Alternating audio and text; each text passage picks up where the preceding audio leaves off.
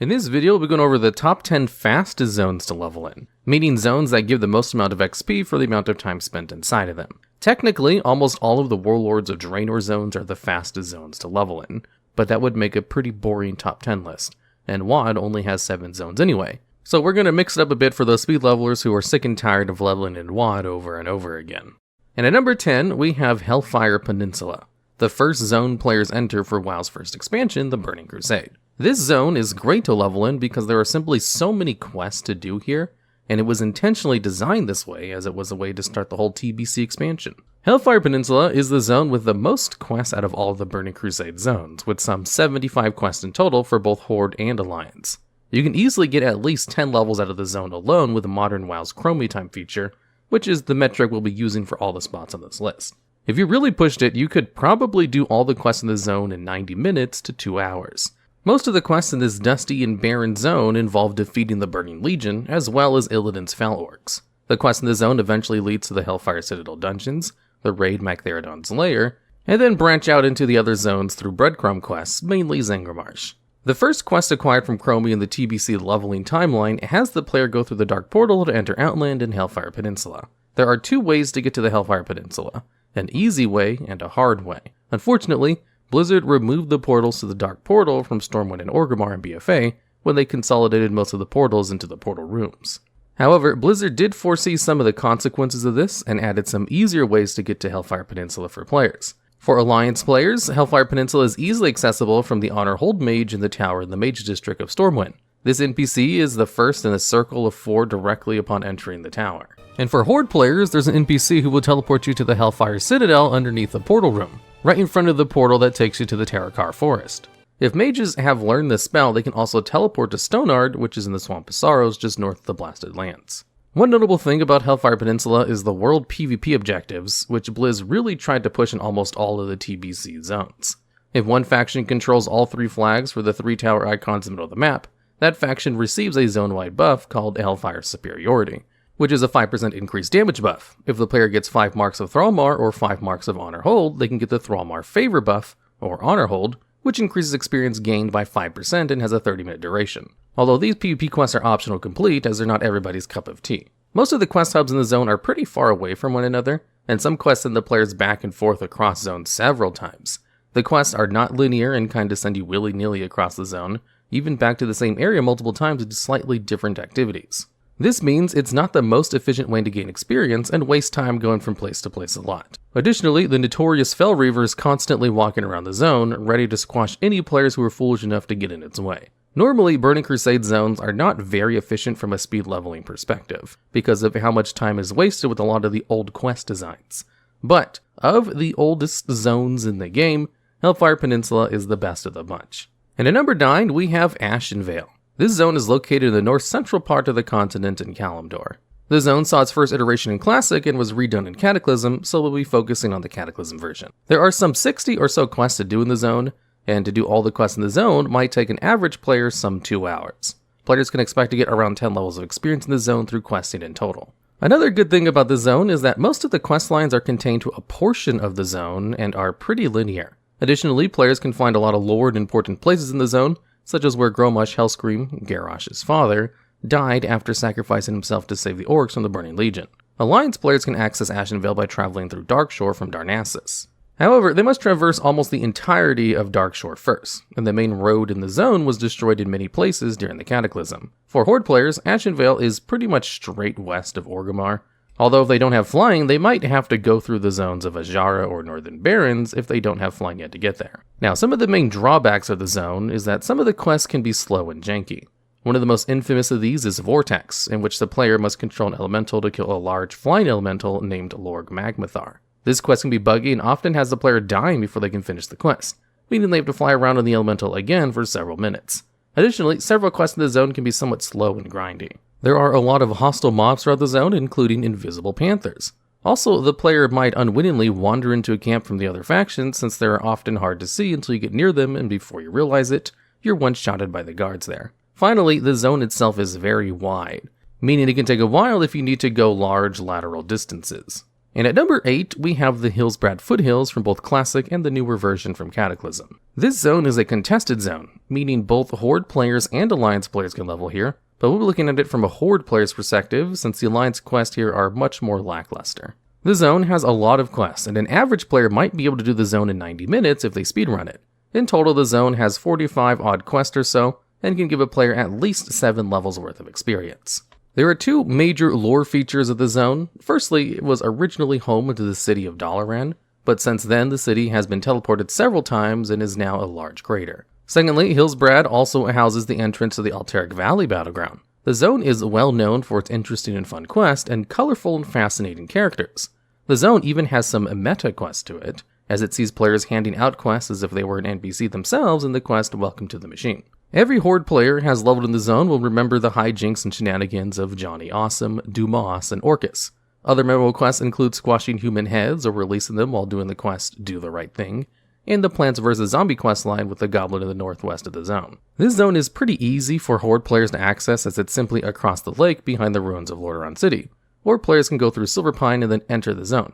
A drawback of the zone for Alliance players would be the distance needed to travel to get here. Alliance players must travel a long way from Ironforge to get here, through Khazad-dûm, Dun Morogh, wetlands, across the Thandol Span Bridge, and then through the Kata Arathi Highlands. Several quests can be janky, like the spider one in the mines named Coastal Delicacies, and the giant Yeti that might one-hit you if you're on the quest Yet to Miss the Yeti Lord. Other headache-inducing quests include the one where you have to capture SI-7 spies at the Banshee, and the whole Durnhold challenge, which sees you run repeatedly back to the same place to kill different mobs. Overall, the zone is playful, colorful, and interesting, and not only provides a great leveling experience, but also a fun one. And at number 7, we have Westfall. This zone was originally designed as one of the first few leveling zones for Alliance players, and still reflects that almost 20 years later. Although the zone was redone in Cataclysm, the storyline still revolves around the Defies Brotherhood and discontent with Stormwind's leadership there. The zone is also home to the Dead Mines, a dungeon which serves as a climax to the zone's story. There are a ton of quests to do here, most of which are quick and easy for fast experience gain. Players can do most, if not all of the quests in the zone in under an hour and get at least 7 levels. Most are quite fun, like helping a detective solve a murder, or making some delicious mud pies. However, there are some boring and grindy quests, notably the Murloc RNG one in the north. The zone's story overall isn't too compelling or interesting since the Cataclysm revamp. There's some mystery as to who the new leader of the Defies Brotherhood is, and why the Defies Brotherhood is seeing a resurgence. Additionally, the quests are spaced pretty far apart, and you have to do a lot of traveling to get to one quest area to the next. The overall story of the zone is pretty linear, which is good since you don't have to backtrack to do too many quests. The zone is pretty easy for Alliance players to get to, as it is a little southwest of Stormwind and the players can walk there on a wide, well-guarded road. It is a bit of a flight from the Stranglethorn Zeppelin for Horde players to get there. However, Westfall is a designated Alliance area, meaning there are no quests for Horde players here anyway. Even if there is no incentive for Horde players to go to the zone, that doesn't mean you won't find any ganking if you run War mode, as the zone is a notorious hotspot for max-level Horde players to steamroll over low-leveled Alliance players leveling here. And at number 6, we have Talador from the expansion Warlords of Draenor. Players can complete all the quests in the zone in about 90 minutes and get around 10 levels. The zone has a lot of bonus objectives and a lot of treasures in a pretty concentrated area, making leveling pretty fast here. For example, during BFA, one could gain a level or 2 from just looting treasures in the north part of the zone and doing objectives. Talador is much easier for Alliance players to get to since it's not too far away from the Alliance garrison in Shadowmoon Valley. Horde players have a much harder time getting there since they do have to go through a zone or 2. Players can also have portals made in their garrisons in the Mage Tower, but that requires a lot of the garrison campaign and getting resources. However, the main garrison campaign only lasts for a short time and gives a ton of experience. Part of the reason Talador's quests are so lackluster was because Shattrath was supposed to be a raid, but was cut along with a lot of content for WoD. In fact, there was so much cut content from Warlords of Draenor that I have a full video on it. Some drawbacks of the zone include boring and sometimes confusing quests and storylines. Additionally, the zone can be hard to navigate as it's split up oddly with lakes and rivers everywhere, which can be a headache if you don't have flying and don't want to swim. Almost everywhere in the zone, hostile mobs can be found, meaning you may have a hard time finding a break from combat. The zone is not perfect in any way, but does provide a ton of experience, which is why it's still on this list and at number 6. And at number 5, we have Stranglethorn Vale. Because there are over 50 quests in the zone, players can get around 10 levels of experience doing all the quests in the zone in maybe just under 90 minutes if they're lucky with RNG and drops. Even better, most of the quests are pretty easy to do, meaning leveling here can be pretty fast. One of the things that makes the zone good to level in is the ease of access for Horde players. All they have to do is take the Zeppelin to Stranglethorn Vale from one of the Zeppelin towers in Orgrimmar.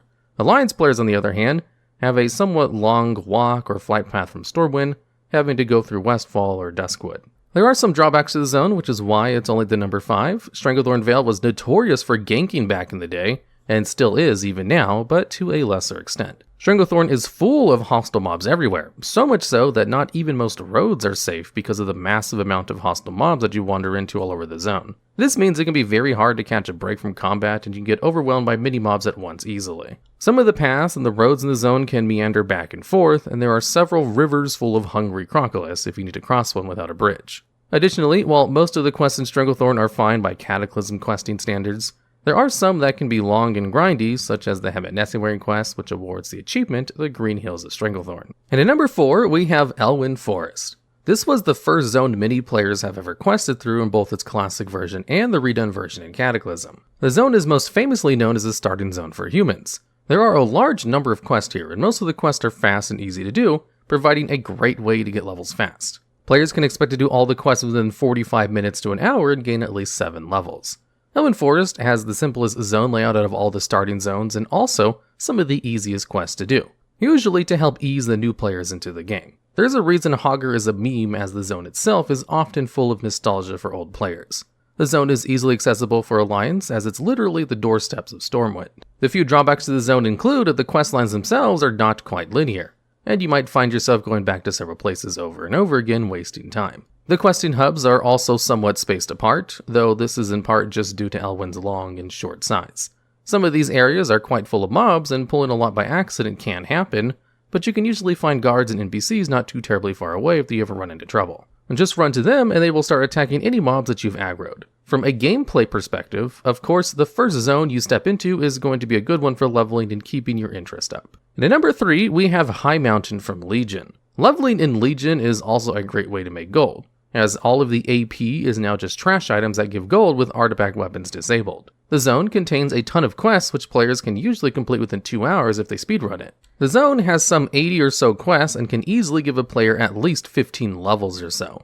The majority of the quests sees players uniting the Highmountain Tauren and pushing back the Burning Legion and the Fell Totem Tauren aligned with them. The crux of the story is the zone revolves around facing off against Drogbar, who wields a Titan artifact weapon. The culmination of this being the dungeon Niltharion's lair. Highmountain is somewhat unique in its design in that Thunder Totem, the central city, is located roughly in the middle of the zone and acts as a big questing hub, making questing here pretty easy. A lot of the quests radiate out linearly from Thunder Totem and make their way back to it again. And of course, there's also a ton of bonus objectives, treasures, and rares throughout the zone which give plenty of experience. Thunder Totem is in the top part of the Broken Isles and can take a while to get there from Dalaran via flight paths. Some classes can avoid this with specific Legion Order Hall mechanics. For example, Druids can simply fly from their Order Hall over to there. The Hunter Order Hall is in Highmountain, Warriors have the ability to leap down from Skyhold, and the Mage Order Hall can have portals open to various Broken Isle zones, including Highmountain. The main problem with the zone is that it unsurprisingly has some tall mountains and rugged terrain.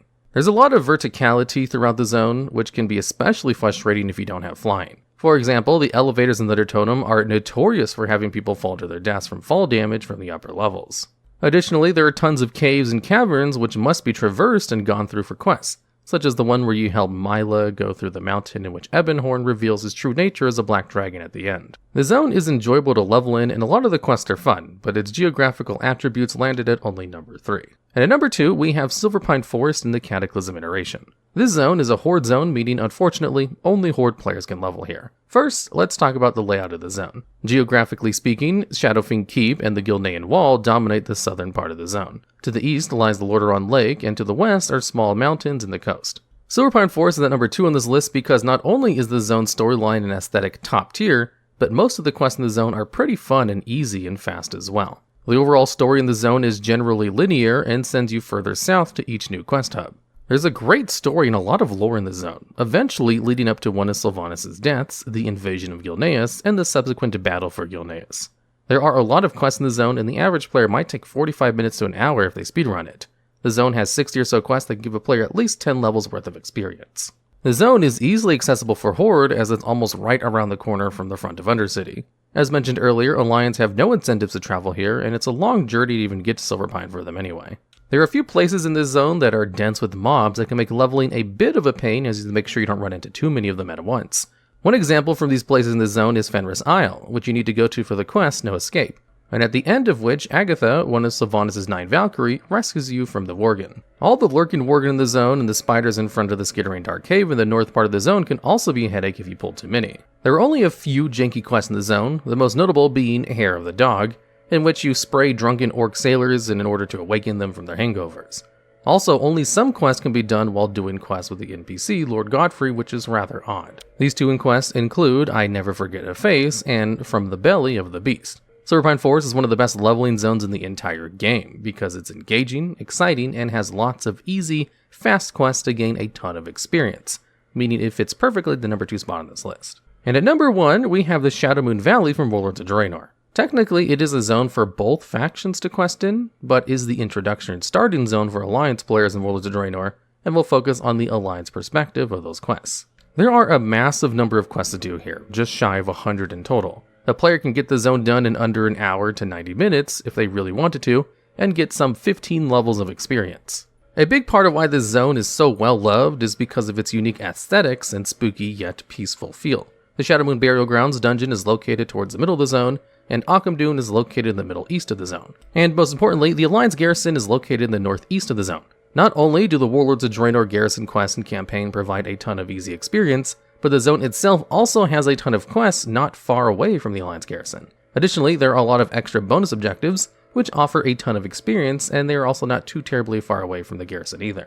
None of the quests in the zone are particularly challenging, and most can be done without too much work, making this zone the best to level in. Not to mention, of course, that the zone itself is teeming with treasures which give a ton of experience, and there are also a ton of rares as well. To make things even more convenient, most of the treasures can be found in a somewhat circular pattern if an Alliance player sets out south from their garrison and works their way around zone clockwise. By doing this, the player can gain at least 5 levels through experience and get a whole bunch of trash to sell for a lot of gold. One of the few drawbacks of the zone is that to gain access to the zone, you have to do the Warlords of Draenor intro, which can be a real bore for some players who've done it a million times already. However, there is a way around this. If you go to the Timeless Isle, there's an underwater cave on the south side of the island. In this cave, you'll find a bonfire. Upon clicking on the bonfire, you'll be transported to a place in the far east of Gorgon, a zone from Warlords of Draenor. From there, you can make your way south to the Shadowmoon Valley. It's not a short trip, but it is preferable if you hate the WoD introduction and all of its long RP. The only other thing wrong with the zone is that it has some slight phasing issues, so sometimes it can be difficult or impossible to get certain treasures after the area has been phased due to a quest. The zone's story may not be the best, since a lot of the stuff was cut from Warlords of Draenor, but it does have its moment, like Velen sacrificing himself and entrusting the future of the alt Warlords of Draenor's Draenei to Yrel. Overall, Shadowmoon Valley is number 1 on this list because it just has so many easy quests associated with both the garrison and the zone itself, a ton of bonus objectives, and lots of treasures which also give experience. It might not be the most fun zone to level in, but it certainly is the most efficient and fastest. In this video, we're going to be going over some of the saddest quests of World of Warcraft. These quests made this list for what the quest made you do, or what happened to the NPCs during or after said quests. And at number 10, we have Until Death Do Us Part. This is a really melancholy quest provided by an undead NPC named Clarence Foster in Thunderbluff. In the quest, she rants to you about how her husband, Uruf, left to go and fight the Scourge with the Crusade and never cared about her or their children. So she gives you a necklace, presumably given to her by her husband, to place on his grave in the Silverpine Forest to get rid of it. Upon getting to the tomb of her husband, it states, "The stone is cold to the touch, but has obviously been abused. Trash litters the area, nicks and gashes decorate the relief atop the coffin, and the foliage around the grave has started to grow over the site. No one cares for whoever is buried here, especially not any victims of the plague." Although, upon approaching and inspecting the grave, you are met with this text. The word betrayer is crudely scratched over the finely etched epitaph that reads, "Uriv lives here, father, husband, paladin. Let his children bear witness to the fact that his dedication to the light was unquestionable. He would never ask anything of them that he himself would not do." And then, once the necklace is placed on it, it says, "You place the worthless pendant on the grave, and the gemstone within this setting seems to dull noticeably. As you stand to leave, you look down at the pendant. It lies lifelessly over the hands of the relief sculpted onto the top of the coffin. Your thoughts are interrupted by a stiff, cool breeze passing over the sepulchre. For a moment, everything around you is silent.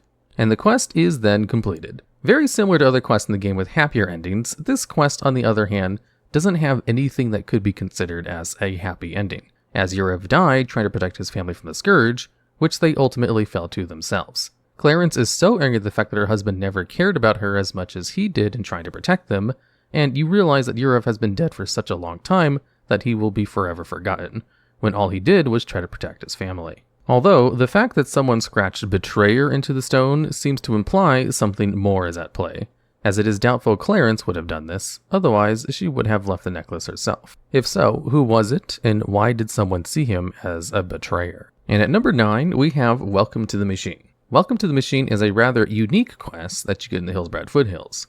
It gives you a lot of Easter eggs and funny references throughout the entire chain, with one noticeable NPC named Kingslayer Orcus. When you first meet him, he has the same attitude as a lot of players do today, full of himself and thinking he's better than everyone else while refusing any real challenges. Later on in the quest chain, you find him drowning and have to save him, where you learn that he was tossed into relatively shallow water because he overheard that there was going to be a meeting at Purgashen Isle, with Vandar Stormpike, Belinda Stonehearth, and Ivar Bloodfang, with the Vandar just throwing him into the ocean as he tried to attack them.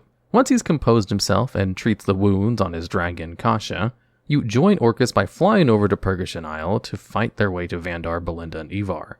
But this changes once Orcus notices there's Alliance battle plans near them, and it gives a quest where he distracts them for you to grab the plans with Kasha. Even though he was the typical WoW elitist, very pompous and full of himself when you first met him, he tosses that aside and dives straight into combat, and tries to buy the player as much time as possible, but gets mortally wounded in the fight as you're flying away on his dragon. Kasha comes back and grabs him as you're both flying to Terran Mill. He tells you that he wishes for Kasha to have a new home, somewhere cold before he dies. High Warlord Kromosh gets the battle plans and honors Orcus as a hero of the Horde, and Orcus' sacrifice is what paved the way for the elimination of the Stormpike clan in the Hillsbrad Foothills. After this quest, if you're a ghost, you can still see his spirit riding Kasha around Terran Mill, as a remembrance to a fondly looked-on character in the game. And at number 8, we have Lakeshire's Last Stand. This is a quest for the Kyrian Covenant in the quest chain called Trial of Ascension, starting with the quest called A Day in the Life. In this quest, you have to witness the final moments of Ben Howell,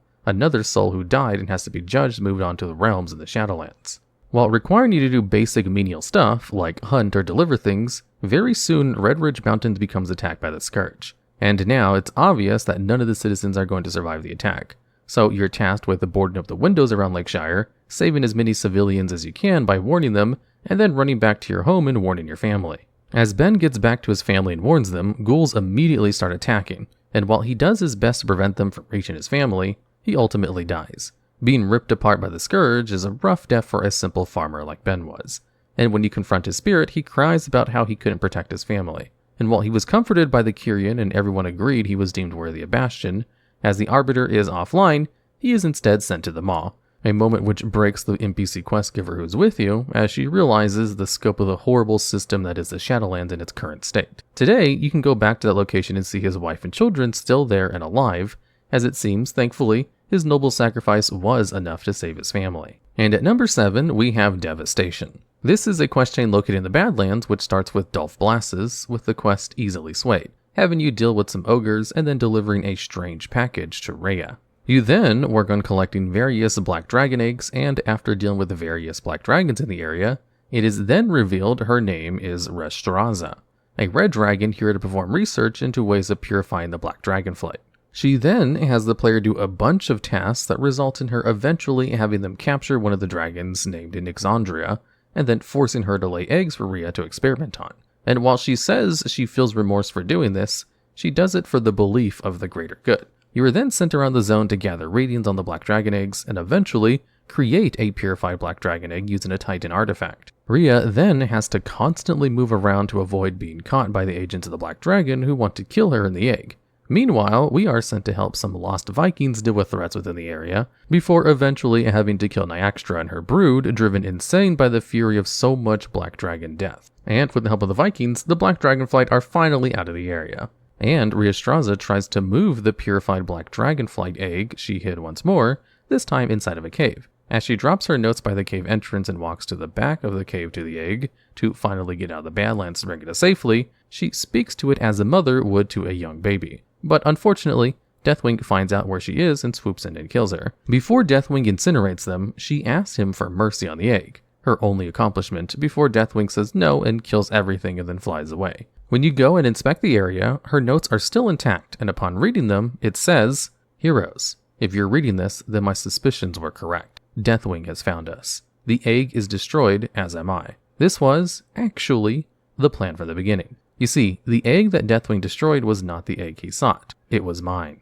And upon completion of the quest, the player is awarded with a unique trinket called Rhea's Last Egg, with a flavor text that says, "Please take care of him for me." And when used, it summons a red dragon whelpling to defend you, as it seems while she died, thankfully her child did not. And as for the real egg, the purified black dragon egg that was hidden from Deathwing is very important, as the egg eventually hatched to be Wrathion, who, even though purified, is nothing close to a pure person, being right out a horrible person overall, which, because of him being the offspring of Nyaxtria, who is not one of Deathwing's consorts, proves that he is not actually the son of Deathwing, like he claims, but is instead the grandson of Deathwing, as he even calls Onyxia, who is actually an offspring of Deathwing, auntie. Although as egotistical as he is, it is totally understandable why he would upplay his connection to the Destroyer. And at number 6, we have Runus the Shamed. With this being a quest in the storyline of Azuna, Stella Gosa tasks you with killing the NPC called Runus the Shamed, who was seen feasting on dragon whelps to feed his mana addiction. Upon attempting to do so, he goes into an obscene rage about ripping out your heart and drinking the mana from your bones, before he then surrenders. Something not commonly seen in WoW, as apparently before becoming withdrawn from magic, he was quite the sophisticated man. And so you're instead tasked with escorting him back to Senegosa, who doesn't like him in the slightest as he's a Nightfallen who succumbed to mana addiction and warns you of the inevitable betrayal. But since Runus is useful, you are now tasked with spending time with him doing various things around the map, followed up with his often prettiest humorous dialogues.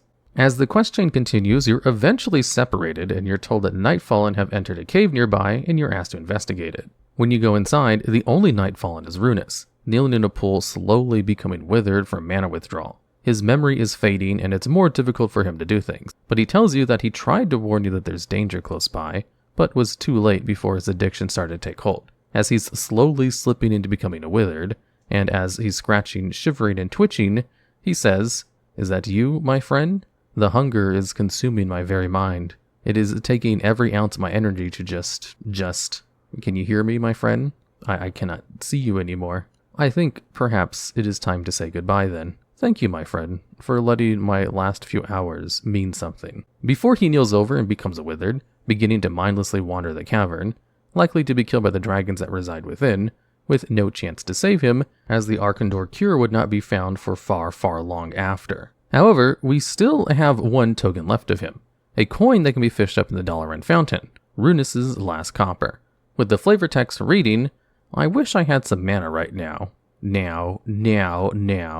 A depressing story about the loss of life to addiction. And at number 5, we have For Love Eternal. In the old version of a zone called Darkshore, there's a night elf named Cerulean Whiteclaw that's standing by the edge of the pier, crying. When speaking to him, he tells you about how in the aftermath of the Well of Eternity fight, Amantha Aran was destroyed and everyone there died, including his wife, Anaya. His wife's death has haunted him for thousands of years, and he still has nightmares about it after all this time. When he was wandering the woods of Darkshore one day in a stupor, he found himself in Amantha Aran, and saw his wife's haunted spirit and asked you to kill the spirit and free her so she can rest, as he cannot do it himself. Upon killing her spirit, you're given Anaya's pendant, and when returning to Cerulean, he thanks you and says he couldn't do it himself because even after his wife had died, he couldn't bring himself to harm her and rewards you with an item called Tear of Grief. Shortly after, a small cutscene of sort plays, where Anaya's spirit appears in front of Cerulean, with Cerulean saying,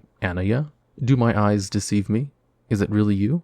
As she responds, "The ages have been cruel to you and I, my love, but be assured, it is, and at long last we are reunited." After some more dialogue between them, she thanks him for freeing her spirit and lets him know she loves him but she has to leave. In response, Cerulean begs her to stay. She eventually fades away with a special text, reading, "Anaya's soft voice trails away into the mist. Know that I love you always, as Cerulean breaks down crying because he doesn't have the strength to face the world without her. As a side note, the item he gives you actually reduces your spirit by -3, which I guess is a reference to his soul being shattered from the loss of his wife. And at number 4, we have a Flicker of Hope. This was a unique questline that was added as a pre-launch event for Battle for Azeroth, and because of this is no longer accessible at all. Through a very long quest chain with the Horde pushing their way into Darkshore, while the few Night Elf and Worgen forces do their best to hold them off, it nearly finishes as Sylvanas attacks Darnassus and sets it aflame. As a member of the Alliance, you're left with a giant bonfire as the flames close in upon you, and the countless civilians, man, woman, and child within the World Tree.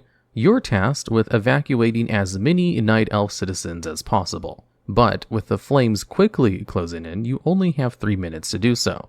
As thousands of Night Elves are running around in fear, it's obvious that it was impossible to evacuate everyone, and you only have a few remaining resources to be able to even attempt to fight the fires. With the Night Elves running around saying random quotes like not being able to breathe, or saying to help others and leave them, having no choice but to save the most Night Elves, Ancient Protectors, and Sentinels burned to death, especially those in Dolinar and Shadowglen, as there isn't even a way to reach them. Most notable is saving a child called Ishala, Belistras Starbreeze's child, with her yelling out, "Ishala, Ishala, are you out there? Please, Ishala, listen to my voice," along with other things, as it's actually possible to not be able to save her child or herself, along with the puppy that I know you missed. And the priestess holding open portals trying to rescue as many as possible, ultimately sacrificing themselves to get people out. Once the 3-minute timer ends, your character passes out and awakens at a temple with Gen and Mia Grainmane. Mia nearly giving her life to try and save a child that was to be named Fingal, the Last, as she was the last Keldarai to escape the burning of Teldrassil, with many left behind, including Astari and her priestess who willingly stay in order to pray to her goddess to save as many as she can, leaving her and her people to suffocate, burn, and suffer within the flames. There's been very few impossible quests added to the game, and none of them have had this much of an impact on the player base as this one has, especially with the loss of an entire faction hub. All of this made so much more painful as we arrive within the Shadowlands to find many of these souls tormented constantly within the Maw, even in death screaming for someone to save them, as their goddess Elwynn, who could have saved them, instead sent them to the Shadowlands to assist her sister the Winter Queen in Ardenwald, unknowingly damning these poor souls to the Maw itself. And at number 3, we have Mosswalker Savior, a quest located in the Sholzar Basin. This is given to you by an NPC named Gorlock Moodle. Moodle asks you to go save the Mosswalker victims who've been taken captive by the undead in the area. When going after the undead, the Mosswalker victims are being dragged along the floor with chains, and it's actually possible to not actually save any of them. See, this quest has an RNG factor of sorts, as each time you free them, it is randomly chosen if they are able to be saved or not, with the quest have a unique dialogue for whether or not you're able to. In their dying breaths, they say, "Please take my shinies, all done. We not do anything to them. I no understand. Use my shinies, make weather good again, make undead things go away. We give shinies to shrine. We not greedy. Why this happen? I do something bad? I sorry." Before breathing their sadly but hopefully last breaths, as the Gorlocks don't really understand what's going on or why they're even being attacked, since they were a peaceful village and just kept to themselves before the Scourge came, even blaming themselves thinking the Scourge attack is somehow their own fault. Although luckily they do say some good lighthearted things that will break up the absolute despair of death, if they survive. "We saved, you nice dry skin. Maybe you make weather better too? You save us. Yay for you. Thank you. You good." And thankfully, the quest ends off with, "It's a small comfort to see they haven't brought any back in on death." So at least the Gorlocks have found peace in death, and are not being turned into horrible abominations of undeath. And at number 2, we have the original quest chain, Pamela Redpath. This quest was given to you by Pamela's dead aunt, Marlene, who tells you that many people died in a battle that happened there and asks you to go to Daroshar and find her niece. Upon finding her in a burnt down home, she tells you that she's been waiting for a long time for her dad to return, as he had to leave to fight but never came back. She tells you that bad people whisper to her and she wants her dad to make them go away, but she doesn't know where he is and asks you to go find her doll as comfort. After doing so, Pamela tells you how lonely she is because her family never returned and asks you to find her aunt, Marlene. After some more quests, you find out that Pamela's father, Joseph, had his soul twisted by the Scourge and became the undead. But Chromie tells you there's a way to change Joseph's fate. Through a semi-long quest chain, you gather all the materials needed to give them to Chromie, who then tasks you with placing them in the center of Daroshire, and holding out for as long as you can through a very long fight, and killing the corrupted spirits as they arrive to change their fate. Once completed, you successfully save Joseph's spirit from being corrupted, and Pamela rejoices by saying that she heard her dad whisper to her and says he's going to scare all the ghosts away and he's finally coming home, where Pamela presents you with the tea and sugar and gives you a key to unlock a chest containing some loot. After a few minutes, Joseph will walk up to the house where he asks if Pamela is home. She's excited to see him again and has all these ideas to spend time with him before saying how much she missed him, in which he responds by saying he missed her too, only for both of them to fade out shortly after, as all ghosts do once they've been freed. This is all the more sad knowing you can find Pamela, her dad, and her aunt and uncle happy, healthy, and alive within the Colin of Stratholme instance long before their deaths. And at number 1, we have A Tale of Valor. This is a quest offered in Icecrown by High Lord Tyrion Fordrin, who tasks you with locating a hero named Crusader Bridenbrand at the Silent Vigil. Tyrion tells you how Bridenbrand was one of the many people wounded in the fight against the Scourge, and he alone dragged more than a dozen people to safety, one by one through all the fighting, but he has not been seen since. After finding him in the mountains near a campfire, you find out that he has the Plague of Undeath, but he chose to stay in the mountains to avoid spreading it to anyone else. This unique quest chain involves going to major leaders, like Keeper Remulus, Alexstrasza, and Adal, and seeking a way to cure Bridenbrand of his affliction, but unfortunately none of them are able to cure him of his illness. Adal and all of his Naru redeem Bridenbrand's soul when he dies to prevent them from being raised as a scourge, and promises him paradise forever. When you return to Bridenbrand, all 3 Naru show up and release his spirit, while Adal says, "Fear not, young one, for this crusader shall not taste death. In life, Bridenbrand was the bearer of great deeds. Now in passing, he shall taste only paradise. The light does not abandon its champions." Which now leaves the player with returning Bridenbrand's possessions to Tyrion. Tyrion thanks you and says he knew he died because he felt the light to leave the land, and thanks you for your selflessness in attempting to save Bridenbrand, with each armor piece offered as a reward from this chain having unique names in memory of him. It turns out that this quest was based off of a real person, Bradford C. Breidenbecker, the brother of Robert Breidenbecker, who was Blizzard's former executive producer and vice president of Classic Games. Bradford was also an active player in World of Warcraft, and so Robert sent the WoW team an email requesting a character to be created in tribute, to which Chris Metzen worked on creating the questline in tribute to him himself. In this video, we're going to be discussing the worst zones to level in, taking into account Classic and Retail era. And at number 10, we have the Thousand Needles. A lot of the quests in this zone are basically fetch quests that the player might see while in low-level zones, like killing wildlife until the player gets an item drop, or running to the other side of the map to collect things. Along with the drop chances being low, as all drop chances in vanilla were, it was possible for the player to grind the same mobs for quite a long time and get no drops at all, as the drop rates were around 10 to 25% a mob.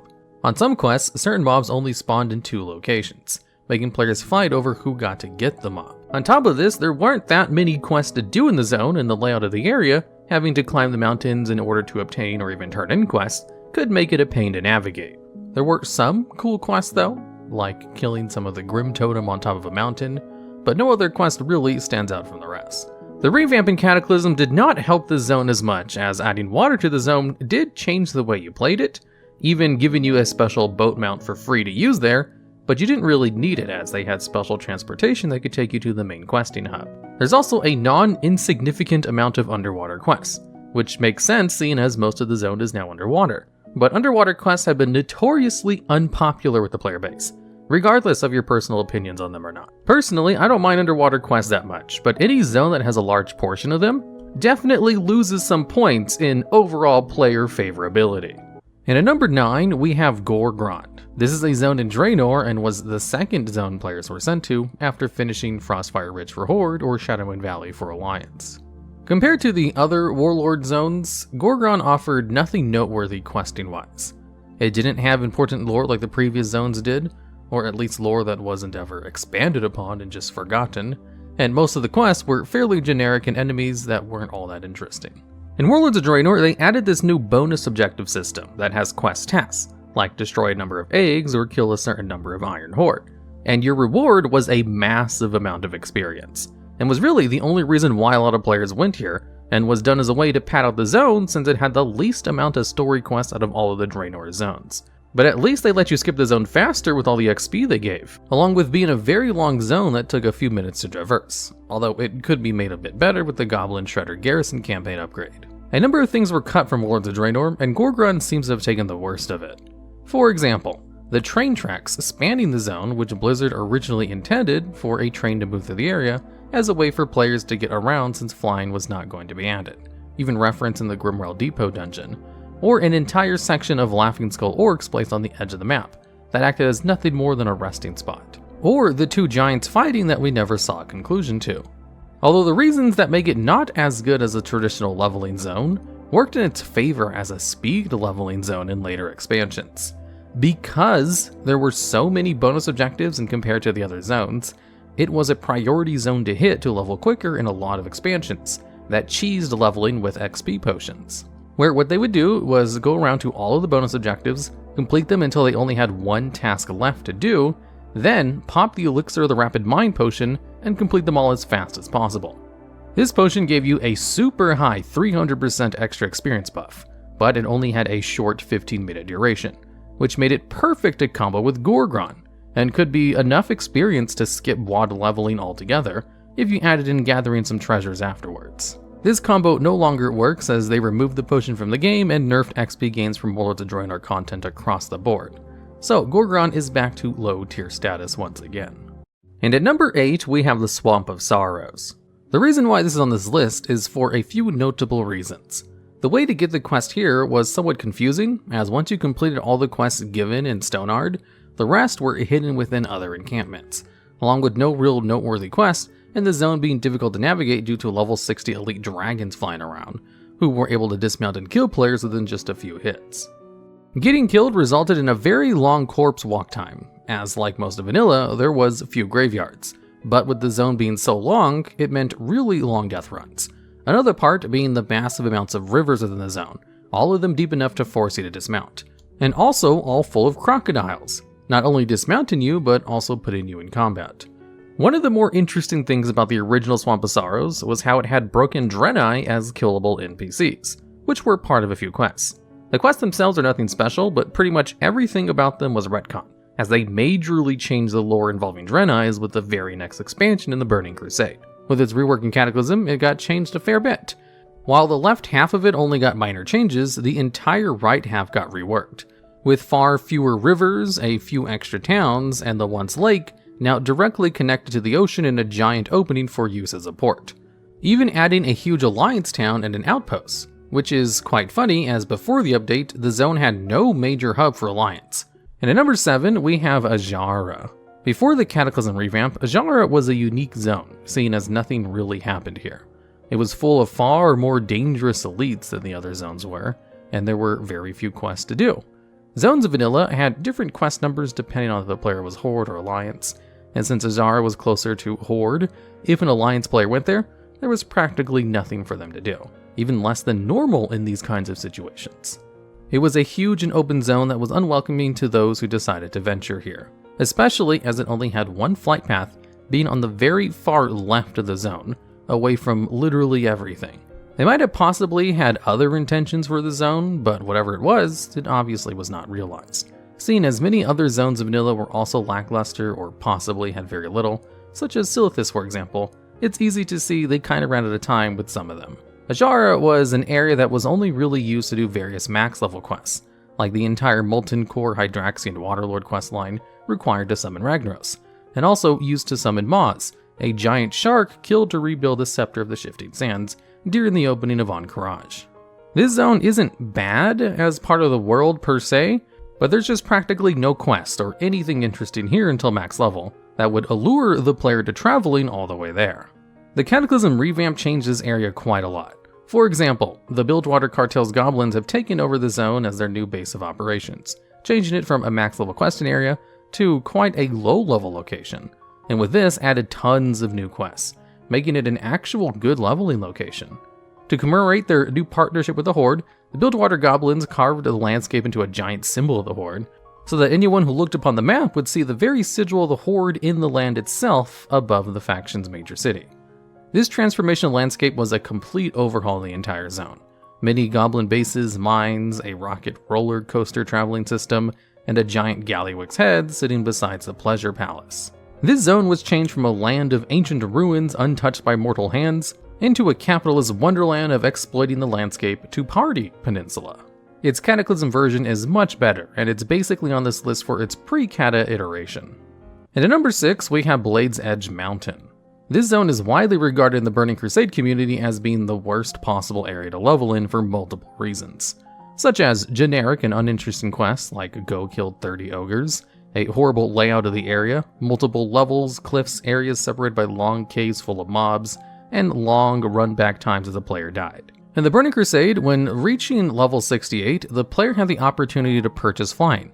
This was nearly required for some sections of high-level zones, like Netherstorm, Shadowmoon Valley, and of course, Blade's Edge Mountain.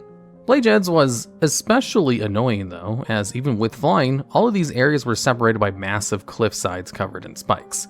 That meant to get even a short distance in some locations, you had to fly all the way up a cliffside and then down on the other side. On top of this, there were really no standout quests in the zone either. All this was made even worse with the Ogrelaw rep being within the zone, one of the most annoying reps of all time to farm, with slow Simon Says and annoying long dailies that gave very little rep. And it didn't even give a mount like many of the other TBC reps did.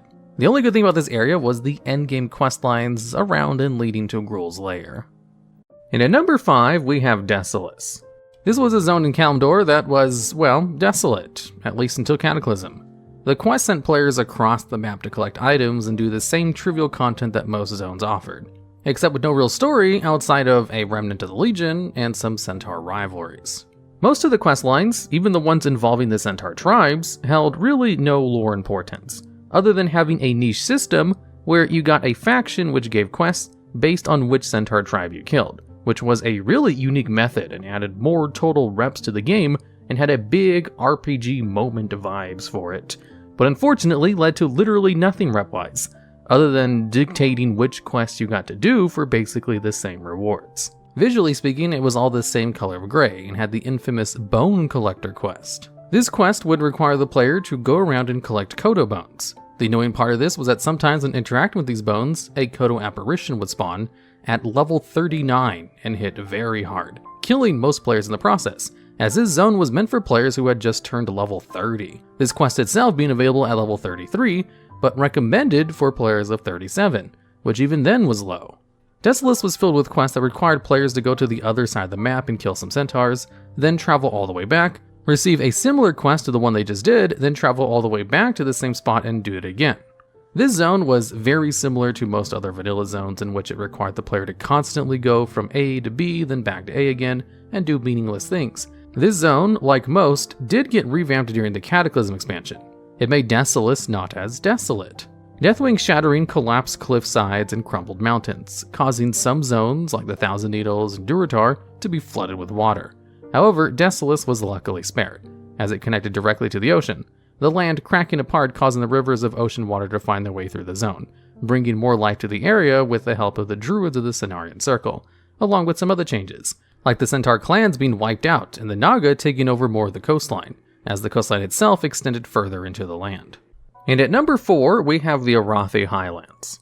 In Classic, after around level 20 to 25, Blizzard didn't have a direction for players to really go to level up, seeing as Vanilla wasn't finished when it was launched, and because of this, it left the player to find their own path around the world with very little sense of direction. Arathi Highlands was looking like a good spot as it's right next to the wetlands, but its zone balance left a lot to be desired. The zone contained mobs far out-leveling that of the player, which roamed around the spots that players needed to quest in. Before the release of Burning Crusade, Stromgarde was full of elite fleeing humanoids, warlocks with pets, and invisible rogues, making questing there for low levels nearly impossible. Along with the minefield of mobs being clumped together, pulling more than one at a time was almost a certain death sentence, as per vanilla leveling zones. And with the caves the players was constantly sent to that were filled with ogres and kobolds, dying was going to happen unless you took extreme caution. Having long run-back times was per usual, seeing as there was only one graveyard. The area was rich in mining nodes, and because of this, it was a popular spot to gather minerals for leveling, crafting, and selling. The zone had way less quests than other zones at the mid-level range, which was kind of standoutish, as zones lacking numerous quests weren't a common thing until zones met for level 50 and above. And this was a level 30 to 40 level range zone. The revamp in Cataclysm didn't change much in the zone either, besides a new Forsaken camp next to Thoradin's Wall, some new NPCs scattered around the area, and some small visual changes. The only other change worth noting was a tunnel that allowed players to be able to travel to the hinterlands, although it did get an overhaul in BFA when it became a warfront, and even being filled with various rares and world quests. It was most likely chosen because no one really cared much if the zone was revamped again. And at number 3, we have Vashj'ir. This zone is probably expected on this list, seeing as underwater combat is not Blizzard's strong suit. You see, Vashj'ir was a beta of sorts for Blizzard testing an underwater expansion, and eventually an underwater raid. This, however, didn't go over well with the community at large, and people use Vashj'ir as the benchmark of not wanting any more underwater combat, even if personally, I really enjoyed the zone. Underwater and even air combat doesn't work well with WoW's combat systems. Examples being abilities like Charge just won't work sometimes, and other times will just send you rocketing to the ground below you, then forward a little bit, then rocketing back up to your target. And of course, AoE location abilities not being able to work in 3D spaces. There's a reason WoW is really designed around being a 2D game, and it's rare we ever fight things in the third dimension of up or down. And when we do, it's usually very annoying. Along with trained underwater combat, the zone was filled with quests that had far travel distances to collect, explore, or kill mobs. The zone does give a unique seahorse mount called the Vashj'ir Seahorse that was very fast, but this mount was zone restricted, meaning you can't even use it unless you're inside the zone of Vashj'ir. With this mount being obtained fairly early within the questline for Vashj'ir, and with less than half of the player base even owning it, it's fair to say that players abandoned their desire to quest here early on. There were even some very unique things in the zone, like the Leviathans who acted as buildings, or the whale shark bosses that floated around the zones. They were very popular to attack during Cataclysm, as they became a popular idea of possible secret loot tables, since they were so hard to kill. If Blizzard had decreased the questing distance or even just reduced the size of the zone, it would have been far better, because visually speaking this is an amazing zone, but players didn't want to deal with the hassle and just went to the better alternative, Mount Hyjal instead. Especially as this zone had massive amounts of cut content within it, something we go over in our cut content Cataclysm video, only really being out by Uldum. And at number 2, we have the Crystalsong Forest. This zone was found underneath the Wrath of the Lich King's major hub, Dalaran. Crystalsong was actually abandoned in the beta for Wrath of the Lich King after the developers found out that Dalaran lagged the entire zone, as having so many players all focus in a major city was somewhat manageable, but then adding tons of players questing within the zone, and suddenly the game begins to hit a standstill. So the few quests that were offered here were nothing like those of other zones in both quality and quantity. And in fact, the few quests that are available here, that act like traditional zone quests, are technically Icecrown quests. Because of the abandonment by Blizzard, the zone had no real important moments, no overarching story, or even quests at all, which sucks because the zone itself is stunning with the shattered crystalline trees. Meaning this is likely the only zone in the entire expansion you could skip without missing any real lore, as many players did because only a couple of Icecrown quests even sent you here. Funny enough, Crystalsong Forest was listed as a 77 to 80 level zone before the squish, which is odd since it doesn't have any of its own quests, and I assume the only reason it had a level suggestion at all was because of its few Icecrown quests. Although Crystalsong Forest wasn't the only quote-unquote leveling zone that had no quest in it. The next spot on this list also shared that distinction, but at least the next spot was eventually given quest and turned into a proper leveling zone, it's just it was done kinda poorly. And lastly, at number 1, we have Silithus. When you ask vanilla players what zone they're the most nostalgic for, or have the most memories of, you might hear Silithus a lot. But why is that? The zone was a PvP hotspot in the main hub of the opening of the Encourage event, while also holding AQ20 and AQ40, which had us fighting our first old god. Outside of those things, this zone was just unfinished and left by Blizzard, at launch only having a couple of quests. Very similar to the Crystalsong Forest, where it only had a handful of quests that sent you there, but there were no quests that started there. Silithus was one of the final areas in the game in which close to max level players would end up if they chose to level in Tanaris or Ungoro. They would usually find themselves naturally coming to the zone to see what was up. Along with that, some of the mobs in the zone didn't drop any loot, and nearly all of the mobs were elite. Later on down Vanilla WoW's lifespan in patch 1.8, Blizzard finally added a town and more quests into the game which improved the zone a lot, making it a viable place to get at least one level, which was a fair bit in the final levels. Pairing that with the fact that there was tons of quests and gear to go along with the AQ raids, the zone became extremely important and quite packed. When Cataclysm revamped the zones, Silithus was, for some reason, one of the zones that remained unchanged. In fact, there was a portal that was added leading players to the Blasted Lands, as if Blizzard themselves were saying, don't level here. Although, joking aside, it was nice to have a portal to the Blasted Lands for when you reach 58. The quests that were offered here required the player to dive into caves and clear out tons of Silithid, some with elites that were very powerful.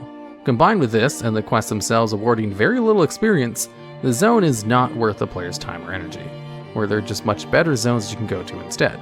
This is unless the rep it gave to you was important, which for most it was. So while the zone was worst by far pre 1.8, it then became the worst, but not by much at least. Although it seems even Blizzard agreed this zone was the worst because come the end of Legion, they had Sargeras stab the place, completely glassing the entire zone except for a few minor locations at the very edge. And of course the AQ raid itself, leaving in its wake a massive sword that towers the sky, and is visible from many zones away. A great ending to a horrible zone. Now, before we end this, there's one very interesting thing to talk about with Silithus. In patch 1.8, they added a fair new things that we mentioned before, but it also finally gave it a full-fledged map, as originally this was the zone's map. Notice anything odd? Ahn'Qiraj is an explorable area part of the zone. The gates were locked, so we couldn't go over there, but of course there was stuff back there. But basically, it was just an open desert with some random old god structures within. Nothing special. What was special, however, was the fact that this was an explorable area on the map, meaning it may have originally been planned to be an entire section of the zone on its own, eventually unlocked and filled with max level quests to collect rep, gear, and more with the raids within. However, in 1.8, the entire section was removed from the map, as the raids themselves simply became entries at the bottom of Silithus. It may be because they had simply accounted for the raid's physical space in the world on the map. It may have been planned as a max level rep grinding zone. It may have had plans as leveling content. Whatever the plans, it was all cut. The devs have yet to comment on this, so we may never really know what the original plan was. You know that Vol'jin has a son, or had a son anyway, and his name was Yanniku. Yanniku is apparently Vol'jin's youngest son, although I couldn't really find information on any of his other so-called sons, but Yanniku was sent off to live with the Girabashi tribe, as was custom for the jungle trolls. And when Vol'jin left Adirotar with Thrall in Warcraft 3, he also lost contact with Yanniku. Nimboya, a Darkspear troll, was sent from Orgrimmar by Vol'jin to Stranglethorn to find out what happened to his son. And, of course, you the player are the one who goes out and actually looks for him. Nimboya will send you to investigate the Bloodscalp tribe and kill a bunch of them so he can look at their skulls to see if Yanniku was one of them. Yeah, that quest didn't really make sense to me. But eventually, he'll tell you to do something actually useful and go out and kill a witch doctor from the Bloodscale tribe. That way you can force his spirit to give you information on Yanniku. Turns out, the witch doctor does know what happened to him, but won't talk until you go out and collect some skulls for him to have as servants in the afterlife or something. Anyways, he'll eventually tell you, young Yanniku is lost to his clan. He was taken by the witch doctor Zanzil the Outcast. Now Zanzil controls him, body and soul, and only the most potent magic could set him free. Zanzil the Outcast is a powerful exiled Girabashi troll, who was kicked out of the Girabashi tribe for experimenting with a potion that would turn whoever it was used on super strong, but also lower their intelligence to the point where they were almost mindless.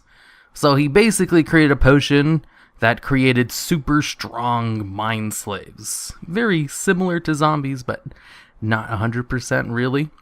He also had a tendency to experiment on anyone nearby, which is what caused the Girabashi tribe, a pretty crazy tribe in their own right, to kick him out. But when the Girabashi tried to unite all the trolls to take over the world in Cataclysm, Jindo invited Zanzil back into the Girabashi to help him revive some other powerful trolls. And Zanzil even appears as a boss in Zul'Gurub, along with Jindo. That is to say, if Zanzil got his hands on Yanniku, he's probably as good as dead. But there is hope.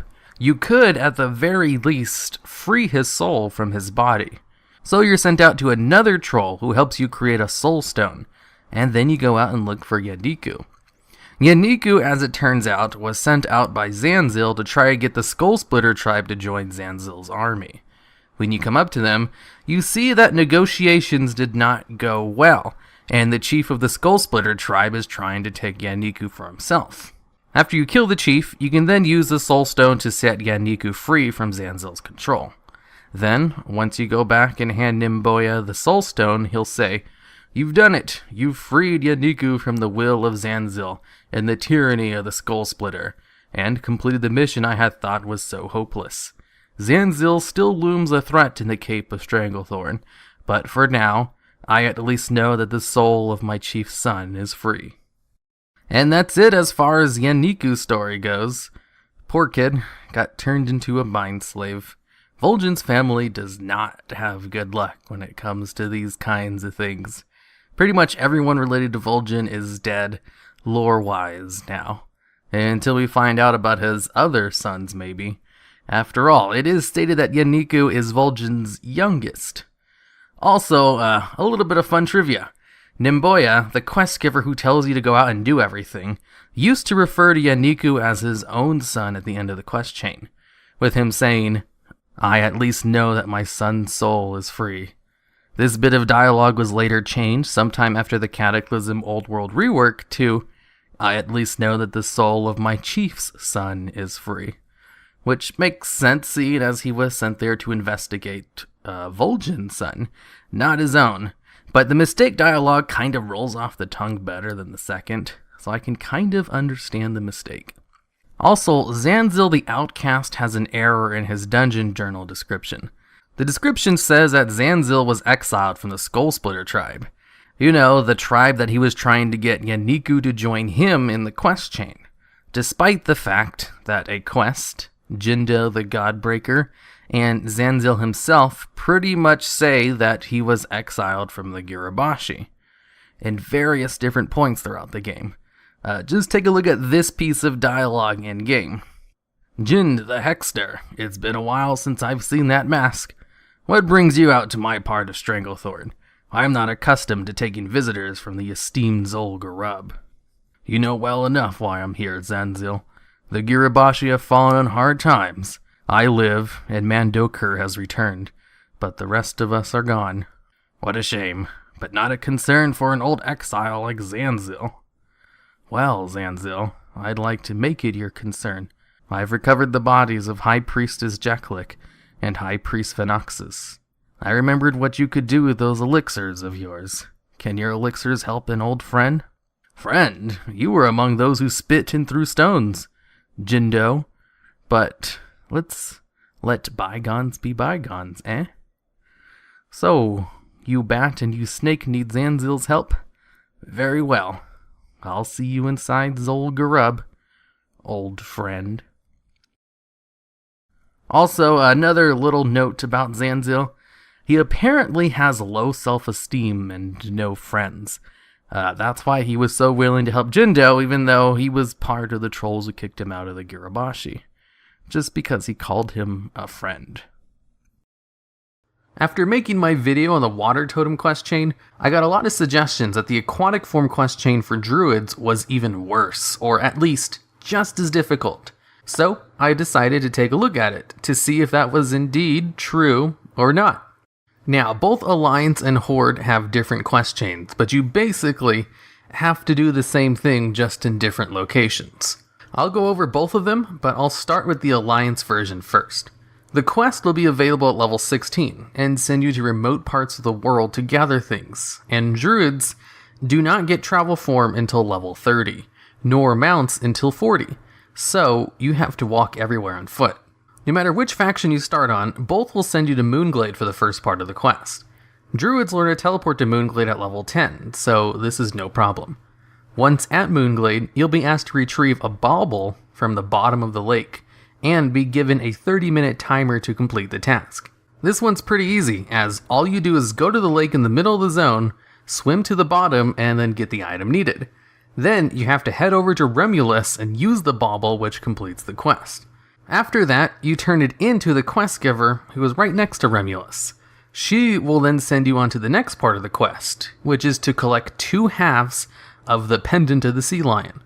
But she won't tell you where they are, and instead tells you to talk to the locals in Moonglade to find their locations.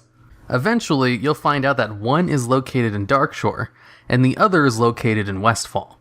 The Darkshore one is probably the easiest, as you can just take the flight path from Moonglade to Auberdyne, and then run north to the location.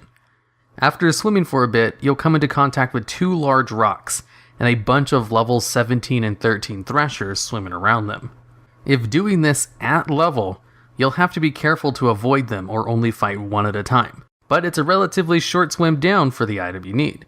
Assuming you knew where it was, mind you. Remember, it was intended for you to figure out where these items were located by asking NPCs for clues and figuring it out for yourself, which I imagine was quite difficult, as this is kind of a farish swim from shore. Now, for the next part, Westfall. Getting to Westfall for the first time as a night elf on foot was probably the most time-consuming part of this process.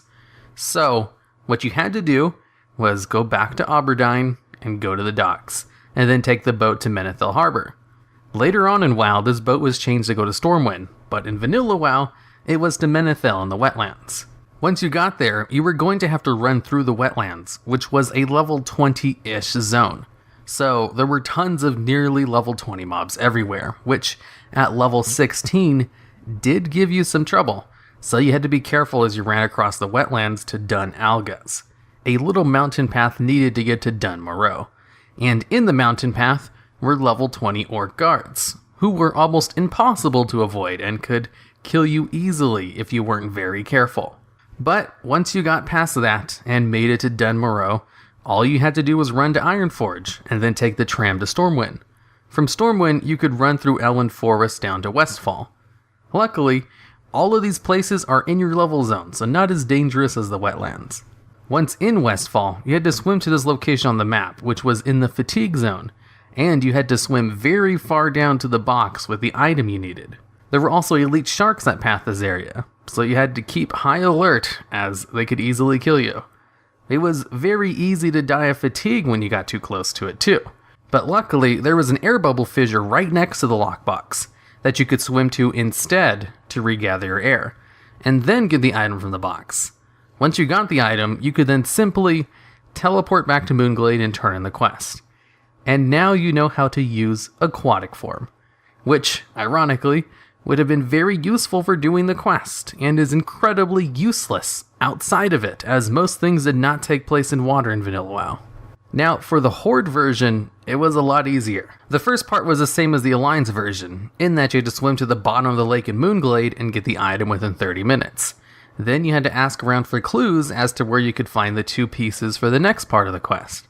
One was located in the north of the Barrens in the middle of the little sludge pool, with the only thing to look out for was an elite sludge that pathed nearby, which was easily avoided. The next item was a lot harder to find and was located off the coast of Silverpine Forest. So you needed to run to Orgrimmar, take the Zeppelin to Undercity, and then run to this point on the map. The only real indicator of where the box is located for people who didn't know exactly where to go was to look at the shipwreck boat on the shore and then swim directly out from that point and hit the edge of the fatigue zone, and then swim down. Then, once you got the item, either res if you died of fatigue or drowning damage, and then teleport to Moonglade to turn it in, and you're done. No running halfway across the world through high-level zones like the Alliance counterpart. So, it was much easier. And that's it for as far as the aquatic form quests go. On a scale of harder than the water totem class quests, I'd give this one a 7 water totems out of 10. Call of Water was infinitely more terrible than this one, but that doesn't mean it wasn't still a pain in the ass nonetheless, especially the Alliance portion. Eventually, Blizzard changed the boat in Darkshore to go to Stormwind instead of the wetlands, which made the Alliance portion just as easy as the Horde counterpart, so it was nerfed a little bit later on, but it was still a lot of traveling for a low-level quest that gave you arguably your most useless form, especially since you had to walk the whole way.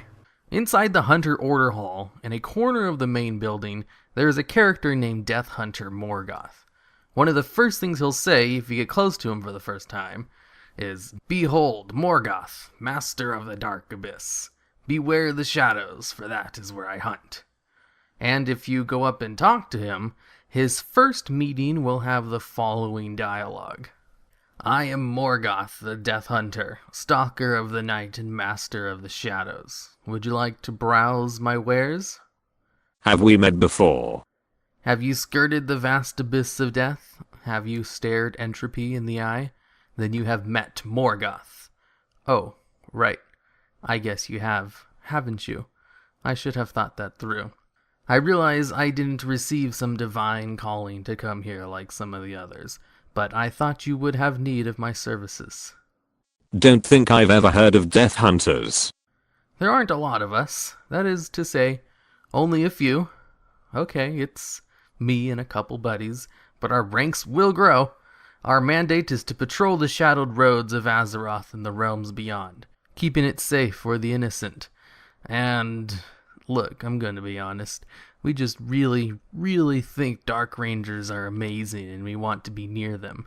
Wait, what? I mean, just look at Velinara over there. She's like a dream. So brooding, so mysterious, so dark. Have you worked with her before? What was it like? Say, have you two ever... Never mind. Best not to know such things. The past is the past, and I need to focus on the future. My future with her. That's why I got all these black roses. I was going to give her a dozen, but that doesn't feel like quite enough to impress her. Say, would you talk to her for me? About me, I mean? Maybe bring her a gift? I don't really want to get involved. That's fantastic. You're really the greatest. Oh, I hope Velinara has noticed me. Well, it looks like I'll be speaking to her. If you then buy 13 roses from him, and then go out and talk to Dark Ranger Velinara in the Order Hall, you'll come across this dialogue. I was just talking to Morgoth, and he... You mean that moping, black-clad imbecile across the way? The one who keeps leering at me? Yes, I've noticed him. He's not the first mortal to obsess over a Dark Ranger. I don't understand the fascination some have with death. He should spend his time pursuing the living, not longing for a dalliance with one who has already passed. Life is often wasted on the living. You sound as if you miss your previous life. I was a maiden, pure and true, a young ranger in service of Silvermoon, betrothed to the nobleman of my dreams. Then Arthas came. I fell in battle as the mad prince cut a black scar through the land I loved. But at least I was at peace, I suppose. For a time. Until the Banshee Queen pulled me back from beyond and damned my soul into her service. You'll have to pardon me if I have little patience for imbeciles like Morgoth, who take for granted what they have and think to find happiness in pain. He doesn't seem like such a bad guy. I suppose he has a certain charm. He can't help his ignorance. But he must realize that my heart is incapable of feeling love or happiness, nor could we engage in the sort of intimacy he desires. I am a dead, rotting thing, and only the abyss waits me.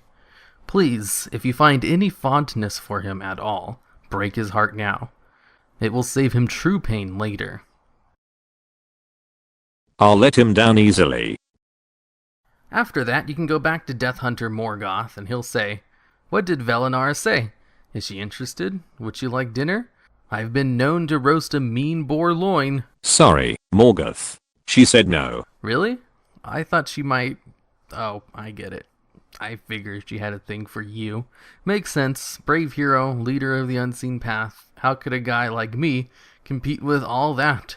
Thanks anyway, player character name here. No hard feelings, right? Say, I don't suppose you'd talk to Dark Ranger Alina for me, would you? She's so gorgeous. I have to go. Okay, fine. Anytime you're interested in browsing my wares, just let me know. And that was it for Morgoth's story for a time. Then in patch 7.1, the story continues.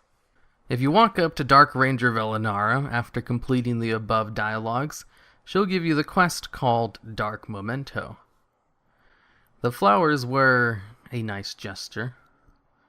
I have a spare hood, nothing fancy. Perhaps Morgoth would like to have it. Just don't let him get his hopes up or anything. I'm merely repaying a kindness. I would appreciate it if you kept all this between us. Giving presents to admirers falls a bit outside the Dark Ranger's rules of conduct. And once you go back to Morgoth, he'll say, Velinara asked you to deliver this to me personally? She does care. She does care. That was kind of her.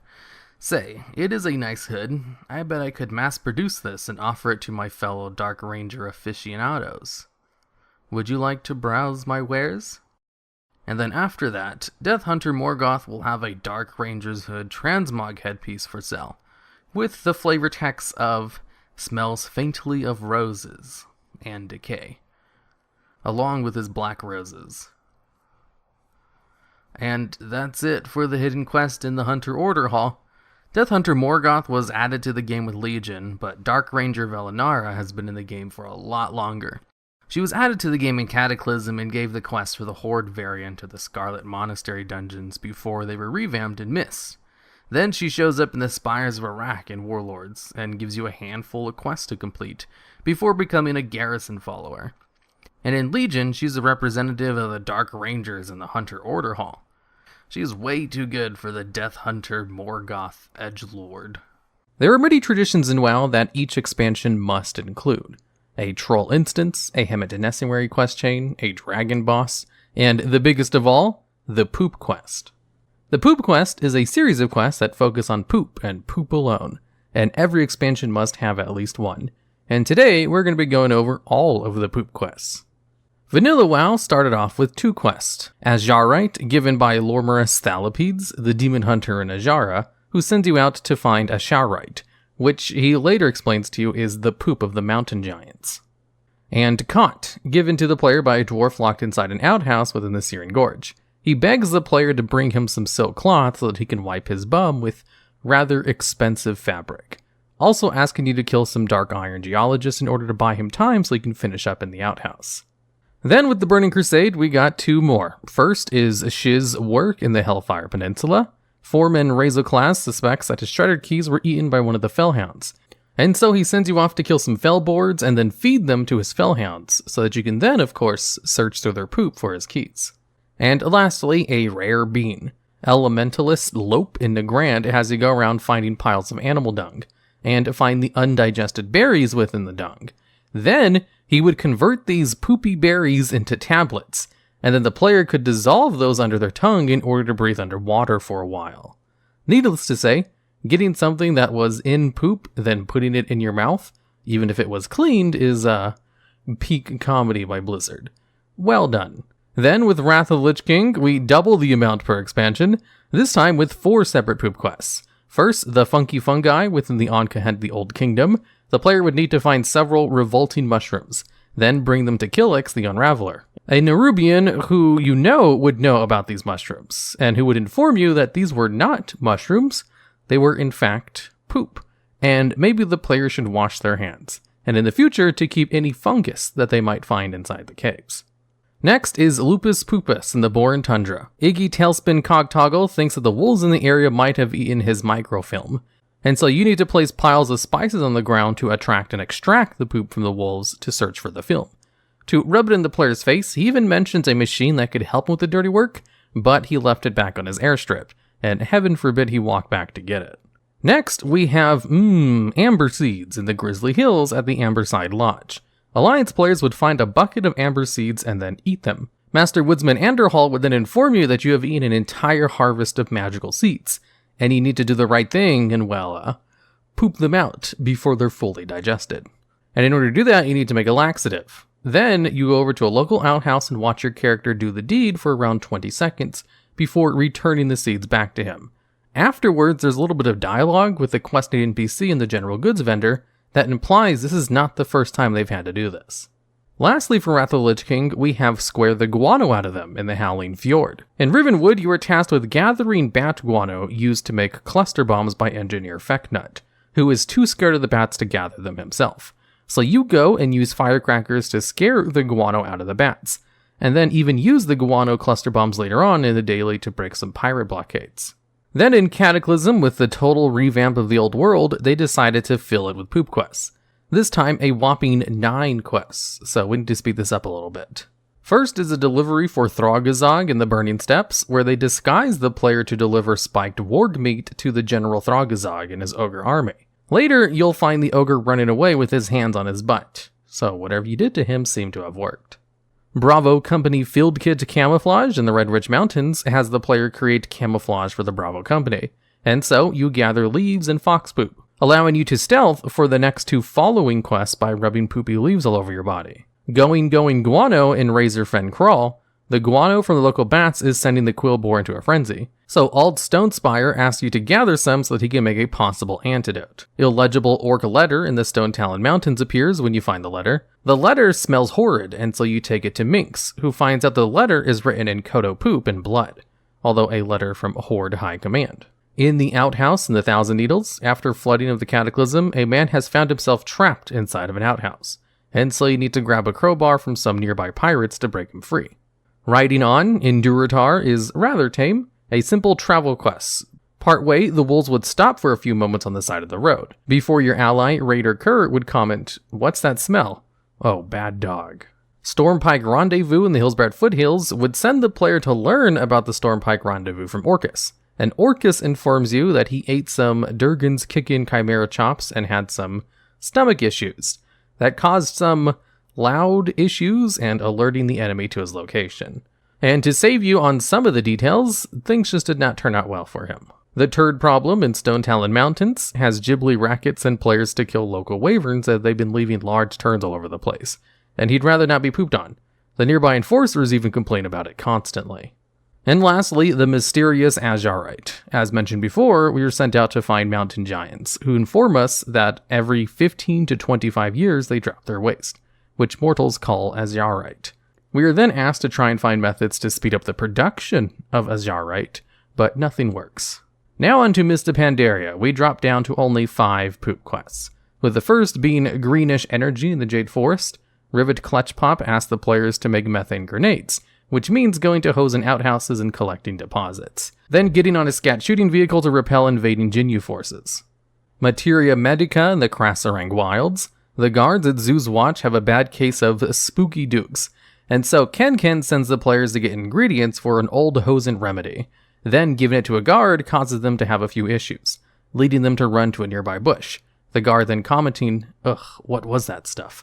It went through me like bad tea." The next quest, a daily simply called Pooped, in the Jade Forest, has your serpent hatchling leaving an accident all over the place. And well, you need to clean it up before the serpent masters find out. And lastly, Gourmet Kaffa in the Kunline Summit. Gootfur comes up with a Gourmet Kaffa Goot, passing through goats first. However, the Kaffa is far too potent, resulting in a horrid mess on the mountainside. You are then tasked with marking the piles with flags, so he can clean them up later. Although this is the first NPC so far in the history of Poop Quest to thankfully deal with the gross work themselves. Even saying, kind of messy task, not fit for a hero. Now onto Warlords of Draenor, with only 3, one of them being one of the very first quests in the next expansion. Gunnar of the Frostwolves during the Assault in the Dark Portal scenario. You were sent to rescue Gunnar, and find him being forced to shovel excrement from the outpost into a pool. Fruitful Ventures in Nagrand has a diagram ore bar asking the player to gather cherries to feed his Elec. While the quest itself does not include poop, it does make a reference to the A Rare Bean mentioned earlier on this list. Heard the worst rumor about how you had to obtain these things. Something about Talbuk first eating them and then processing them and then, well, I don't want to talk about it. Which is a nice little callback to the poop quest from Nagrand in the Burning Crusade. And lastly, Ruby's Rue. While not a quest, it was a treasure that included such. While searching Admiral Taylor's garrison, the player could find a ghostly perky pug named Ruby Rue. Giving him some ruby reets, he would go outside and deposit a pile of ruby roots, which had his collar and some garrison resources in it. Now on to Legion, all the way down to only 2 quests. A key is around here somewhere. A quest in Siramar given by Angus Stormbrew. Caught by the Legion, he had a key to break himself out, but a Fellhound ate it. So he then asked you to search through the piles of demonic waste nearby in order to find his key. A wee bit of cloth in Silithus, introduced of course after the stabbing of Silithus. You approach the outhouse in the Twilight Hammer camp to find Angus Stormbrew again, who is stuck in there having gone in for a wee drop-off, but there's no cloth to, so he sends you to find some Twilight Silk for him. And once he does finish up, he lights a match to deal with the fumes, and in the process blows up the outhouse, running out unhurt but pantless. Now we move on to Battle for Azeroth, with 4 quests. Foul Harvest in Vol'dun, an herbalist-only quest given by Patu, asking you to collect Akunda's bite seeds from the sun-baked dung piles, saying that only the seeds that have survived being eaten, digested, and pooped out will be able to survive Vol'dun's heat. Rodrigo's Revenge in the Tiergard Sound has players get on Rodrigo's giant parrot and bombard the nearby Irontide raiders with poop to deter them from future threats against him. Swab This, a world quest in the Tiergard Sound, you mount up on a massive parrot and bombard them with bird poop. This is the same as Rodrigo's Revenge, but was just a world quest version available to both factions, because the other one was Alliance only. Lastly, the quest Fertilizer Duty in Vol'dun. The player is sent to gather meat and then offer them to hyenas and then wait for them to leave droppings, to then pick them up and bring it back. This is also available as a world quest afterwards. And lastly, for Shadowlands. Now, how could there possibly be poop in the afterlife? Well, nature finds a way. There only being 1 poop quest, but to be fair, we still have more Shadowlands to come. Nothing goes to waste in Ardenwald. The Gormlings are industrious creatures. They love to eat everything and are, well, a great source of Gorm Grist, which they expel when they finish eating lots of stuff. And so a few have been growing Gorms like cattle and collecting their Gorm Grist. And so Master Shalar has you draw some baby Gormlings from their pens to eat some wild seeds to grow, and well, produce more Gorm Grist. The next quest, Collecting Day, having you actually collect the Gorm Grist by encouraging them with a branch. Back in the early days of vanilla WoW, there were class quests needed in order to learn basic abilities. A lot of them made a lot of sense and were kind of fun, like how hunters needed to tame 3 different beasts before being able to tame whatever pet they wanted, rogues needing to sneak around, lockpick, and pickpocket, or warlocks getting materials ready for a new demon summons that they then had to defeat in order to get them.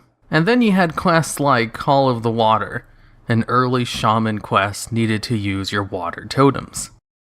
Back in the day, shamans needed to have a totem in their bag in order to use totems, and slowly, as you leveled up, you got quests to go out and discover one of the 4 elemental types of totems. The second totem you learn is the water totem, and let me detail what a level 20 quest in order to unlock a class-defining feature entailed. First up, since shamans were horde only in vanilla, you could start the quest in Durotar or Grimmar or Thunderbluff, but it didn't really matter where you started because they all send you to the same place, Eastland Waterseer in Ratchet. Eastland will then send you to the southern part of the Barrens to talk to Brine. The Barrens in vanilla WoW was the largest zone in the game, and also spanned the highest level range of any other zone. So while it was a long run to Brine, at least Ratchet is located in the middle of the Barrens, and Shamans got Ghost Wolf form at level 20, so they had a bit of a speed boost even if they didn't get mounts until level 40. Once you got to Brine, she would send you to a nearby pool to collect some water, which is pretty easy because it's right next to her house. Not so bad so far, right? Once you collect the water sample, she will then send you to Terran Mill to get a water sample from the well in the middle of the town. Now, let me tell you a thing or two about how far away Terran Mill is from this point in the Barrens. Assuming no Hearthstone is used, you had to run the full length of the Barrens to Orgrimmar, then take the Zeppelin to Undercity. Shamans can't be forsaken, so at this point in the game, there's no reason for the races that could be shamans to have any flight points in the Eastern Kingdoms, so it was a run to Terran Mill. And at level 20, your only method was to run through Silverpine Forest first. Now, I went into an older version of the game, in Ghost Wolf form, and timed my run from the front of Undercity to Terran Mill, and it took 10 minutes, which, honestly, a little bit of a shorter run than I thought it would be. Once in Terran Mill, all you had to do was get a little sample of water in the well, and then bring it back to Brian in the Barrens. So hop-tail back to Undercity, take the Zeppelin to Org, and then run the full length of the Barrens to its southern tip, or take some flight points, as you should have them all at this point. And finally, after all the running and travel involved in turning in the quest, you will be at the halfway point. Next, Brian will send you to a pole in Ashenvale, located in the middle of the zone. So you have to run the full length of the Barrens again, and then halfway through Ashenvale to a little island in the middle of the ruins of Stardust. Grab some water from the well in the middle of the bog elementals, and then hightail it back to Splintertail Post, if you wanted to fly back. And then go through the full length of the Barrens again, and turn in the quest. Brian will then send you back to Eastland, just south of Ratchet for the next part of the quest. Eastland will then send you to Silverpine Forest to kill a water elemental. So, you had to hightail your way back to Orgrimmar, take the Zeppelin to Undercity again, and make your way down to Silverpine Forest. Luckily, the water elemental is located near the top of the zone, where you come in from Undercity, so it's not as long of a run. The place you need to go to in Silverpine is in a hidden, out-of-the-way coastal region that you can only get to by running to the coast, and then following it until you run into a bunch of water elementals just hanging around. I'm not sure how many people found this place back when information was scarce and there were no quest markers in-game, because this is not in an obvious location. Once you get there, you need to drink your potion, which will allow you to fight one of the elementals, and then after you kill it, you'll get the quest item you need to click on the bonfire, which will spawn another water elemental, who will then give you a quest to turn into Eastland. So then, you go back to Undercity, take the Zeppelin to Org, and then make your way down to Eastland south of Ratchet and turn in the quest. And that's it. You're finally done. You now have completed your low-level quest for an essential item needed to use a whole host of your abilities. And in case you're wondering, no, none of the other low-level class quests were this ridiculous. Some of the higher level and max level quests, yeah, sure, it was vanilla WoW, but none of the low-level ones, let alone level 20. Remember, this was all done with no mount. Not even the other totem quest took this long. It was literally just this one that required to jump through hoops and travel the world for some reason. Have you ever been questing and then randomly come upon a mob during the quest and think, holy shit, are we actually fighting that person here and not in a raid? Well, this is probably a feeling the average WoW player doesn't have, since I know for a fact most of you don't know much about lore. But not to worry, I'll make sure to explain who the person is and why it's such a big deal that they were involved in a quest as some random quest mob. So with that intro out of the way, let's get started. Starting in at number 5, we've got the Sea Witch, the quest. Help Vol'jin kill this random Naga with your NPC friend from the previous quest. In the quest, you DPS the boss, kill some ads, and stomp out the fires, giving new players a nice introduction to what dungeon and raid bosses might be like. Experienced players with full heirlooms can ignore all of that though. Once the Naga is dead, you're basically done with the troll starting zone. So, who is this Sea Witch?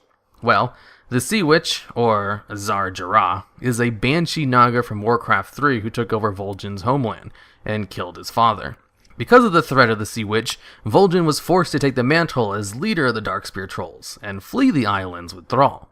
So you can thank her for the trolls joining the horde at all. And that was the last you saw of the Sea Witch until the Cataclysm. Now you'd think someone super important like Zar Jarrah would involve some kind of raid or dungeon to take back the Echo Islands and kill the person responsible for Vol'jin's father's death. The person who later ended up becoming a war chief of the horde. Well, considering what this video is about, you'd be wrong to think so. She dies in the troll starting zone as a random quest mob. But, I mean, to be fair, taking back the Echo Isles were done as part of a scenario that was part of a special event. So there was a little more fanfare than just doing a standard quest in the newbie zone. At number 4, we've got Seath. You technically only help kill him and don't do the deed yourself, but it still counts. Seath was an Arakoa god, in the same vein as Anzu and Rukmar, who are the founders of the Arakoa race as a whole. Could have easily been an and a raid boss if Blizzard wanted to, and it would have been justified, but instead he's dealt with in a quest. In the middle of the questing in Spires of Iraq, you learn that a group is planning on bringing Seath back to life, and are doing a pretty good job. So while Anzu and Seath fight each other, you go around and help stop some of Seath's attacks from reaching Anzu, as well as stopping Seath's followers from helping him. After a while, Anzu succeeds in killing Seath, and you go back to doing other quests. Helping to kill Seath isn't even the final act of the zone. So, who is Seath, and why is he such a big deal? Seath was one of the 3 Arakoa gods, along with Anzu and Rukmar, like I mentioned earlier. After the insane plant life of Draenor was dealt with thanks to Agrimar the Titan creating a giant-ass colossus to murder it, and only barely winning, other races could actually kinda live on the planet of Draenor now. And the 3 Arakoa gods were able to survive in this wild time, thanks to being able to simply fly above the chaos that was the remaining plant life and the Colossus' children still fighting. Eventually, the 3 gods came together, and with their children, drove out the Colossus and the Evergrowth from the Spires of Iraq, so that they could live in peace. Then, sometime later, since Seath was a jealous bitch, he planned an attack on Rukmar and died in his attack when Anzu helped out Rukmar in the battle. And with his dying breath, he cursed the land and all the Arakoa. So, Anzu ate his corpse so that the curse wouldn't get too out of hand, since even a dying Arakoa god still has a ton of power, and probably could have brought down all of the Spires of Iraq with him. Centuries later, his death spot and blood that seeped into the ground is still potent, and is the reason the Broken Ones exist. You know, the bird people you help out in questing through the zone? Yeah, Arakoa aren't supposed to look like that. They're all like that thanks to Seath. At number 3, we've got Ysera. This one is cheating a little bit because everyone knows who the Aspects are at the very least, and her death even had its own in-game cinematic. But I was originally going to put Remulus at this spot, until I went back and watched my footage and saw you don't actually fight him and only free him. So I thought, might as well go with the other super important lore figure in Val'sharah who dies. So, anyways, the quest. Xavius throws a corrupted tear of Elwynn at Ysera, and she apparently doesn't know how to dodge, and gets hit right in the chest, and becomes a cool-looking corrupted dragon. After some shenanigans, you, the player, along with the help of a lot of other important lore NPCs, fight Ysera and kill her. Then a cinematic plays where Elwynn herself cleanses Ysera's body, soul, and the tears of Elwynn and turns it into a star constellation or some shit. Then in the Emerald Nightmare raid, when you fight Xavius, Ysera helps players fight off the Nightmare with an OP dream buff, and after the fight you see her ghost walking towards the Void-touched flower in a cave. Now, Ysera, being the dragon aspect of the Green Dragonflight, is a pretty important lore figure, and I could easily make a pretty long video detailing who she is and the many important things she was involved with. So, let's just say she is heavily involved with druids, and helped save the world a few times, with the latest being the time she and the other aspects gave up their power to stop Deathwing, which is probably why she was an easy target for Xavius than she would have been in the past. Number 2, Fenris, the Iron Wolf. The quest. You help Gnar and Durotan fight off the annoying Thunderlord clan you've been battling all throughout the zone, and finally corner their chieftain, the Iron Wolf. Before the fight, the Iron Wolf reveals his true name, Fenris. With both Gnar and Durotan shocked at this reveal, he sicks his Rylak on them, while you kill the Iron Wolf yourself. So, who is Fenris? Well, Fenris is Gnar and Durotan's older brother, which makes him Thrall's uncle. Fenris, being the oldest son of the Frostwolf chieftain, was set to be the next chieftain himself, but he liked to hunt with the Thunderlord clan more than his own. One day, his dad called him out in front of everyone, and Fenris challenged him to a mock Garah. His dad beat him in the duel, but did not kill him. So Fenris left the clan and no one knew what happened to him. Turns out he joined the Thunderlord clan, changed his name to the Iron Wolf, and became their chieftain sometime later. When the events of Warlords of Draenor happened, and the Iron Horde makes its move, Fenris was charged with taking out the Frostwolf clan, since they refused to join the Iron Horde. So he killed his father and a lot of the Frostwolves before Durotan was able to mobilize the survivors and counterattack, with the help of the player characters and Thrall, of course. With the help of Gnar and Durotan, you go around and kill Fenris's 3 sons, and then eventually kill Fenris himself, while his pet plays with his brothers. Then, a little later on, you helped defeat the rest of the Thunderlord clan in the battle for Thunder Pass. So, killing Fenris wasn't even the end of the zone's quest, just kinda towards the end. And finally, number 1, Darkan Drathier. Pretty sure that's how you say his name. The quest. In the Ghostlands, you're just going to kill yet another random quest mob in Deathholm with no real fanfare. So, who is this guy? Well, Darkan is the reason Sylvanas is undead, and the reason 90% of the High Elves died during the Third War. You see, Arthas, as he was waging war against Silvermoon to get to the Sunwell, the Elves were doing a pretty good job of pushing him and his undead army back. But then Darkan comes in and is all like, "Yo, Arthas, wanna know all the secrets behind our city's magical defenses?" And Arthas was like, yeah, sure I do. So he told him everything and even helped, as Arthas easily tore through the Elves with his unstoppable army, and used the Sunwell to resurrect Kel'Thuzad. Of course, Darkan, being the smart guy he is, tried to betray Arthas as well, and got killed and raised as an undead. As an undead, he went out and did a lot of shit, including trying to capture the avatar of the Sunwell and being vaporized by its power, and trying to kill some important Blood Knights before being vaporized again, by an arrow shot by Lorthamar himself, you know, the current leader of the Blood Elves. But seeing as being vaporized doesn't really stop him, he came back again in the Burning Crusade, to be killed by level 20 Blood Elves questing through the zone, where before it took literal superpowers to defeat him. Like I say for a lot of the other characters on this list, he could have easily been a raid boss with how important and powerful he was in lore, but instead, he dies as a random quest mob in a low-level zone. And he's actually the reason I made this video. Okay, and that's it for the video. Special thanks to my Patreons for voting on this video idea, and to my Twitter followers who gave me a lot of good ideas for this video when I asked them for suggestions on the topic. Now, I wanted to make this a top 10, but there wasn't all that many important NPCs killed in quests. Most are dealt with in raids or dungeons, like they should be. So the list is short, but some honorable mentions anyway. Vari Mothras at the end of the Battle for Undercity quest, various Shaws all throughout Pandaria, and all the super important NPCs involved in the Order Hall campaigns, like Deathrock. I decided to leave out Order Hall campaign quests because their purpose is to have you deal with important lore characters, and if I included them, half the list could have been just that, Order Hall quests. But I decided to just cut all of them out and make the video a smaller list instead. Most starting zones are bare bones on the lore, while also being super easy and basic, since it's essentially introducing new players to the game, and if they're too overwhelmed from the get-go, they might just bow out. So, I've gone back and played through every starting zone and made sure to actually read all the quest texts, and I've compiled a list of what I believe to be the 5 best starting zones, based on quest diversity and lore.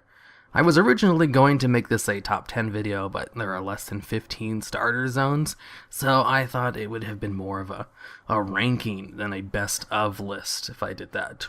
So I thought cutting it down to only the best 5 would give more credence to the few I did pick, and just show how much better they are than the rest. Now, enough with the long intro and let's get started. Number 5, the Death Knight starting zone. Yes, I know technically the DK starting zone isn't really a racial starting zone and more of a class one, but it's the zone you start out at as soon as you make your character, which makes it a starting zone in my eyes. Same with the Demon Hunting starting zone. Now, for the Death Knight starting zone, you're working directly for Arthas himself and trying to subjugate the local human Scarlet Crusade population through a long series of quests which involve you chasing down fleeing citizens, torturing people for information, and one particularly messed up quest which has you kill your old best friend from when you were still alive. You get to see how you broke free from Arthas' control, and watch Tyrion cleanse the Ashbringer. You know, Ret Paladin's future artifact weapon. Now, let's rate the zone. I developed a 3-point grading scale to judge all the zones on: lore, fun quests, and aesthetics.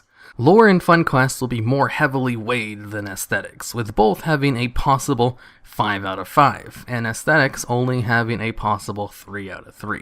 For the Death Knight starting zone, I give it a full 5 out of 5 for lore. The quests are interesting in the fact that you're basically playing a bad guy and doing terrible things for the Lich King. Something that's not done in any other part of the game, except for maybe some of the undead leveling zones, but none of them have you do it to this extent. You also interact with many lore significant people, like future raid and dungeon bosses, plus Arthas himself. And many of the quests are memorable for what they have you do, like the quest which has you kill your best friend from when you were alive. All of this is more than enough to give it full marks on the lore category. And I counted lore pretty heavily when considering which zones to include on the list. Now for fun quests.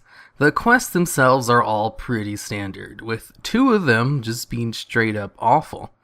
One of those being a quest where you have to throw a device at human miners to turn them into ghoul pets.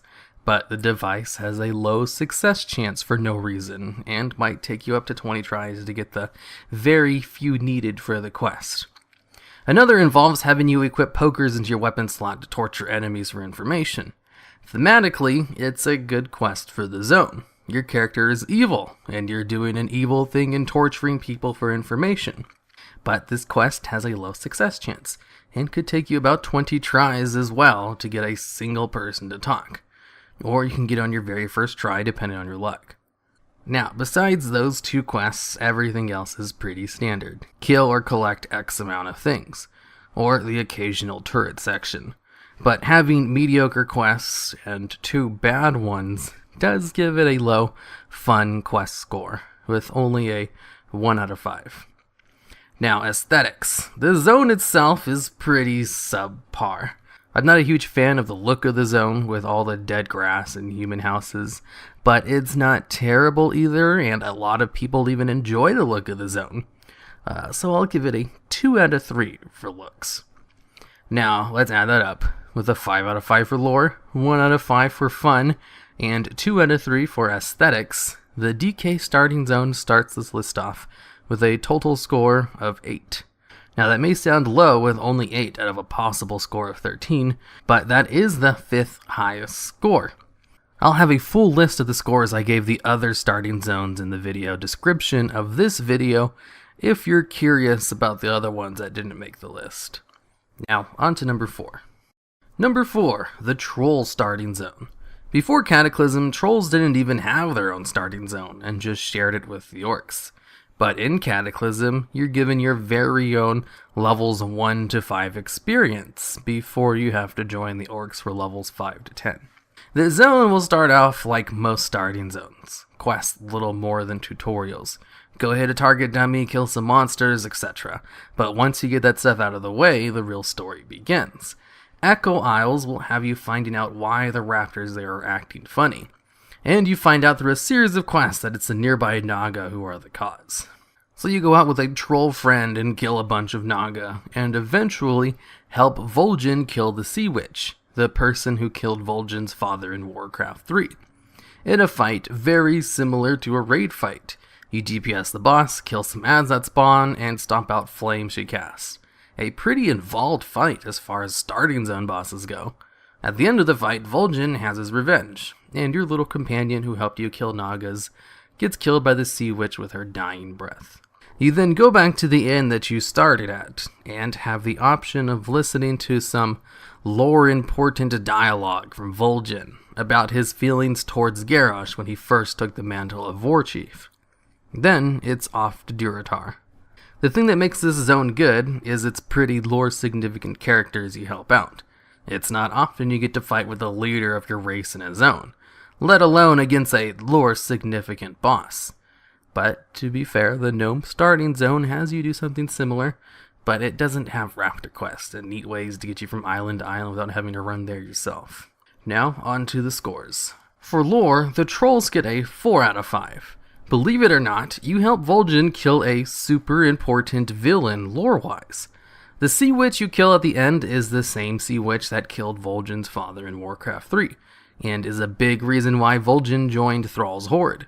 It's honestly surprising such a major lore event is handled in a starting zone quest. That alone should have given a 5 out of 5 to be honest, But in the grand scheme of things, the quest isn't actually all that interesting, and she hasn't really done anything of note since Warcraft 3. So, it was more of a way for Blizzard to tie up a loose end more than anything else. That's why I didn't give it a full 5 out of 5 in story like I did the DKs. Now for fun quests. None of the quests in the zone are straight up awful, which is a big plus over the DK zone, and some of them are pretty enjoyable, like the raptor hopping across the islands, and the mini raid fight with the Sea Witch. But that's pretty much it. Everything else is pretty standard, so I think a 3 out of 5 is fitting. As for the aesthetics, the islands actually look wonderful. I have no complaints with the look and feel of the zone. I only hesitate to give it full scores in this part, because in comparison to the starting zones I did give full marks to in this area, it just falls short. So a 2 out of 3. So with 4 in lore, a 3 in fun, and 2 in looks, the troll starting zone has a nice score of 9 out of 13. At number 3, we've got the goblin starting zone. The Goblin starting zone was like an experiment on Blizzard's part to see how many different and unique quests they could cram into one zone without tiring people out. In fact, there might actually be more unique quests in the zone than actual standard quests. And the standard quests you do sometimes have a humorous spin to them, like the quest that has you rescue caged goblins by attaching rockets to the side of the cages and launching them into space, rather than just killing the nearby pirates for keys to the cages. And the pirates absolutely are carrying the keys to the cages on them. You can loot them as trash items. You just use rockets instead, because why not? You also get to ride around in a car for the first half of the zone, which has an instant activation requirement. So it's even faster than using the heirloom mount. Plus, like with most goblin questing, the quests themselves are all mostly morally questionable. One of the first quests you do in the zone is to shock your troll slaves to keep them in line. All in all, a pretty fun zone to level in. Now let's go to the grading scale. First up, we've got the lore. The lore for the zone is not the best. There are major lore characters involved, but it's pretty weak stuff. You spend most of the zone trying to outdo the trade prince Gallywix, and after you help Thrall stop him after he tried to take over the place, Thrall just kind of forgets everything he did in the zone and lets him join the Horde, and stay the leader of the goblins for the Horde, even after he sold them all out and tried to enslave them. So it's a pretty weak story point, and usually used as an example of bad writing from Blizzard, along with the ending of Cataclysm where all the aspects lost their powers for no reason, or Grom joining us in Hellfire Citadel. But the quests you do that don't involve the Trade Prince and Thrall are not half bad. And some are pretty interesting, like for the very first half of the zone, you get to play the role of a high-level executive and go around and extort money and entertain party guests, as well as keeping your troll slaves in line, like I mentioned earlier. Goblins, along with the undeads, are borderline just straight up evil, which makes for interesting stories, since part of being the villain is being proactive and going out and actually doing things, whereas some of the more morally good races are all about defense, protecting, and reacting to events, rather than being the proactive ones in the story. Which is a big reason why a lot of the storylines in some of the other morally good race starting zones are just not as interesting, like many of the Alliance zones. Of course, that's not to say just because you're kinda being the bad guy automatically makes it a more interesting story either. There are plenty of great leveling zones where you're the morally good person doing heroic things as well. Just not too many in starting zones. So for lore, I gave the goblins a 3 out of 5. Some of it is interesting, but it also has the whole Gallywix and Thrall things, which bogs down what otherwise would have been a 4 out of 5. Now, onto the fun quests. The Goblin starting zone probably has the highest amount of fun or unique quests in any leveling zone in the game. I should also point out that just because a quest is unique doesn't make it fun. There are plenty of unique quests that are terrible, like most turret quests. The Goblin starting zone does have a few turret quests as well, but they're all very quick and don't take too long to accomplish, which is not the case for the bad ones that take forever. Some of my personal favorite quests are the one which has you bladestorm around plants to clear the way. Also the one where you simply have to run over looters with your car to complete the objective. In the context of the storyline, you're running them over to steal the loot that they stole. But in the quest, you don't even need to get out of the car or loot the corpses once you run them over. Just simply killing them will give you the credit, which is very convenient. There's also a quest where you have to throw banana bombs at monkeys to get rid of them, which send the monkeys crazy high into the air. There's one where you have to put on fire boots to burn goblin zombies in droves, and another where you have to fire a bazooka at a giant fire turtle to kill it while avoiding its instant kill breath. And a few other great ones that I've already mentioned earlier on this part. The only bad thing about the quest is that there might be too many unique quests, which could piss off people who are just used to the regular style of questing. But having too much of something unique, I think, is a good change of pace, and not an entirely negative thing, as the only thing it really affects is blitzing through the zone if you're just trying to power level quickly. So the score for fun quests is a 5 out of 5. Also, this is the only starting zone with a full score in this category.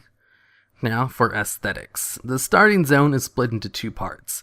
The first part is an oily, falling apart mishmash of buildings and roads that do not look safe to live in or drive on, which isn't a negative thing. It does look neat in its own goblin way and fits their theme perfectly. The second half takes place on an island that is just beautiful. No complaints about the island you finish the zone on.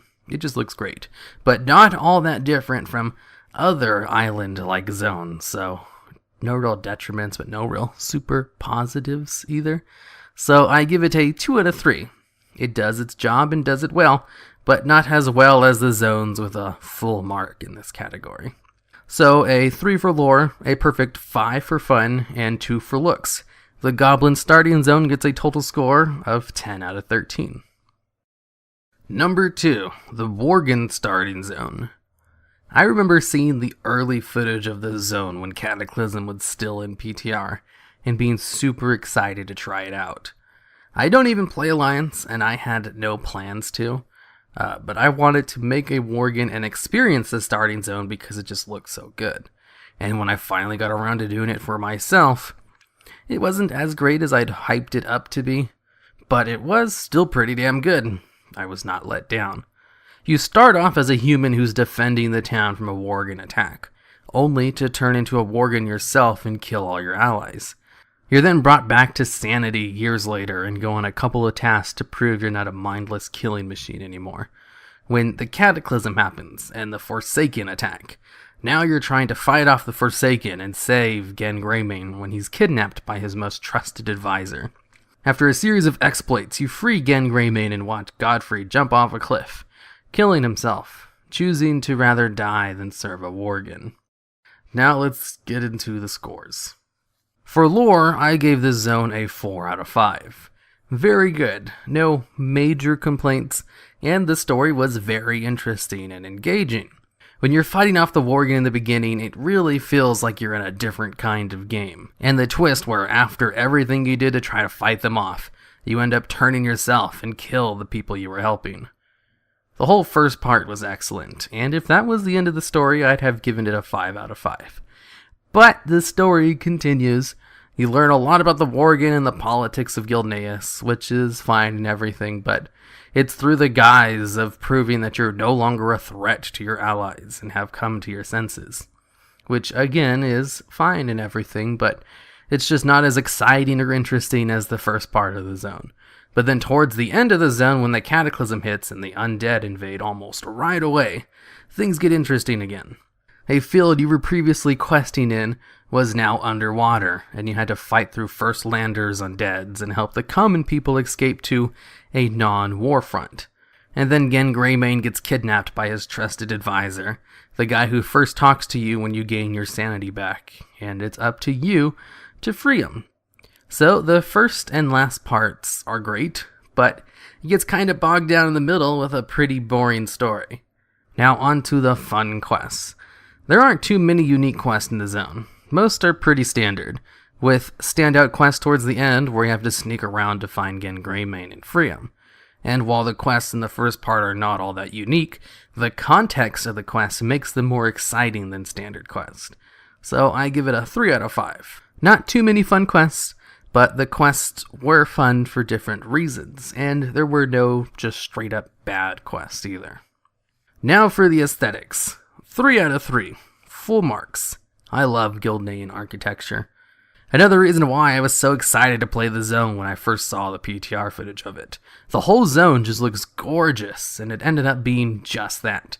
Gilnean architecture was without a doubt my favorite in the game, and the whole mood of the zone always feels like everything takes place at night, which just adds to the overall atmosphere of the zone. The aesthetics for the zone are so good that I just couldn't bring myself to give other good-looking zones a full score in comparison.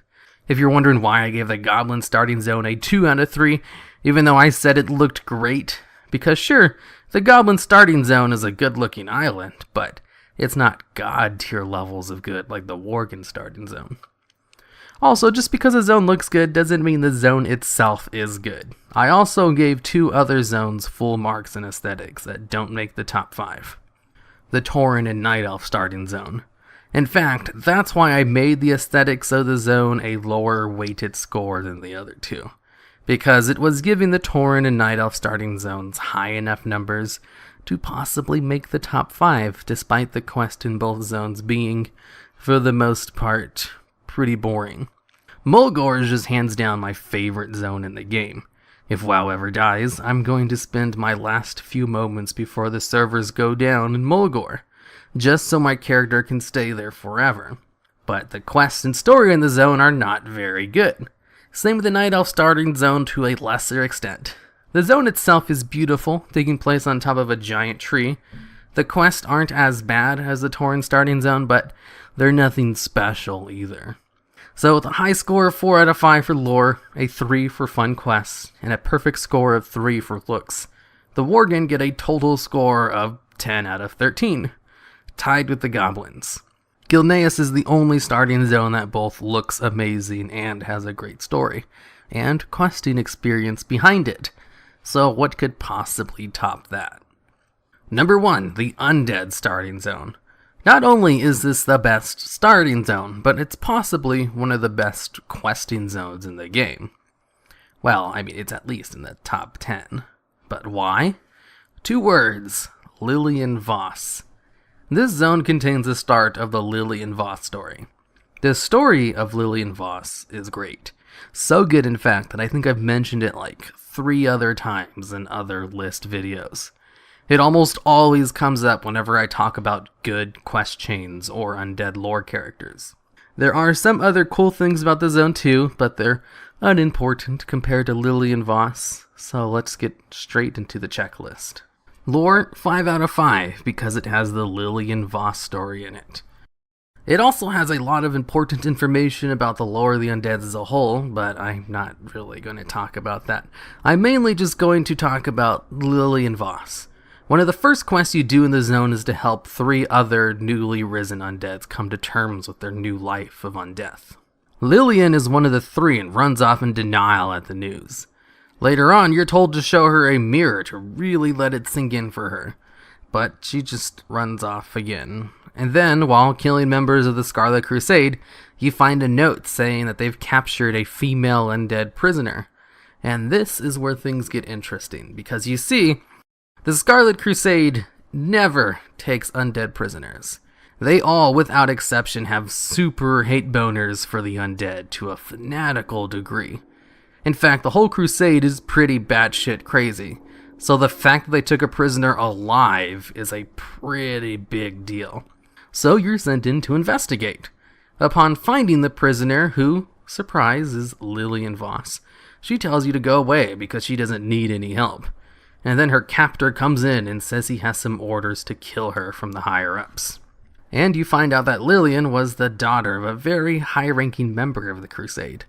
Lillian, at hearing the news that she was sentenced to death by her own father, teleports out of the cage, kills her captor in an instant, and then teleports back into her cage, and then tells you to just leave her alone while she sulks on the bad news. Lillian was right when she said she didn't need any help. In fact, she is kind of ridiculously powerful to accomplish what she just did. which only adds to the mystery of her. Then later on in the quest zone, you find dead bodies of Scarlet Crusade members with purple fire on their corpses, just like the purple fire Lillian used to kill her captor. You can also find a note on one of their bodies that details a hit has been placed on her head by the Scarlet Crusade. Then again, later on, you're sent to a Scarlet Crusade camp to help another undead who was very eager to kill Scarlet Crusade members. But when you get there to help, the whole camp is already taken out, with only one member hanging by the tree. When you investigate, Lillian Voss will appear and threaten you to not move, and then she'll tell you her story. She was the daughter of a high-ranking member of the Crusade, and taught since childhood magic and martial arts, all for the sake of killing the undead. But unfortunately, she died and became what she had trained her whole life to fight. And when she tried to get into contact with her father, she was shunned and sentenced to death. She gave up her life for her father, and was abandoned right away in her time of need. But this is pretty standard for most undeads.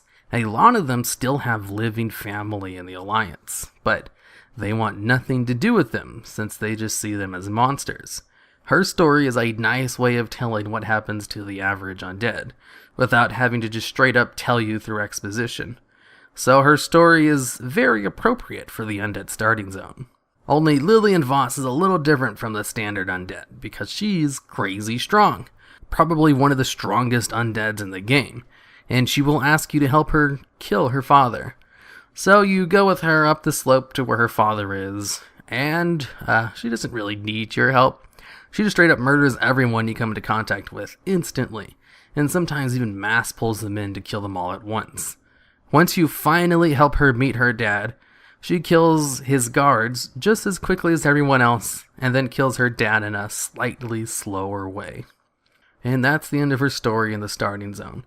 But her story is continued in another zone, a few dungeons, and even recently with a rogue order hall in Legion. But this video is about the undead starting zone and not those other ones. So for lore, undeads get a 5 out of 5 for just having the Lillian Voss storyline in it. But everything else is fine too and doesn't do anything to drag down its score. As for fun quests, watching Lillian Voss mass murder Scarlet Crusade members is pretty fun. But everything else is pretty standard with no terrible quest to bring its score down. So I give it a 3 out of 5. It's no goblin starting zone. And as for aesthetics, Tearsful Glades is a good-looking zone and fits the theme of undeads perfectly. Plus, Undercity is my favorite capital city. But it's not god tier levels like the Worgen starting zone, so I can't give it full marks in comparison to that. So it just gets a 2 out of 3 for looks. So its total score with a perfect score of 5 for lore, middle of the road scores for fun and looks at 3 and 2. The Undead starting zone ties with both Worgen and the Goblin zone with a total score of 10 out of 13. But since I value lore and good storytelling the most, I ordered the 3 zones who tied for first place based on their lore scores, with Undead coming out on top for having a perfect score in that category. In this video, we'll be looking at some of the most helpful named NPCs in WoW. And to better explain what this means, let's go into the number 10 spot. At number 10, we have a duo of dutiful drivers. Franklin Martin and Koa Coburn drive the Chauffeur Chopper mounts, for Alliance players and Horde players respectively. The Chauffeur Chopper is one of the most unique mounts in the game, but before we talk about how cool this mount is, we need to discuss the 2 NPCs that drive these machines. Franklin Martin is a male human who closely resembles the character of Frank Martin from the action film franchise named The Transporter. The first movie, released in 2002, follows the mercenary for hire and expert driver Frank Martin, who has 3 rigid rules when transporting who knows what. Number 1, never change the deal. Number 2, no names. And number 3, never open the package. In WoW, Martin is significantly less cool, but will nevertheless drive the chauffeured Mechanist Chopper to wherever the player desires. Koa Coburn is a Horde equivalent for Frank and Martin and drives the chauffeured Mechahog. He is a stylish male orc who appears with a rather stunning top hat. The name Koa Coburn is a reference to Hoke Colburn, the chauffeur portrayed by the actor Morgan Freeman in the 1989 film Driving Miss Daisy. What makes the chauffeur chopper so helpful is that any player can ride in it, no matter their skill level. As you can imagine, this is very nifty and has several benefits, with there being 3 main ones. First, the player no longer has to wait to unlock riding by leveling. Second, the player doesn't have to buy the training skill, and saves a bit of gold. Third, since the player is not driving and is in the sidecar, the driver NPC is significantly less likely to be stunned or slowed. The mount was added in the World of Draenor expansion and is obtained after the player earns the achievement Heirloom Order. To get this achievement, a player must earn 35 different heirlooms on their account. Most heirlooms can be bought from major cities, and once the players earn the achievement, they'll get a letter from Oglethorpe Obnocticus congratulating them, and along with the letter comes an item called Clinking Present. Opening up this present then awards the player with the Chauffeur Chopper item, which a player can use to learn the mount. After the Shadowlands level squish, this mount became significantly less useful, mainly because the ability to learn the riding skills was reduced from level 20 to level 10, and most allied races start at level 10 anyway. Additionally, mount equipment was added to the game in patch 8.2, and the comfortable rider's barding that is a craftable item with leatherworking skill prevents the player from being dazed while riding. This eliminated one of the key uses of the Chauffeur Chopper as a way to avoid most dazes from mobs. Because of these changes, Franklin Martin and Coe Coburn have been placed at number 10 on this list, but from Worlds of Draenor to BFA, they would definitely have been much higher on the list. And at number 9, we have another duo of NPCs. Both Tossup and Lindormi are NPCs that players can trade in Mythic Plus keystones that let players obtain new keys every week. Tossup was the keystone trader for the Shadowlands expansion. This broker could be found next to the Great Vault in Oribos. Tossup was removed at the beginning of Dragonflight, but another NPC replaced their purpose in Valdrakken, named Lindormi. Lindormi is a bronze dragon with the visage of a female Pandaren. She can be found in the Valdrakken down the main steps from the Seat of the Aspects, and next to the bank. Here she appears standing in front of a stone tablet and portals to the various stones past time-walking dungeons that are part of the current Mythic Plus season of Dragonflight. What makes both these vendors so helpful to players are their abilities to trade in Mythic Plus keystones. If you're not familiar with the Mythic Plus system, in order to convert a dungeon from Mythic Dungeon to a Mythic Plus dungeon, a player must insert a keystone into the Font of Power. Prior to the Shadowlands expansion and the addition of Tossup, players could only acquire keystones either through completing a Mythic Plus dungeon, or receiving one from their weekly chests.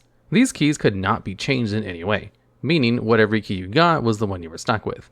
However, with the addition of Keystone Traders, players can now choose to re-roll a key you've completed in the past, and the level of the keystone remains unchanged.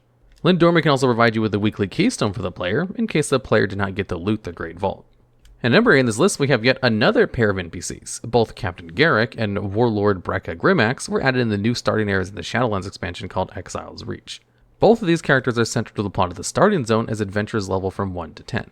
For Alliance players, they start off following Captain Garrick as she tries to rescue her fellow shipmates, while Horde players follow Warlord Brekka Grimax as she does the same. These NPCs are very important and helpful for many reasons, but 2 in particular stand out. First, they help ease new players into the game. Second, Garrick and Grimax teach new players valuable lessons about combat and class mechanics, and how a lot of the game functions in general. While not necessarily helpful for veteran players, these 2 NPCs are amongst the most helpful to new players in the game, and they definitely deserve a spot on this list. Both Captain Garrick and Grimax and their children make another appearance in the Dragon Isles in the Wormrust base camp, where they seem to get along remarkably well. It is interesting that these 2 NPCs never interact on Exile's Reach, even though 2 different groups of Alliance and Horde adventurers get stranded there. Regardless, the appearance of these 2 NPCs in the Dragonflight indicates that we may see more of these 2 in the future of the game, and no doubt they will be helpful once again. Next on our list at number 7 is another duo of NPCs named Merchant Maku and Collector Unta. These 2 NPCs can be found atop the mighty Caravan Brutosaur mount. This mount was added in the Battle for Azeroth expansion.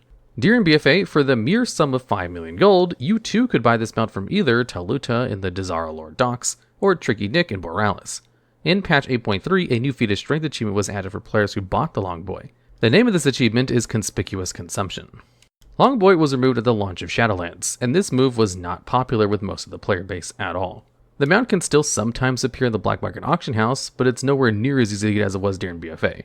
The 2 NPCs on the Brutosaur are 2 Tortolans. Merchant Maku is a repair vendor who also sells profession items, and Collector Unta is an auctioneer.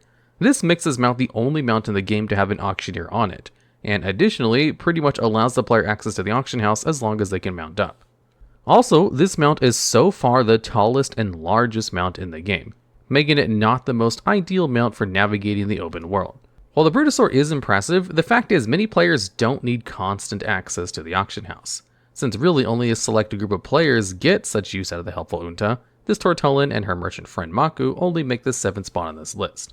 And at number 6 on this list, we have yet another duo of NPCs atop a mount.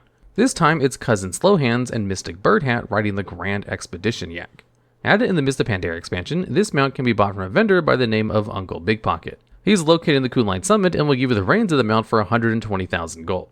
Both NPCs atop the mount are Grummels, with the Grummel on the player's right being Cousin Slowhands. This NPC is a repair vendor, but he only became a repair vendor in WoD, since in Mist of Pandaria he was actually a reforger. Additionally, Cousin Slowhands also sells many food and drink items from Mop. Mystic Birdhat is the NPC on the other side of the Yak and offers transmogging services. Mystic Birdhat is the only transmogrifier in the game who is not an ethereal. With the addition of the transmogrifier in the Grand Expedition Yak, this makes the mount a portable T-Mog machine that can be summoned anywhere a mount can. There is one alternative to this called the Deployable Attire Rearranger. This item is made with the BFA engineering, but is also consumed on use and only lasts for a short period of time, so the mount is still far superior. Many people love transmogging in WoW, so the mount is quite popular, and is a common sight in any capital city or hub. Many more people use it than the Brutosaur, and many more players own this mount as well. Since so many people frequently use this mount, it makes sense for both a helpful duo of Mystic Birdhat and Cousin Slowhands to be at this list at number 6. And at number 5, we have another fan favorite character. Khadgar has a long and extensive story and lore about him in WoW, and he is the only major character to appear on this list. He deserves this for several reasons. Just to start, Khadgar has helped the player so far in at least 4 expansions, guiding them and always being there. In the Burning Crusade, he helps the player orient themselves in Shattrath and leads the assault against Kel'Thas, Illidan, and Sargeras. He returned in the Warlords of Draenor expansion, where he was a central figure throughout almost the entirety of the story. Khadgar returned in the Legion expansion, again as a central figure, and he himself even helped teleport Dalaran to the Broken Isles. Khadgar's next big appearance is in Dragonflight, after Kalecgos comes to ask for his help. Over the years, Khadgar has saved the players' lives numerous times, sent them to get legendary gear, and guided players through several of the most iconic raids in all of WoW. Khadgar can guide and teleport players through Hellfire Citadel, the Nighthole, the Tomb of Sargeras, and the Vault of the Incarnates. All of this, and he'll probably also be in future raids as well. There could be entire videos dedicated to solely covering Khadgar and his many deeds and history, but suffice to say that he is one of the most helpful NPCs that players will ever interact with in the entirety of WoW. And at number 4 on this list, we have the Bronze Dragon Chromie. Chromie's real name is Chronormu, and she is one of the most important figures in the Bronze Dragonflight. Her visage is that of a female gnome, and her high-pitched voice is easily recognizable. While Chromie does have her own fair bit of lore, we're looking at how helpful she is to the player. Chromie helps players navigate the Wrath Dungeon, the Colin of Stratholme, as well as being a quest giver in the Zone of Dragonblight. Outside of some other minor appearances, as well as having a solo dungeon dedicated to her, her next big appearance came in the Shadowlands expansion with the Level Squish. A new system of leveling called Chromie Time was added to the game, and by talking to Chromie, players can choose when, where, and how they want to level. Chromie can be found in both Stormwind and Orgrimmar atop an hourglass near the embassy. Additionally, Chromies help players each year during WoW's anniversary in the Caverns of Time. Here she serves as the quest giver and helps players fight enemies from past expansions. Finally, she plays a pretty large part in the quest of the Zone of Thaldraszus and the Dragon Isles. All of this is not going into detail about her many interactions and experiences with the players, but Chromie is certainly one very helpful Bronze Dragon. When a player reaches the current level to start a new expansion while they're in Chromie Time, Chromie herself will conveniently teleport you to the capital city to start a new journey in the freshest content WoW has to offer. Because she is a fan favorite and time really is on her side, Chromie clocks at number 4 on this list of helpful NPCs. And at number 3, we have Zidormi, another Bronze Dragon. According to the short story Visage Day, she's close friends with Chromie and also a friend of Kalecgos. When she appears, her visage is that of a female human with brown hair. Most players will be familiar with her as the NPC players must talk to time travel to different phases in a zone. So far in-game, she has appeared a total of 10 times. Each time Zidormi appears, she has dialogue about that specific zone that she's in. Zidormi's first appearance was actually in Wrath of the Lich King, where she could be found in Dalaran in the Violet Citadel, where she's standing next to a portal that takes players to the Caverns of Time. Located in Tanaris, way at the bottom of Kalimdor, the Caverns of Time houses an important dungeon named the Colin of Stratholme. This dungeon was current content during Wrath, and the events that unfold are crucial to understanding the rise and fall of the Lich King. So, to help make travel from Dalaran to the Caverns of Time, Blizzard added Zidormi in her portal. However, with the new and updated portal rooms for both factions that arrived in patch 8.1.5, Blizzard decided to also remove a ton of portals for the game for still unknown reasons. Since there were now portals to the Caverns of Time in both Stormwind and Orgrimmar, the portal to the Caverns of Time from Dalaran was also removed, seemingly because it was redundant. With no more portal, it made no sense for Zidormi to be there, so Zidormi was also removed in patch 8.1.5 from Northrend Dalaran. Zidormi's next appearance was in the lead-up to the Mist of Pandaria expansion. Since patch 5.04, Zidormi appears in Dustfall Marsh to offer players the choice to return to the zone before Garrosh had Theramore mana-bombed to oblivion. Zidormi returned again in the World of the Draenor expansion, but this time in the Blasted Lands. Located in the very north of the zone, she can teleport players to the Cataclysm version of the zone and to the zone after the Iron Horde invaded in the lead-up to WoD. Zidormi was added to the Peak of Serenity in the Kunlun Summit during the Legion expansion. During the beginning of the Monk's Order Hall campaign, the Burning Legion attacks and almost completely destroys the Peak of Serenity. Afterwards, Zdormi can be found offering players to return to how the area was before the invasion. Zdormi actually makes a second appearance in Legion, but this time in Silithus. Here she can be found in an inconvenient spot in the far northeast part of the zone. In Silithus, Zdormi can teleport players from the Cataclysm version of the zone to the zone as it appears after Sargeras got a little too stabby, while being captured during the finale of the Antorus raid. Of course, there is nothing wrong with this new version of Silithus, and definitely not a giant sword that was never fully addressed. Next, Zdormi makes a total of 5 appearances in the Battle for Azeroth expansion. First in Darkshore to teleport players before and after the burning of Teldrassil. Second in the Tearsful Glades to show the before and after the Battle for Lordaeron. Zdormi teleports the players to another new version of Tearsfall after the player has completed the post-Shadowlands questline and earned the achievement Return to Lordaeron. Zdormi's third appearance is in the Arathi Highlands to show the before and after the Battle for Stromgarde. Zdormi's 4th and 5th appearances are in Uldum and the Vale of Eternal Blossoms. This can allow for the zones to become un-Inzothified throughout the Vale of Eternal Blossoms and is pretty much rebuilt in its new iteration after Garrosh destroyed it at the end of Mists of Pandaria. This is so far all for Zdormi's appearances, although she'll probably make a comeback into expansions as more old zones get updated or are changed substantially. While it can be argued that Zdormi is merely present in the game only for a player game mechanic, she's nevertheless one of the most important NPCs in all of WoW, in the fact that she can transfer players at different phases and that she is the only way to swap between all the content in the zones. Because so much gameplay simply depends on her, Zdormi ranks number 3 on this list. And number 2 on this list, we have the first NPC that can be summoned from a toy, and I'm talking about the wonderful Katie Stampwhistle, who is one of the biggest blessings in all of WoW.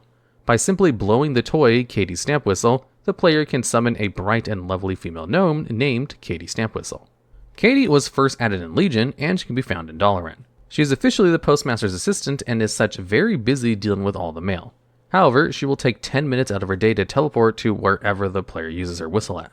Once summoned, the player can talk to her and access their mailbox. This essentially makes the toy and Katie a portable mailbox, meaning the player can check their mail or send mail at any time at almost any place. To obtain the Katie Stampwhistle toy, players must first complete a long quest in the Broken Isles Dalaran, culminating in getting the achievement named the Total Package. The questline is too long to explain in detail, but the gist of it is you get to help Katie sort mail with several pitfalls and hiccups along the way. Katie Stampwhistle will only summon Katie for 10 minutes, and it has a cooldown of 3 hours. However, that cooldown is per character, making Katie Stampwhistle one of the most helpful and best quality of life features in the game. A similar toy was also added in the Dragonflight called the Ohana Perch, which also allows players to check their mail, but nothing can beat the original Katie. Her optimism and willingness to help is very evident, as she is by far one of the most helpful NPCs in all of WoW, so we're singing her off at 2nd place. And at number 1 on our list, we have a 4-way tie. Well, it's more of a tie between a team of 2 NPCs. Their names are Hawkmight of Argus, Nemo, Mojo Dishu, and Drix Blackwrench, and all these NPCs are associated with one thing, which is a mount called the Traveler's Tundra Mammoth. This mount was added in the Wrath of the Lich King expansion and is very useful in many ways. To obtain this mount, players must buy it from May Francis in Northrend Dalaran for 20,000 gold. Upon learning this mount, players will earn the achievement appropriately called Traveler's Tundra Mammoth. What makes this mount so useful is that when it's summoned, it comes complete with 2 traveling companions. For Alliance players, those 2 NPCs are Hawkmight of Argus and Nemo the Mecha Gnome. For Horde players, those 2 NPCs are Mojo Dishu and Drix Blackwrench. Both Hawkmight and Mojo Dishu are general trade vendors, and they sell food and drink items from the Wrath of the Lich King expansion. In the Cataclysm expansion, they were also updated to sell thick hide packs, which are 14-slot bags. Hawkmight of Argus is a male Draenei and actually does make an appearance on Argus in the subzone of Iridreth. Mojo Dishu is a female Darkspirit troll who has yet to make an appearance in the game aside from the mount. Both NPCs have the same epithet of traveling trader. Both Nemo and Drix are generic profession vendors, selling various items used in Wrath professions like thread, flax, and parchment. Nemo is a male mecha gnome from Wrath who is completely made of metal. He bears the name of Adventurous Tinker. Drix Blackwrench is a goblin and presumably an engineer with a name like Blackwrench. Drix's sub-description says The Fixer. All NPCs have several lines they say when they mount or are dismounted. We can't list them all here, but most of them do not sound very excited to be left out wherever the player dismounts. My personal favorite dismount line is from Drix when he says, "Hey, yeah, I've always wanted to be stranded somewhere." Hawkmight of Argus has even more lines because several new special lines were added in Legion when he got dismissed on Argus. So what makes the Traveler Tundra Mammoth so special? Well, it can be used anywhere in the world where a player can mount. This means at any time in the open world or in cities, as long as the player is not inside or on a non-mountable zone, they will have access to both a vendor and a repair vendor at any time. It's obvious to see how this is a great advantage since players can both sell items to free up backspace and repair their armor whenever and mostly wherever they please. This means, theoretically, players never have to return to an encampment or a city to repair or sell their items. Another great feature is that as long as the player is a member of the same faction as the other player, they are free to access and use the vendors without having to be in a group with the person who summoned the Traveler Tundra's mammoth. To this date, the addition of this mount marks one of the biggest quality of life upgrades in the entire history of WoW. There are several iterations of this mount, which we have covered previously, but this mount is the OG one, and the NPCs on this mammoth deserve the number 1 spot on this list because of it. Now, some of you might not know this, but every single expansion since Vanilla WoW has had at least one poop quest in it. Although most of the time it has many quests. World of Warcraft probably has more poop quests than any other MMO, as you're either digging through poop to find things, or picking it up in order to help an NPC clean up stuff. In this video, we'll go over 10 of the best poop quests from throughout WoW's history. And at number 10, we have a classic quest called Caught. This quest, located in the Syrian Gorge, starts when you interact with a quest giver inside an outhouse. Apparently, the dwarf in here was locked in the outhouse by some dark iron dwarves, and he needs you to find the key in order to free him. But before that, he would really like it if you could bring him 20 silk cloth first. Although he doesn't tell you what the silk cloth is for, other than that it's for reasons. Eventually, you can just find the key to free him by just killing dark iron dwarves in the zone, as it just has a random chance to drop after you've completed the quest. And then he thanks you for giving him a handful of nice expensive cloth, which he doesn't seem to return to you for some reason. And at number 9, we have Shiz Work. This quest is located in Hellfire Peninsula and has you help a goblin find his lost keys, which he believes were eaten by one of his hellhounds. So, he tasks you with going out and killing some hellboars so that you can feed him, and then sift through his poop afterwards to see if you can find his keys. This one is just a classic poop quest, which has you feed an animal in order to go through its droppings in order to find something you need, and was one of the first iterations of the modern poop quest. And at number 8, we have Rodrigo's Revenge, or Swab This. Both of these are basically the same world quest, just given by a slightly different person, depending if you're Horde or Alliance when doing this, where you have to ride around in a parrot in order to poop on 100 pirates. Now, the quest itself is like a typical bombing run, where you just fly around on a flying machine and use a targeted AoE circle in order to get a whole bunch of targets in order to finish it as quickly as possible. Except in this instance, you're not killing the people you're bombing, you're just kind of grossing them out. And at number 7, we have Ruby's Rue. Now, this one is more of a treasure than it is a quest, but it really fits the theme of all these other ones, so I had to include it on this list. Now, in Warlords of Draenor in the Spires of Iraq, if you head over to Admiral Taylor's garrison, there will be an inn full of ghostly denizens. And if you talk to the dog, whose name is Ruby Rue, he tells you that he's hungry and that his owner might have some treats. So if you then go downstairs and talk to the butcher, she will sell you 3 ruby wreaths for 1 gold. Then if you go back to Ruby Rue and feed him one of the snacks, he'll run out to the front of the inn. And then if you feed him 2 more times, he will direct you to the back of the inn and points to a pile of poop that he wants you to sift through. And if you click on the pile of poop, you'll find some garrison resources and Ruby Rue's Ruby Roller, which is a blue neck item. Now, seeing as Ruby Rue is a ghost, he didn't create this thing freshly for you, and instead is telling you about one of his past excursions because he knows there's something hidden in it, which was very nice of him. I should also mention, all of this is very obviously references to Scooby-Doo, just with R's in front of everything instead of Scooby. And at number 6, we have Fertilizer Duty, another BFA world quest. This one located in Vol'dun, and it has you feed steaks to hyenas, where you then just wait for them to walk to a place and order to poop, where you then collect their poop, and the world quest is completed after you collect 10 piles of them. Now, when I first did this world quest, I didn't actually read what I was supposed to do, so I just ran around and killed a bunch of hyenas, before I figured out that it wasn't actually doing anything, and then I had a good old chuckle to myself once I found out what I was actually supposed to be doing. Now, the thing about this world quest is that anyone who's on the world quest can pick up the poop that's dropped from any hyena, so it is possible to fight other people over the poop in order to complete the quest faster. And there's not too many poop quests in the game where you're fighting other players to pick up each other's poop. And at number 5, we have the Cloud Serpent daily quest called Pooped. Now, a little context for this quest. When you're trying to gain reputation with the Order of the Cloud Serpent, you basically have to raise the Cloud Serpent yourself, with the end goal being able to buy a couple of Cloud Serpent mounts. And I think it was required to get this reputation in order to ride Cloud Serpent mounts in Mists of Pandaria. Anyways, the Cloud Serpent Keepers give you a defective Cloud Serpent who's infected with worms, on purpose, as kind of a joke.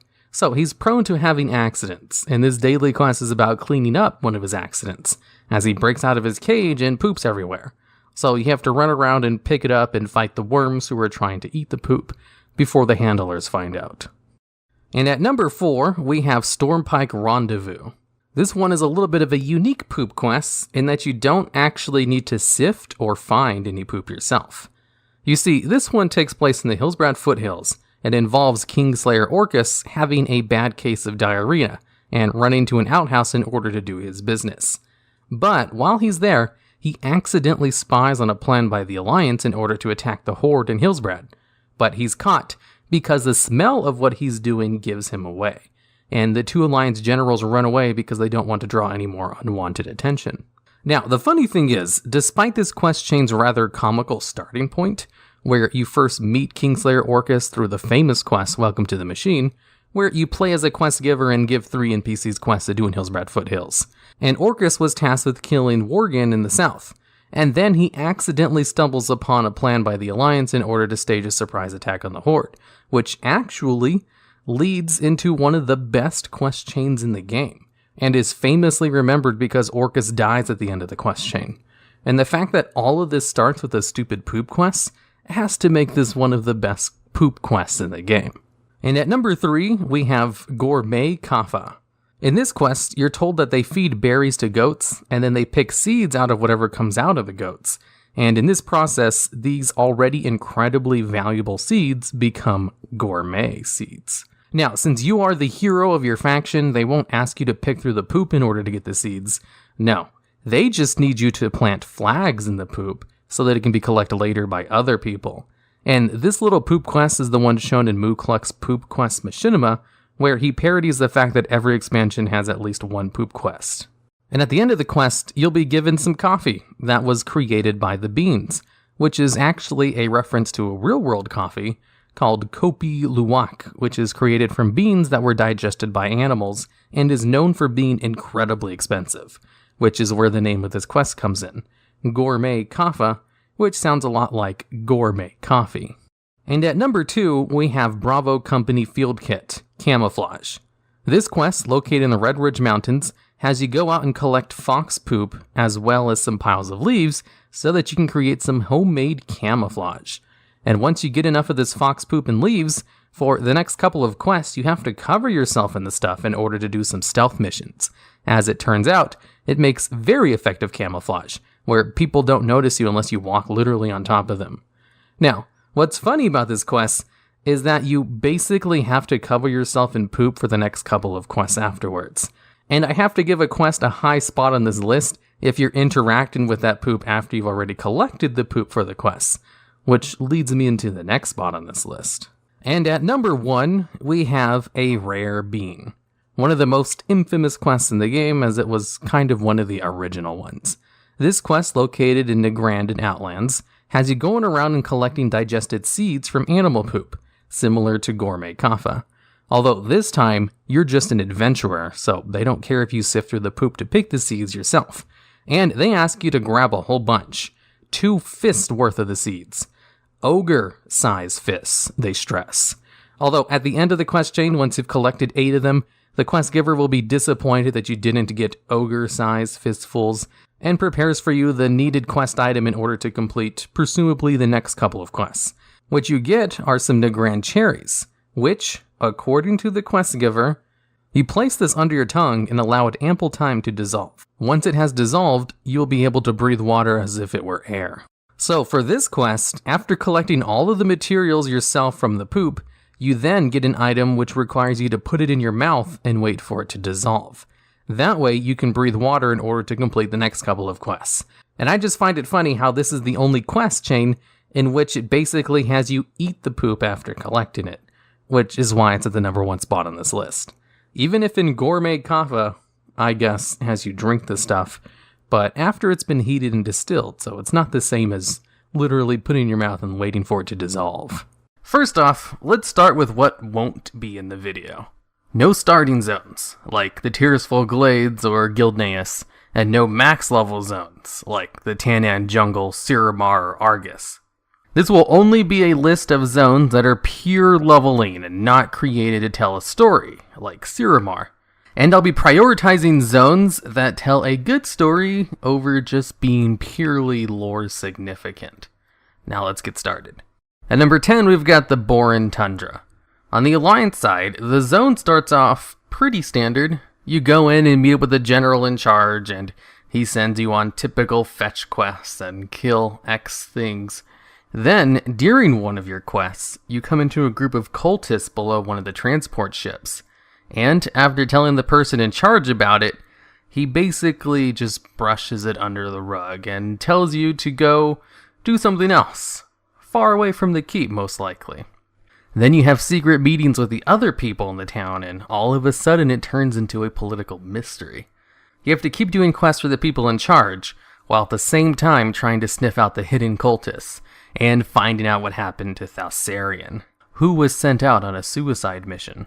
Through a series of quests, you find out where Thalsarian is at, and help him break into the floating necropolis, where you finally find the mastermind behind the infiltration of the Alliance base, and interrupt a meeting with the Lich King. On the Horde side, you're given a series of suicide quests by young Garrosh Hellscream, who doesn't like you very much, and just kind of wants you to get killed in battle, and gets more increasingly annoyed every time you succeed. With the culmination of finding out that Kel'Thuzad himself was in charge of the forces in the zone, and Sourfang comes in to save the day by just murdering an entire army by himself. Plus, there's the one quest chain in the Mage Tower, which made it onto my top 10 morally questionable quests video, and the whole zone of Kuldara, which is just ripe with blue dragonflight lore. Honestly, this is one of the few zones that has a good Alliance and Horde storyline, but I will admit the Alliance one is better. And the only reason it's so low on the list is because it also has some of the worst side quests ever. At number 9, we've got the Dread Wastes. This zone was one of the higher level zones in Mists, so rarely did people actually do it after Mist of Pandaria was over. And to all the people who skipped the zone, they're missing out, like I did. You see, I avoided the zone in Mists until I was forced to do it to unlock the rep vendors. Because back then, you needed rep with all the major factions to spend your Valor points on starter gear. A stupid system that Blizzard introduced in Mist of Pandaria and then never tried again since. And I just really did not care one bit about the zone full of bug people. It seems stupid and boring like Silithus, and man, have I ever been so happy to be wrong. The story with the Calaxy and Awakening the Paragons was fantastic, and read like a really unique sci-fi story, where you go in and wake up all these champions of the Calaxy who were frozen in time during their prime, to be used at a later date when they'd need their full power. And after awakening all of them, learning about their specific backstories and why they were considered the best of their time, you learn at the very end that the Calaxy serve the old gods and are enemies of the Titans and their creations, which was a big reveal at the time because I don't think we've ever really helped out a faction in game as much as we did the Calaxy that ended up being an enemy in the end. When Garrosh uncovered the heart of Y'Shaarj, the Calaxy sadly went to join his side, as they do warn you that they'd fight for the old gods should they ever return. And I always felt bad killing the Calaxy in the Siege of Orgrimmar. In fact, because of that fight, I made one of my very first lore videos on the channel about the Calaxy, which is really bad and I don't suggest watching it, but I do highly suggest questing through the Dread Waste to learn more about the Paragons of the Calaxy. Number 8, Frostfire Ridge. The Horde starting zone for Draenor. Now, I know the circle jerk in the WoW community is to say that Warlords of Draenor was the worst expansion ever. But what if I told you everyone loved the expansion to bits when it first came out? The questing experience in Warlords of Draenor was top tier, And there are very few people who could disagree with that. And Frostfire Ridge surprised me by having a full character arc with Duraton's brother, while at the same time telling a pretty generic story. The Iron Horde is attacking, and we must help stop them. But it's so much more than that, and most of that involves Gunnar. And well, I made a whole video about that storyline. Basically, Gunnar's story is just told well. Takes place all throughout the zone while never being specifically about him, and has a satisfying conclusion in the zone's ending cinematic. Plus, the zone is chock full of good side quests, and tons of lore about Thrall's Frostwolf tribe. Number 7. Dragonblight. Oh boy, where to start with Dragonblight? How about the whole quest lines leading up to the Wrathgate fiasco? One of the fan favorite cinematics in the game, like, ever? Or how about the initiation of the Tonka into the Horde, detailing the specifics on how you join the faction and what it means to be part of the Horde.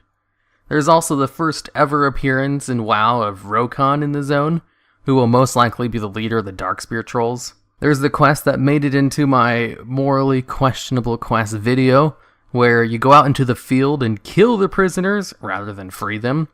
The quest in which one of your men was captured by the cultists and forced to work with them, and then later on learned that they were sabotaging the cult from within the whole time. There's helping out representatives of the Dragonflights and learning more about them. The zone just has so much going on, and has multiple quest chains that are worth checking out, even if it is filled with lots of standard quests as well. Honestly, it's only as high as it is on this list because of the whole Wrathgate thing. I can't really stress how big of a deal that was. We even still see traces of it today, with having to fight Varimathras in the Antorus raid, who was directly responsible for that and was punished severely for his failure. Number 6. The Badlands. The Badlands have two things going for it. For one, it's home to one of WoW's most quest chains, The Day Deathwing Came, in which 3 people tell you the events of what went on when Deathwing came and messed up the zone. And there's Wrathion's backstory, the quest chain of how Wrathion became the only black dragon free of corruption, which turned out to be a pretty big deal, and Wrathion went on to become a major lore character. You literally get to see the origins of a central lore character take place in game, which is rare, and totally worth leveling in the zone to check out. And also, Wrathion is by far my favorite lore character, which means I give it an extra recommendation. Number 5. The Spires of Iraq. In the Zone of Iraq, you find out the lore of the Arakoa, which is pretty self-contained from the rest of the Iron Horde story. Well, for the most part. The Iron Horde absolutely does show up and do things, but the Spires of Iraq are this high on the list because of its Arakoa lore. The Arakoa are interesting. As you see, the Spires of Iraq were unique when compared to the rest of Draenor, because it was protected from the overgrowth and Gorgon giants by the 3 Arakoa gods. And throughout the zone, you learn more about these gods, and even come into contact with 2 of them, as you help out a literal god, and fight and kill another, in a fight that was lore important enough to really warrant its own raid. You also learn about the lore of the Outcasts, the cursed Arakoa, and how their first king was literally a one-man army, as you relive some of his past exploits. Now, what makes Spires of Iraq neat is the fact that it essentially tells its own contained story from the rest of the zone, while at the same time being relevant to the main storyline overall. The Spires of Iraq is also where the garrison of Admiral Taylor and his quest chain is located, and tells the story of how he died, and has a little bit of lore with Wrathion. And it also introduces Ishkar, who eventually betrays his people and joins the Legion, and is a boss in Hellfire Citadel. I think the whole story in the zone is told well, and the zone introduces some interesting characters, and was always my personal favorite zone in Draenor. Number 4. The Stone Talon Mountains. Now, the story in Stone Talon Mountain, or the Horde side anyway, which is the side I recommend for the zone, takes place Lore-wise, after the Alliance attack on Northwatch Hold, with Garrosh assigning some of his best men to take the area. You, as the player, start out as a grunt, and up your rank as you go out and help with the war effort, by planting landmines and taking out spies and such. As you go up in rank, you start interacting with the general in the area himself, Cromgar, and get caught in a sticky situation. Cromgar has a bomb he really wanted to use on one of the strongholds the Alliance had, but his plans didn't quite work out. So instead, he focused his efforts on the tree that a lot of druids were hanging out in. Cromgar thinks the druids are building an evil weapon in the tree, and you're sent in to check it out. During your investigation, you find out that it's not a military target and just a place of training for the druids. Cromgar disagrees, and you spend the rest of the zone story trying to stop him and help the Torn in the zone who are being framed for treason. All to no avail. You actually don't succeed, and Cromgar destroys the tree. Then Garrosh comes in and kills Cromgar himself for using excessive force on a non-military target. You see, people like to cite this whole interaction as an oversight in Garrosh's character, when they point out that Garrosh did the same thing to Theramore. But if you read the novel Tides of War, the novel specifically points out that all non-combatants were evacuated from the city of Theramore before the battle began, and that Garrosh didn't even drop the bomb until he'd been fighting for about a week or so. Garrosh's plan was to take out a military target, not kill a bunch of civilians like Cromgar did. And the fact that this zone even starts a discussion like this means it's worth checking out to an extent. It tells a single narrative, and I think its story is told well, and it's a must-check-out zone for its lore. Number 3. Azsuna. Azsuna is a high recommendation for 2 reasons. For 1, the story and lore behind Prince Ferondis, and 2, the story of Runus the Shamed. When you first meet Prince Ferondis, you notice that his people don't like him very much, with one of the first things you hear is someone saying, "Is that an assassin here to kill the prince?" Good. Which immediately intrigued me. Why did his people hate him so much? Later on in the zone, Ferondis will follow you around, and whenever you come across his people, they will either spit on him or tell him to die, while Ferondis just meekly accepts it and even apologizes to them sometimes. While all this goes on, he will never actually tell you what happened. And, more surprisingly, he'll show you that he's strong as hell. Crazy powerful. While walking around with him, if you guys are attacked by something, he'll just summon a bunch of meteors on them and just one-shot everything that gets hit, which just builds more anticipation behind the mystery of Ferondis.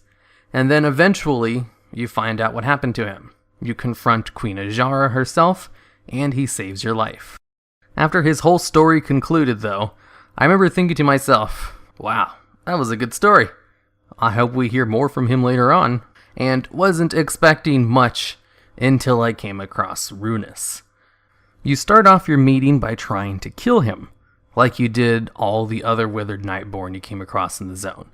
Only this character pleads for his life and promises to help you out, all while giving off major hints that he'll end up betraying you. Then, as the zone goes on, he helps you out by telling you exactly what you need to do to take down the Withered and the Nightborn in the area. All the while, the Blue Dragons are telling you to watch your back, as he'll probably betray you at any moment. As it turns out, no. His information was all correct, and he just keeps helping you out, all the way until the last second.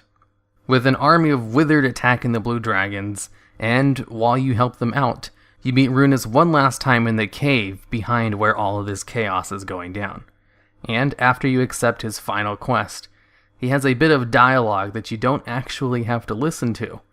It's not necessary, but is just him finally losing his mind and dying to the mana addiction, with him in so many words thanking you for making his last few hours mean something. Number 2, the Hillsbrad Foothills. Now, the Hillsbrad Foothills is like a masterpiece of a zone. It has one of the most loved quests in the game, Welcome to the Machine, in which you sit on a horse and become a quest giver for 3 characters, and send them off on nonsense quests. Then later on, you will find them questing in Hillsbrad, and end up helping them out. Now, Hillsbrad also has a few notable quest chains, in addition to having one of the best quests. So let's first start off with the Sludge Fields. The Sludge Fields is a place that has gone AWOL from the undead, and you're sent in to see what's going on. Once inside, you find out some pretty dark things. Basically, they were up to some stuff that even the undeads weren't okay with, which is saying something since the Forsaken are kinda evil. Part of the place has a field of humans buried up to their necks, with ghouls jumping around and bashing their heads in, and it's your job to blend in and take the place down. Then later on in the zone, you meet up with Orcus the Kingslayer, who is drowning in shallow water, and it's your job to tell him to simply stand up. Just like with Runus and Azuna, I was expecting just more comical interactions with Orcus and his shenanigans as you go around and quest with him and his dragon. But through your dumb little quests, you actually find out something important and get caught up in some real shit. During the altercations, Orcus fights off a group of aligned generals by himself, before his dragon swoops in to save you both, only for Orcus to die from his wounds on the way back to Terran Mill. After the quest chain is complete, Orcus's skeletal dragon will fly around Terran Mill and just perch herself on top of things randomly. And if you see her as a ghost, you can actually see Orcus's ghost riding on her still. So with two good quest chains, two very memorable one-off quests, Hillsbrad is also where the Plants vs. Zombie quest is located, and lots of comedy mixed in with lore. It's really hard to find a zone that's better than Hillsbrad Foothills. Number 1. The Silverpine Forest.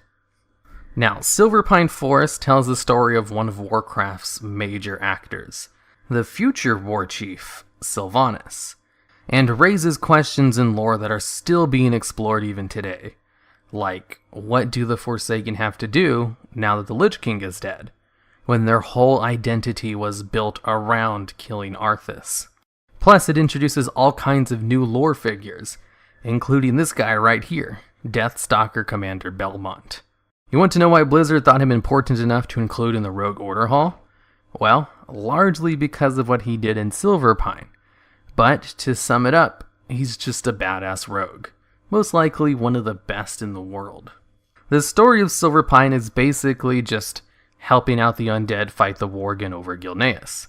And a lot of your quests are given from Sylvanas herself. Halfway into the zone, you actually go into Gilneas, and the questing plays a lot like a spy thriller. You're behind enemy lines and you have objectives you need to fulfill. This was one of the few zones that actually had me stop to think, wow, this is fun. I actually want to know what happens next. Eventually, you find out about the death of Lord Vincent Godfried and bring him back to life, so that the Forsaken could use his knowledge as an ex-high-ranking member of Gilneas to shift the War of the Worgen into the Horde's favor, which all culminates into a standoff which ends with Sylvanas actually being killed by Godfrey, who runs off to Shadowfang Keep, and pushes Sylvanas' obsession with death even further. Silverpine Forest is without a doubt the best zone in the game, for the lore. It tells its story well, the quests are fun for the first time through, it introduces new and unique characters, has major lore significance, has a satisfying conclusion, and tells a complete story, while also setting up future events. It's pretty much the perfect zone, and even die-hard Alliance fans, who are also fans of lore and hate Sylvanas, will agree that Silverpine Forest is at the very least top tier. Okay, and that's the end of the video. I guess I could do a few honorable mentions. You see, when I make a top 10 list, I put a whole bunch of things on the list with a few notes on all of them, and then I'll pick the 10 best from that list.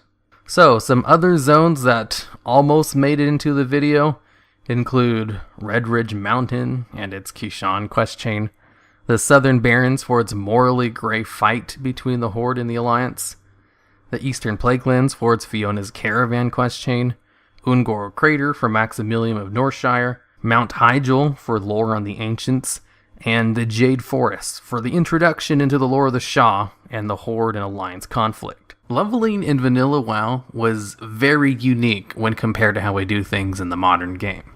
You see, leveling in vanilla WoW was the game, so you spent a long time doing it, and MMOs were just played differently back then.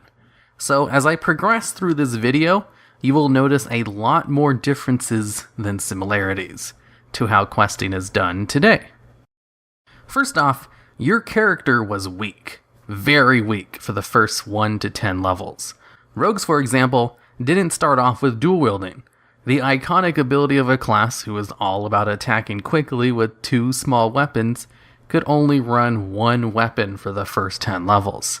Also, that 1 weapon was a dagger, because you couldn't learn how to use other weapons until level 10. And daggers, back then and even today, do not hit very hard.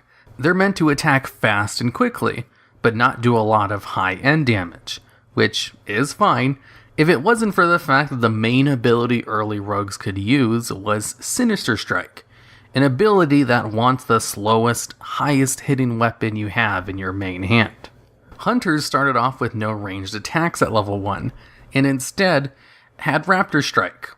Raptor Strike was a melee ability that added bonus damage to your next melee attack, and wasn't very good. Also, Hunters started off with a weak one-handed weapon too, but at least it was better than a dagger. Early Hunters could easily be mistaken as a melee class if you didn't know any better because of just how much melee damage you had to do. The ability to auto-shoot while moving wasn't added to the game until Cataclysm, so you had to stutter step auto-shoot kite every mob if you wanted to use your ranged weapon, until you got your pet at level 10 of course.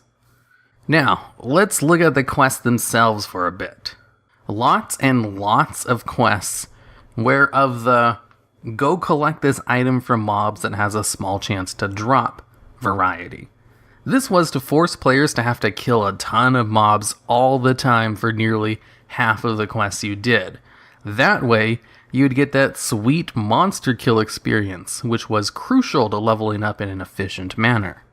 Most vanilla quest guides would even tell you to kill as many mobs as you could, on your way to the next quest giver and on your way to quests. Gather quests all had really long cast times. If you got a rare quest that wasn't telling you to go commit mass genocide on wolves to get 4 paws, you'd sometimes get lucky and have a nice and easy gather quest. Although, these weren't really all that easy. Most of the things you had to collect had moderately long respawn timers, so if there were other players in the area, that made them take a lot longer to do. Most items were swarming with mobs that had to be cleared out first. Most of them were very far apart from each other and forced you to have to hunt them down for a long time. And also, they would take about 5 seconds on average to collect each one. Same with gathering herbs and mining, about 5-second cast times for each, with the chance of failing and having to do it again. Everything in vanilla WoW had incredibly long cast times to collect, whereas today it's almost instant, if not collected in 2 seconds at the most. And for quests, that necessarily wasn't just about going out and killing or collecting stuff. You had to read them very carefully to make sure you understood what to do. Information was kinda sparse back then, so you had to pay close attention to the quest text to understand what exactly you needed to do. Because obviously, there were no quest markers in-game. Items didn't glow if you needed them, and mobs didn't even tell you if they dropped anything you needed for your quest either. Killing mobs was hard. Your character was weak. Even after hitting level 10, mobs were powerful. On average, it might take you 20 to 30 seconds to kill one normal, non-elite, level-appropriate mob. Fighting 2 at once was nearly death, but could be handled if you popped cooldowns, or if your class had a way to handle it. Good AoE in vanilla WoW was the exception, not the norm. So, not many classes could deal with 2 mobs at once on a regular basis, and getting 3 mobs was almost guaranteed death unless you had a way to leave combat or escape. Killing large groups of mobs took planning and strategy, because they were usually clumped up together and you didn't want to accidentally pull more than 1 mob at a time. Also, mobs respawning on top of you usually also meant death, and going into a cave for a quest item usually meant that the mobs at the entrance would respawn before you were finished, because of how long it took to kill everything, and it was most times easier to just die and res outside rather than deal with trying to re-clear it, as you were probably going to die anyway. Combat was a little harder too. Today, we have inherent hit chance and expertise, but in vanilla WoW, weapon-based classes had to deal with parries, dodges, glancing blows, blocks. All mobs could block, not just mobs with shields, and misses. Half of the time you attacked a mob on a melee character, you would miss the attack in some way, shape, or form, because getting the stats needed to attack through those was on gear that you had no control over while leveling. But luckily, casters and hunters didn't have to deal with this as much. In vanilla, the only thing a ranged attack could do was miss, and maybe be blocked. Plus, spells only had to worry about misses and being partially resisted. But because you were so weak, gear felt better and more meaningful.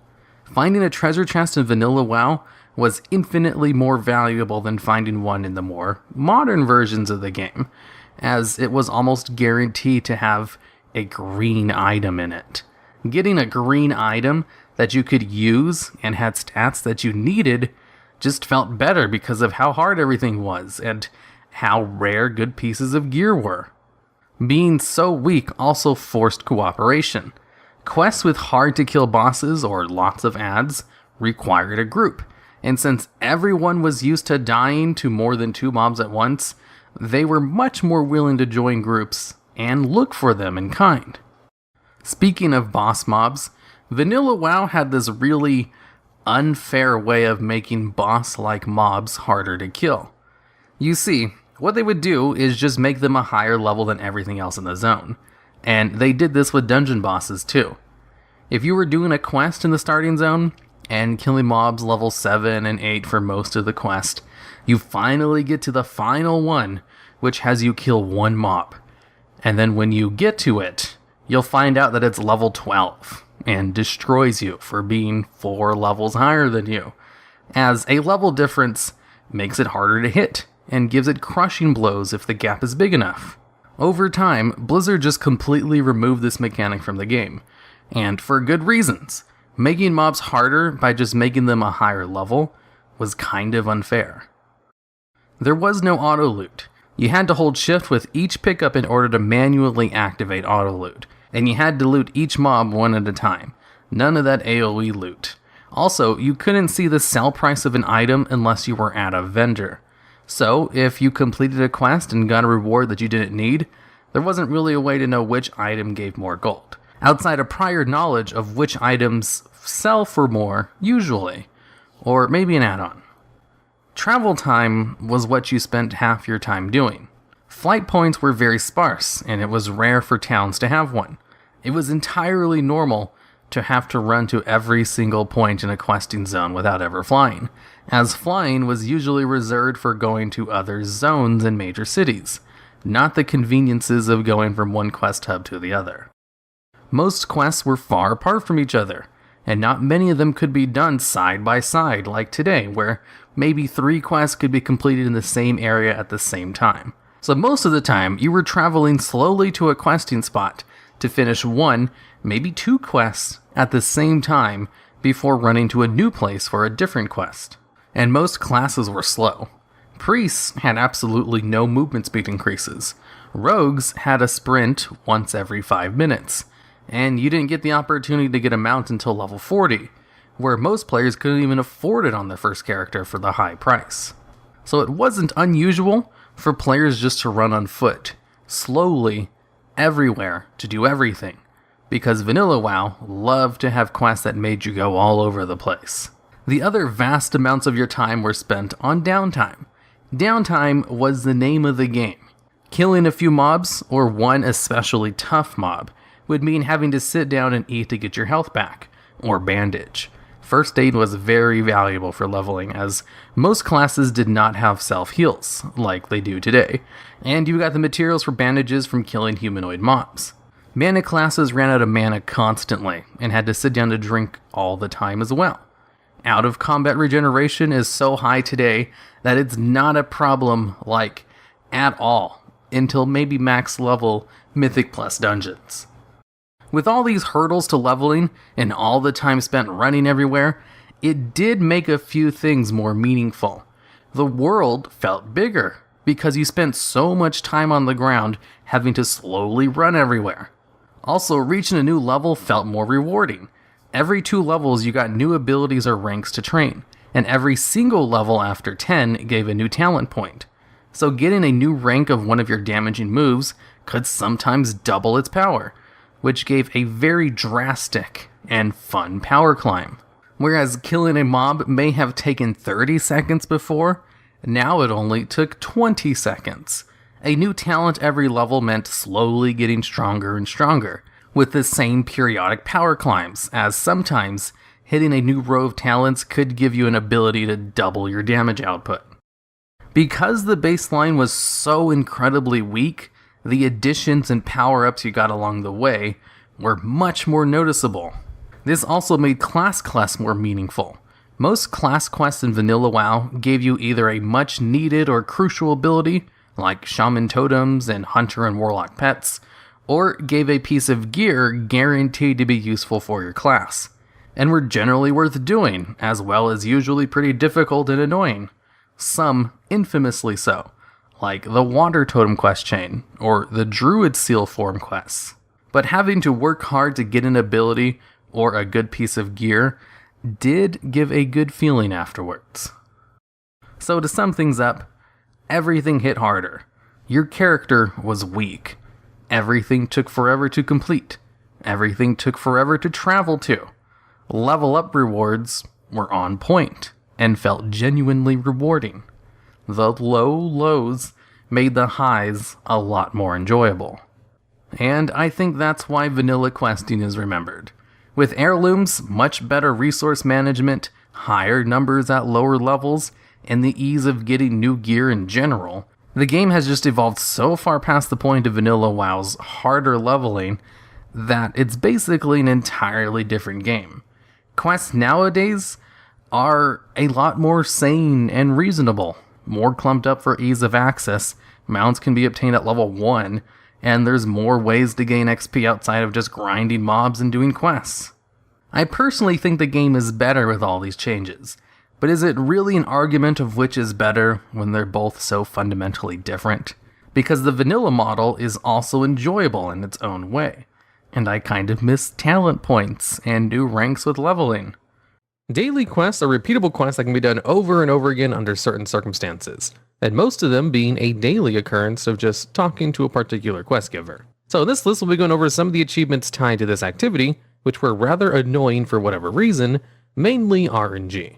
And at number 10, we have the achievement, the Glob Family Line. This achievement comes from completing the daily quest, Glob, Son of Glob, 10 times on a single character. The daily quest was added in Cataclysm, and can be obtained from the NPC rubric at Tharizdun's Throne in Deepholm. This quest is pretty straightforward and requires the player to kill Fungalmancer Glob, a stone trog who grows poisonous mushrooms.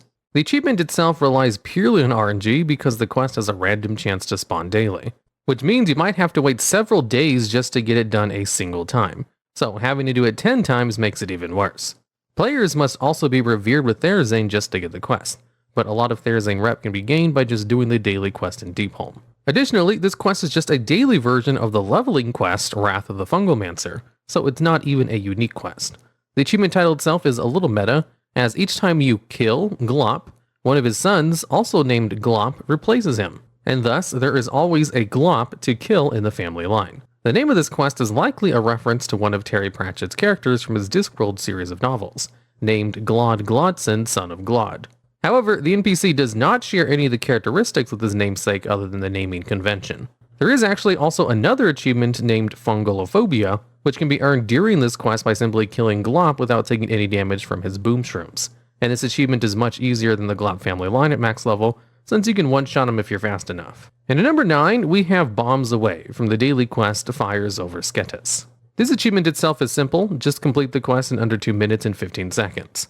This TBC daily is located in the Terrakar Forest and has players hurling bombs at Arakoa bird eggs. The daily quest is obtained from Sky Sergeant Dorn, who gives you Sky Guard blasting charges. Players must use these bombs on multiple clusters of eggs as the most efficient way to complete the quest. The main obstacle to this achievement is just the time and setup needed to complete it. While 135 seconds for the entirety of the quest sounds like a fairly long amount of time, in actuality, this quest can be so tedious and frustrating that the time limit can be a very big problem. The area the quest takes place in is quite large. It's a valley filled with trees with a big lake in the middle, and it takes over a minute just to fly around the area. To make matters worse, the eggs that must be blown up by the bomb spawn randomly. Players must also make sure not to be accidentally dismounted off of their mounts by getting hit by the pretty powerful common birds that can be found flying around the area, attacking anyone who gets close to the eggs. And maybe even die if you do, and get in combat or the runtime is forfeit. There is some good news.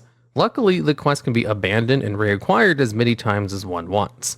This means the best strategy to get this achievement is log on in the middle of the night when there's no one there, then bomb out of the way eggs to make them respawn in a more linear and manageable manner. That way, on the next run, after you abandon and reacquire the quest, you can cut down on both the distance needed to travel and to hit multiple egg clusters to save time. The achievement really isn't too hard, but requires a lot of commitment, patience, and a lot of luck. And at number 8, we have the achievement Rock Lover, which can be obtained by completing the daily quest Lost in the Deeps 10 times. This daily quest has the player rescue a cute little rock elemental named Pebble. This daily quest can be obtained from the NPC Prite Stone Tender and is found in Tharizdun's Throne and Deepholm from the Cataclysm expansion. There are two main obstacles to this achievement. Firstly, the quest has a low chance to spawn daily. Secondly, the daily quest itself can be kind of a pain, as it's an escort quest which requires the players to go into the crumbling depths, navigate a maze of tunnels, and avoid a large rock borer that can daze you and resets your position to the entrance of the cavern. The player must escort Pebbles out of the labyrinth caverns and past the borer with precision timing, or else you might have to start the escort back from the beginning if it despawns. Which used to happen a lot back in the day, but nowadays with the improved Guardian Pet AI, it's much less of an issue, and the hardest part of the achievement is just waiting for it to spawn. Once you complete the achievement, you'll be awarded the Pebbles pet as a reward. However, as a testament to how few people have done this daily achievement, Pebbles is still considered a very rare pet to the few players who own it, even though it came out over 10 years ago. And at number 7, we have a 3-way tie. These 3 achievements are entitled Friend of Bloop, Friend of Ooze, and Friend of Plaguey, which were added in 9.1 in Korthia in the Shadowlands expansion.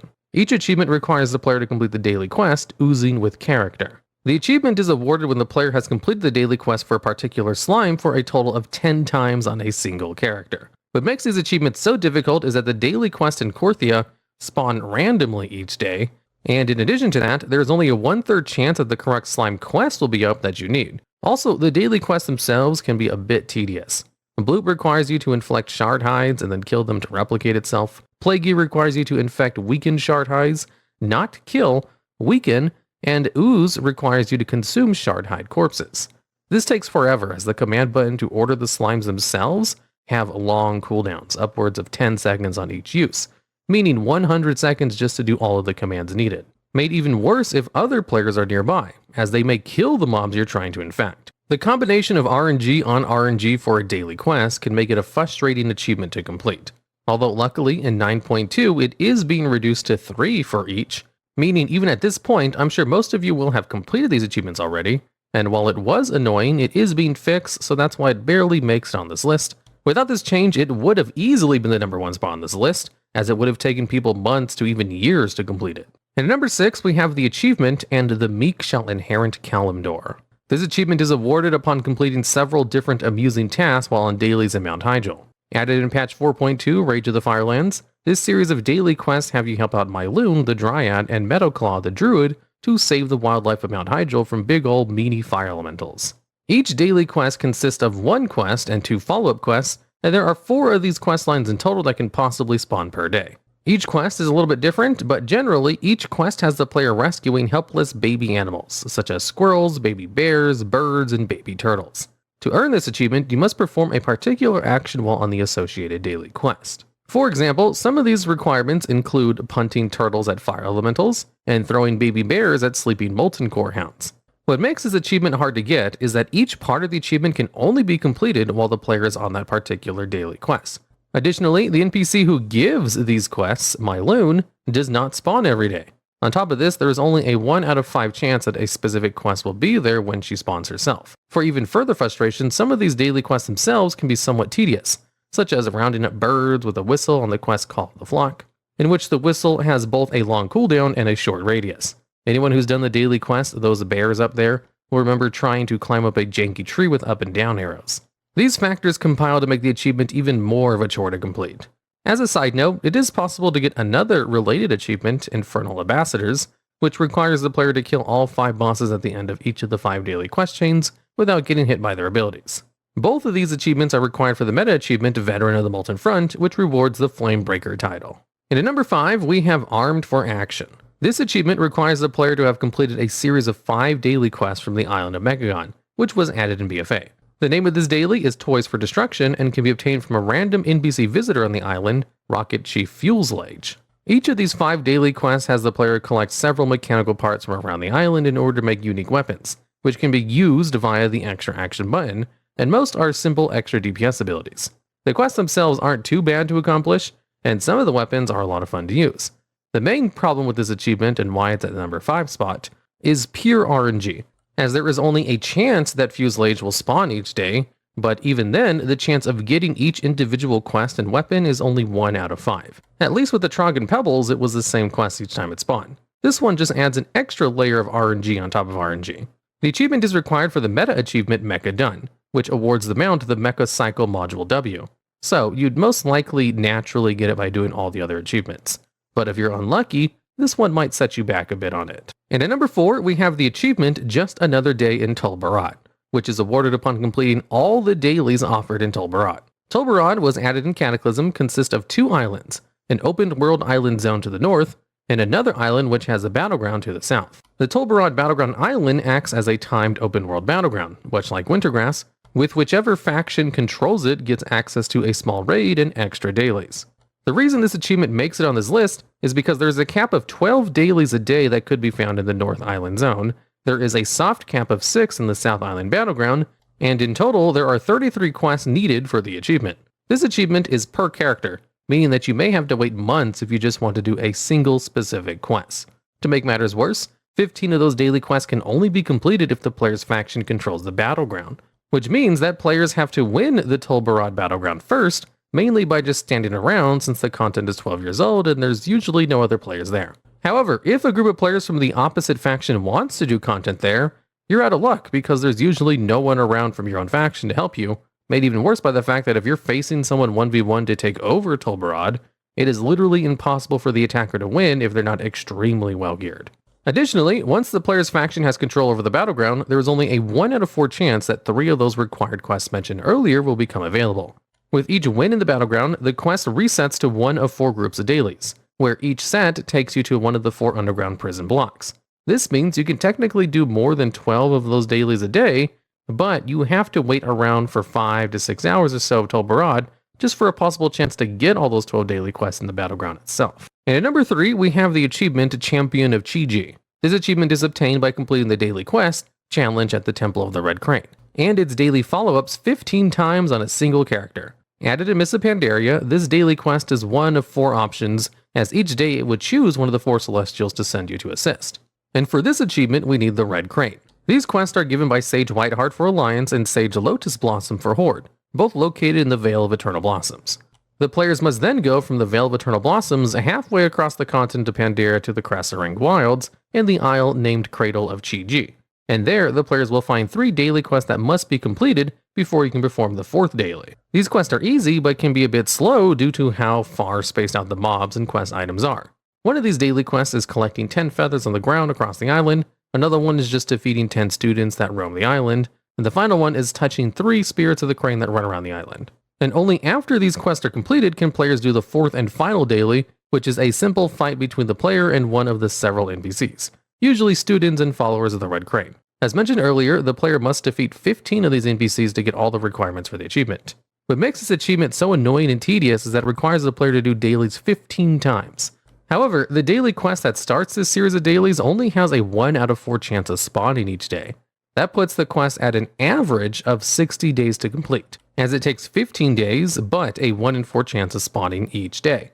Additionally, the achievement actually has no tracking mechanism, meaning you don't know how many more times you have to do the daily to get the achievement. The daily questline story is unique in the fact that all the NPCs you defeat in the final quest for the day will send you a letter in the mail with a bit of information and backstory about that NPC. And at number 2, we have the achievement Outside Influences. This achievement can be completed by doing all the daily quests on the island of Mechagon. In total, there are 32 required quests under the achievement criteria, and most of these quests spawn randomly every day. The real problem with this quest is, once again, pesky RNG. Each day, there are 2 out of 15 random visitor NPCs present in Rustbolt which hand out these dailies. Some of these daily quests can only be done while on other daily quests, and some have branching follow-up quests, meaning you can only do some dailies at the expense of other ones, which makes it even more of a headache to get all of them. To make things even worse, some of these daily quests can only be done on repeat runs of the same daily quests, like 6 of the Sir Finley Murgotron's archaeology quests that start from the same daily, Clues Abound. And some of these are Inception level dailies because they're dailies within a daily, like Strange Discovery. Blizz said they liked RNG in daily quests, so they added some RNG in the RNG so you can RNG while RNGing. Blizzard even changed some of the RNG in the dailies in Mechagon in 9.1.5 to the better for the players, but unfortunately this achievement was not among them. And at number 1 we have the achievement, Have We Met? This achievement comes from the daily quest The Protectors of Hyjal, and can be obtained from Captain Soren Moonfall, a Night Elf warrior at the Sanctuary of Malorn. This daily requires you to have already done a few fair daily quests for the faction itself before it becomes unlocked. For this daily itself, players must kill several fire elementals that are accompanied by 4 NPCs, which are decided randomly per person per day. 3 of these NPCs are druids, and the last NPC is usually a famous and loved character among the player base, such as King Murgle, Johnny Awesome, and Maximilian of Northshire. To earn the achievement, players must emote/wave at 6 specific NPCs: Lincoln, Nat Pagel, Mancrick, Hemet Nessingwary, Chromie, and Thessarian.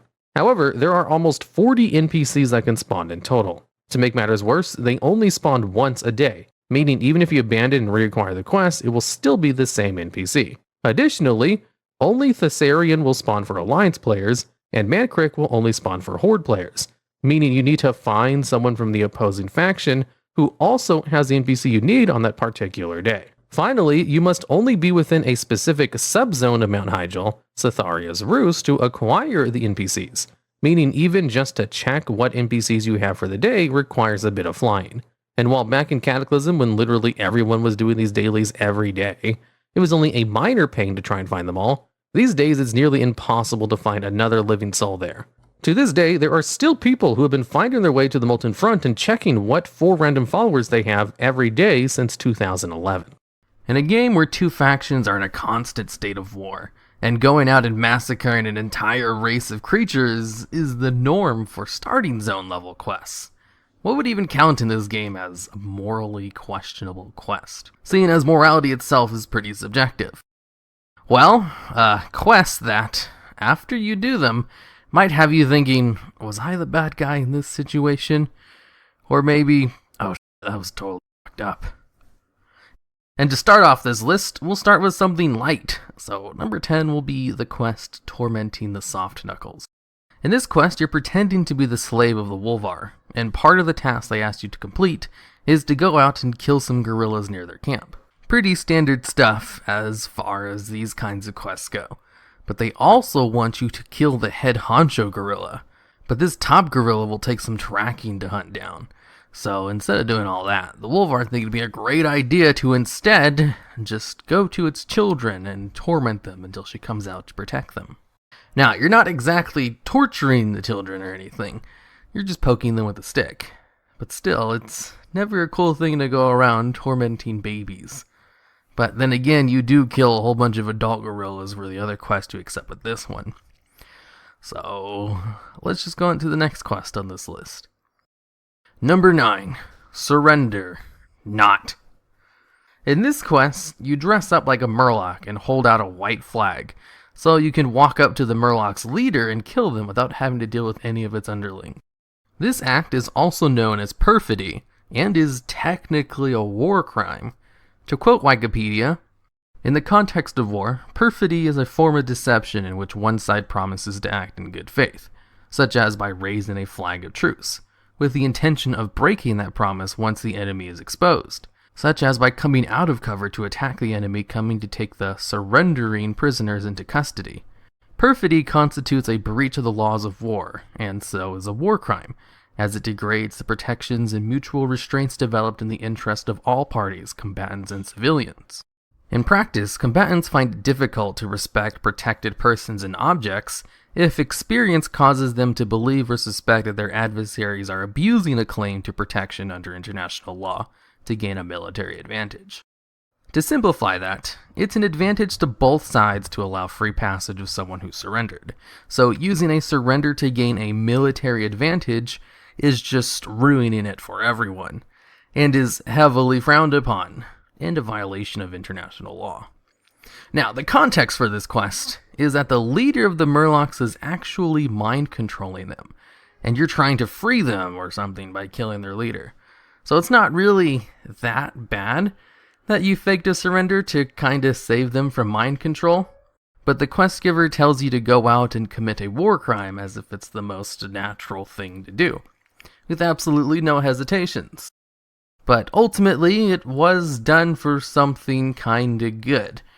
So, I don't know. The morality of this quest could be considered questionable. Number 8. Most Goblin Quests. The goblins don't really have morals and only care about making a profit, so most of their quests are very questionable. Next time you do any goblin quest, make sure to actually read the quest text. 90% of the time, they'll ask you to do something shady and act like it's nothing. Let's take the quest Bad Science Bad, for example. I was trying to domesticate the indigenous hippogriffs here using a series of debilitating electrical shocks, when for some reason they went berserk.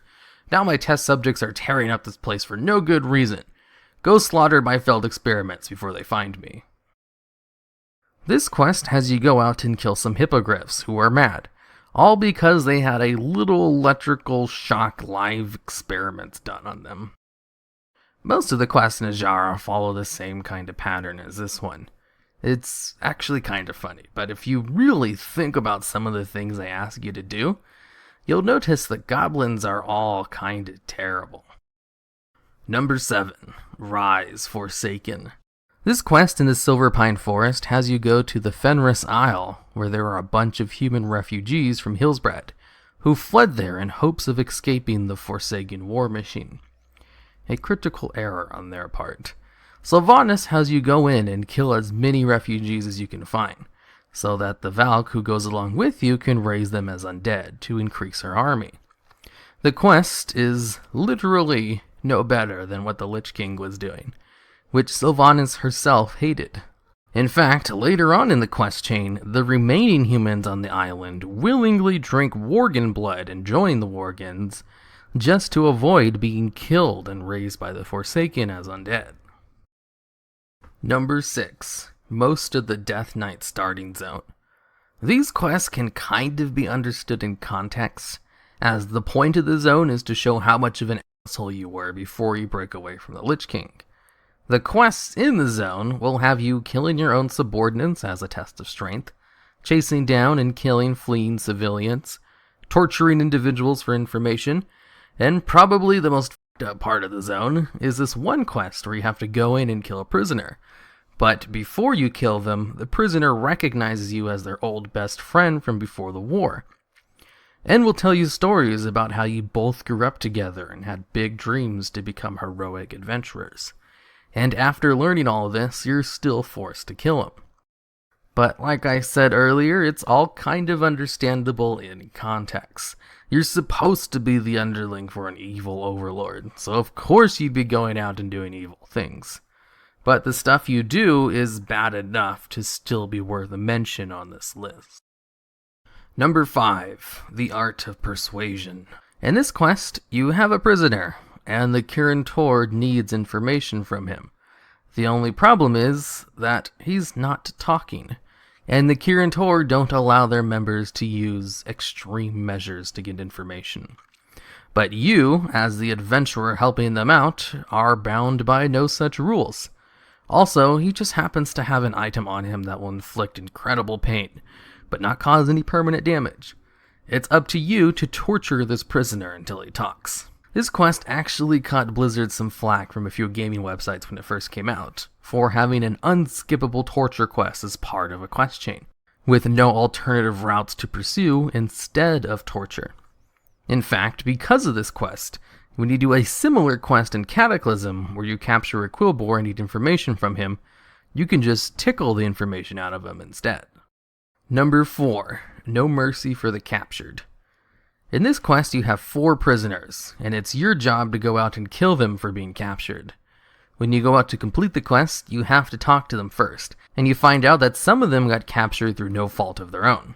One guy just fell asleep in his bed and then woke up in his cage the next morning, which means they weren't captured for being double agents or anything sinister. You're just going out and killing them because I guess it's slightly easier to kill them than it would be to escort them back to town. Number 3, Fool's Gold. Now, I think this is the first Alliance-only quest on this list, but I can assure you it's not the last. The Horde isn't the only faction with questionable quests, but I will admit they do have more of them. Now, this particular quest chain involves you helping out a gnome get his hands on newly discovered oil by a displaced centaur tribe. But the Horde also want their hands on the oil. And you know what the Horde is planning on do to get it before the Alliance can? Pay for it with gold. So it's your job to find out how much the Horde is offering. So you go in and rough up the Horde representative to see what their offer is. But it's way more than the gnome is willing to pay. So he tells you to go out and get some rocks and paint them gold, since the centaur won't know any better.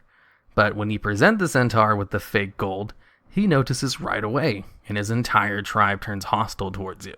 The gnome will then tell you, screw it, let's just take the oil anyway. So he sends you in to plant an oil rig to steal the oil, and also kill a few centaurs while you're at it for turning down your crappy offer. So in this situation, the Alliance go in and kill a bunch of centaurs and steal oil, while the Horde was just willing to pay for it. Number 2, do the right thing. In this quest, you're given a shovel, in front of a bunch of humans who are buried up to their necks, with ghouls running around, jumping on their heads, eating them. It's up to you to go in and bash the heads in of the humans so they can have a nice, clean death, rather than being eaten alive by a ghoul. After all, it's the right thing to do. Alternatively, you can dig them out so they can escape the death camp. One of the few quests on this list with an actual peaceful option, as opposed to the gruesome, morally questionable alternative. Number 1, Jaina's Resolution. In this quest, you go around and help Jaina kill all the Blood Elf civilians in Dalaran.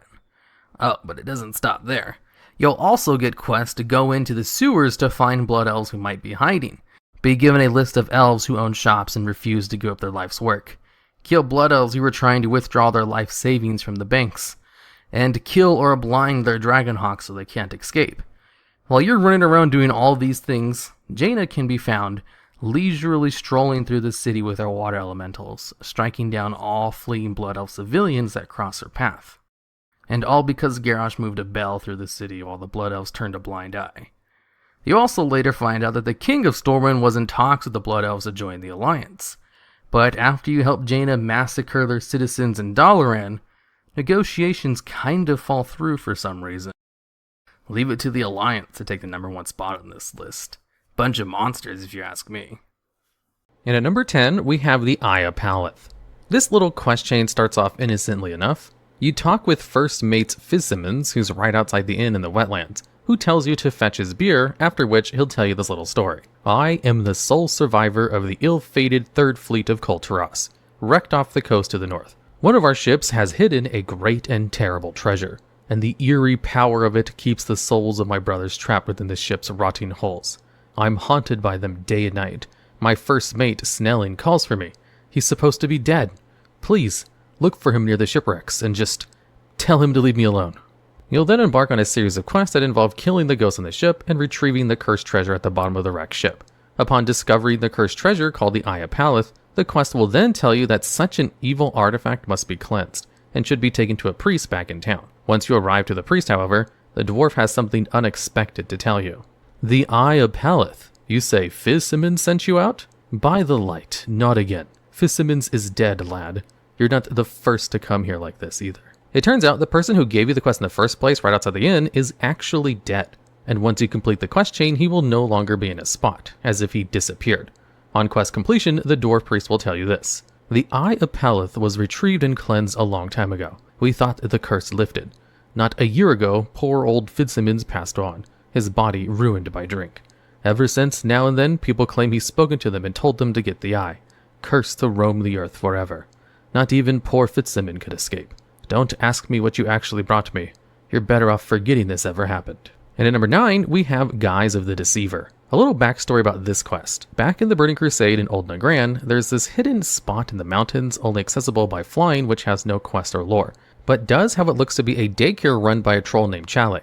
Since there is a cage behind the hut with a small skeleton and a doghouse with rotting meat inside, it was always a very creepy hidden thing in WoW, and spawned lots of fan theories that Chalet was actually a cannibal eating the children. But nothing official from Blizzard was ever really said, until Warlords of Draenor's that is, and this tiny little quest chain. In the Throne of Elements, the Wind Elemental will tell you to check up on his old friend, an old shaman hanging out on a cliff. The shaman will then tell you a story about how his wife died many years ago when he was young, and knows that he's going to die soon. So he sends you on a fetch quest to grab a flower that was his wife's favorite. The next quest you receive goes a little something like this. In a cave not far from here, there lives an old woman named Chalet. I knew Chalet many years ago when I was young. Though I have become old and gray, she has kept her youth and beauty. Chalet was jealous of my love for Dahaka, and I have long since suspected that Chalet had a part in her death. However, without evidence, I could not bring justice against her. Meet with Chalet and tell her that I am dying. Tell her that I wish to know the truth of Dahaka's fate before I leave this world. When you go to the cave to confront Chalet, she transforms into the old shaman's wife and essentially tells you that she's a shapeshifter who kills people to stay young and transforms into them. When she's low in health, she transforms into the troll model she has in Old Nagran, which begs the question, what is she? Is she really an orc or something else? Her whole existence is just one creepy mystery. After you tell the shaman what happened to his wife all those years ago, he lays down to die and is reunited with his wife in the afterlife. And at number 8, we have Swamp Eye Jarl. Deep in Dustwallow Marsh, there is a short series of quest chains that take place side by side. Swamp Eye Jarl will send you on fetch quests for some really weird stuff like frog legs to make soup, and the guy inside, Mordant Gimsey, is a friend of Jarl who came out to visit and is worried about his friend, who's living in the middle of a creepy swamp with undead roaming around eating frog leg stew, and asks you to investigate the cause through a series of quests. While killing the undeads around the house, upon death, their ghosts will tell you a little bit about the place. The gist of all of their messages, though, is that whoever moves to Witch Hill is taken over by a demon, and that it's too late to save Jarl. Jarl, meanwhile, sends you on another quest to fetch spider eyes. You then go on a quest for Jarl's friend to grab herbs that might help, which actually manage to spawn the demon controlling the place. Once you kill it, Jarl's friend is surprised it worked and thanks you for saving Jarl. And that's pretty much it. This quest chain is pretty tame compared to the other ones on this list, but the whole environment and theme of the quest as it progresses is very creepy, even if the payoff of the quest chain isn't that strong.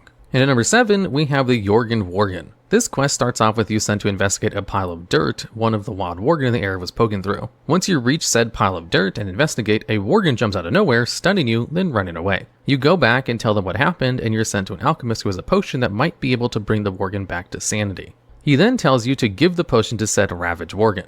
When out looking for him, he'll jump out and attack you from nowhere just like last time. Once you give him the potion, you take him back to town where this little scene plays out. It's working. Hold him still, Jitters. I can't. Jitters? Damn it, Jitters. I said hold. Jitters? I remember now. It's all your fault. You brought the Worgen to Duskwood. You led the Dark Riders to my farm and hid while they murdered my family. Every speck of suffering in my life is your pathetic fault. I should kill you. Letting him go is the only thing that's going to separate you from the beast now, my friend. You've got a lot to make up for, Jitters. I won't give you the easy way out. Back in Vanilla, there was a quest giver called Sven Jorgen, the Worgen from this quest chain. He and his family once owned the Jorgen farmstead, but whilst he was out one day, Dark Riders appeared looking for the Scythe of Elwynn and killed his wife and children. Sven was seeking to find the identity of the shadowy figure he spotted at his farm, which turned out to be Jitters. Sven will then send you on a mission to kill the necromancer Morbant Fell, which takes you on a very long journey through hordes of undeads throughout a very huge crypt. After you kill the necromancer and turn in the quest to Sven Jorgen, he says, "May the disgusting monster stay dead this time. I'll head down there and scatter his remains to ash myself. You've done a great thing.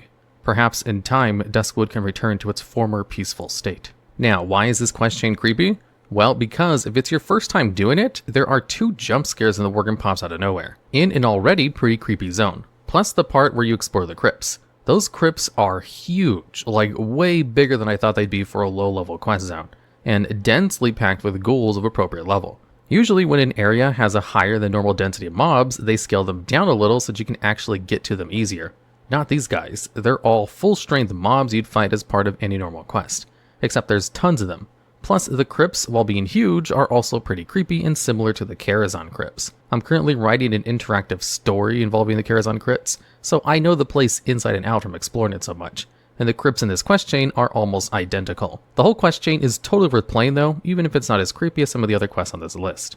And at number 6, we have Writings of the Void. In Cataclysm, Darkshore got quite messed up, leaving big whirlpools, but there is one place in particular, the Maw of the Void, where there's a giant whirlpool located. Jumping into it will take you to a cave with old ruins with a night elf with Illidan's model. There are also 2 forlorn highborn saying, "It's all lost," and "Join us forever." When you approach Talaris, the demon hunter, he shouts, "You are not of the Dark Path, you do not belong here." And if you're Alliance, he also drops a Writings of the Dark Herald, which will give you a quest. When turning it in, the quest giver will say, "Where did you find these? You haven't shown them to anyone else, have you? I apologize, you took me off guard." Talarius was a very powerful demon hunter, but he was slain during a confrontation with the Warden, Maev, many years ago. You are fortunate that his ghost was only a shade of his former power. I wonder how many have found their way to him in those ruins. I will see to it that these scrolls make their way to the High Priestess immediately. Thank you. Approaching the cave, it's quite a creepy place, and it seems like the spirits are trapped there, being tortured as the Highborn ghost says, "The cold comes." Turning in the quest also gives you quite a neat achievement. And at number 5, we have Stitches. The long quest chain starts off with Abercrombie, a guy who pretends to be a feeble old man and has you run errands for him, which later turned out to be parts to build an abomination named Stitches. Back in the early days of WoW, before everyone was even level 60 yet, Stitches was a level 50-ish elite who would just annihilate an entire town. Stitches would basically walk down the path of Darkshore, untouched, destroying the Night Watch on his path, where there would be a bunch of WoW players ready to die fighting him to protect Darkshire, since the guards in town were basically worthless to Stitches who tore through them like it was nothing. Stitches would just go around killing everything until he died. That included other quest givers, flight masters, and innkeepers. Even later on in Vanilla, when max level players could repel him, Stitches was still a thing to be feared while leveling in Darkshire, as you never knew if this monstrosity of death would come to town to kill you or accidentally run into him on the road. And at number 4, we have the Forgotten Caves. Now, this is actually a bonus objective and not a real quest. But I mean, it gives you experience and gold when you complete the tasks assigned to it, so it kind of counts. The Forgotten Cave bonus objective requires you to go in and kill a bunch of spiders. But each time a spider bites you, your screen will look as if you're dizzy. And once you reach 10 stacks of the poison, you go insane. And delusional ghosts will pop out and attack you randomly. And did I mention this place is crawling with a ton of spiders and webs? Because that's kind of important and why this place is really creepy. I mean, unless you're some kind of person who just really likes spiders and the thought of going insane. And at number 3, we have How to Win Friends and Influence Enemies, a quest in the DK Starting Zone. In fact, a lot of the quests in the DK Starting Zone are pretty darn creepy and disturbing. I remember the quest right before How to Win Friends has you go into town and kill unarmed citizens who are just standing there screaming and begging you not to kill them. The quest How to Win Friends and Influence Enemies has you equip 2 hot pokers and run around to members of the Scarlet Crusade to persuade them into telling you about their plans. One of the few quests in WoW where you just straight up torture people. And this takes a lot of persuading on a ton of Scarlet Crusade members, as the chance for them to talk is kind of low. And of course, after one of them finally does talk, they have a little emote that says they died from the torture. So, good job, you just tortured someone to death. If you ever find yourself doing the DK Starting Zone, I highly recommend you take the time to read the quest text, as it's a really great zone in general and very creepy in nature. And at number 2, we'll be cheating a little bit because it'll be a combination of quests I've already covered in some of my other videos, but they're totally creepy enough to warrant a spot on this list, and would be a shame not to include them. And that would be the Legend of Stelvan quest chain that I covered as number 5 in my Best Quest Chains video, and the Do the Right Thing quest that I covered as number 1 in my Creepy Things in WoW video. The Legend of Stelvan was just a very long quest chain that had you go all around the world looking for pages of a journal by Stelvan and uncover his past. Stelvan was a teacher at Moonbrook before it got overtaken by the Defias. Then he became a private tutor for a noble and fell in love with the daughter of the household. When the daughter got engaged, Stelvan was not too happy about this, as he had already reached a delusional state of affection for her. When the girl introduced her fiancé to Stelvan, however, she made the mistake of referring to him as old. He flew into a murderous rage and killed the whole family. In the quest chain's conclusion, you're asked to kill the undead Stelvan to put an end to him. A shortened version of the quest chain still exists in-game in Darkshire, with a few things changed and Worgens added in for some weird reason. But it's still pretty faithful to the old version, so I highly recommend checking it out. The Do the Right Thing quest takes place in the Sludge Fields, where one of Sylvanas' agents went rogue and started doing all kinds of crazy experiments. In this quest, you're given a shovel and told to do the right thing with a field full of humans buried up to their neck. You can either bash their heads in or dig them out. Both options give you credit towards the quest. Afterwards, you'll be given a shovel with an on-use effect that lets you do the right thing as much as you want. And at number 1, we have Wrath of the Lich King. I'm not kidding, that's the name of this quest. The quest is more of a dungeon boss than a quest, but it has a quest associated to it, so it counts in my books.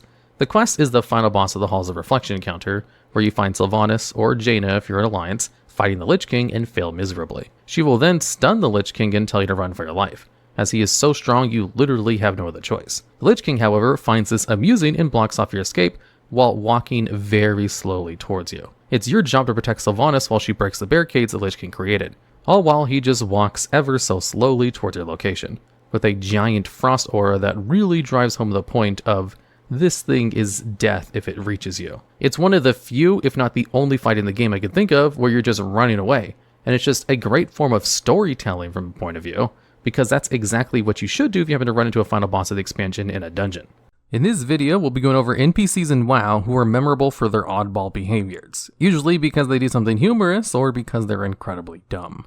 And at number 10, we have Calder Grey, who we first meet in the Southern Barrens in Cataclysm. This Forsaken NPC is a quest giver who basically has you gather parts for him to create an abomination. And if you talk to him, he'll tell you how he was unceremoniously booted from Orgrimmar for no reason, and how that made him drop a whole bunch of his fresh jars of body parts on his way out, which no one paid him for, acting as if he was some kind of monster. But fortunately, he was able to continue his work in the Southern Barrens, so he has you go out and just pick out body parts. It doesn't matter which ones, orcs, humans, they're all the same ones when they're sewn together. Then he'll also tell you to go out and collect a Kodo's heart and an Alliance officer's brain to complete his process, where he then puts them all together into an abomination and lets them off into the world, saying lines like, "Go forth, my beautiful angel." Ah, it is so very sad when one's child leaves the nest, isn't it?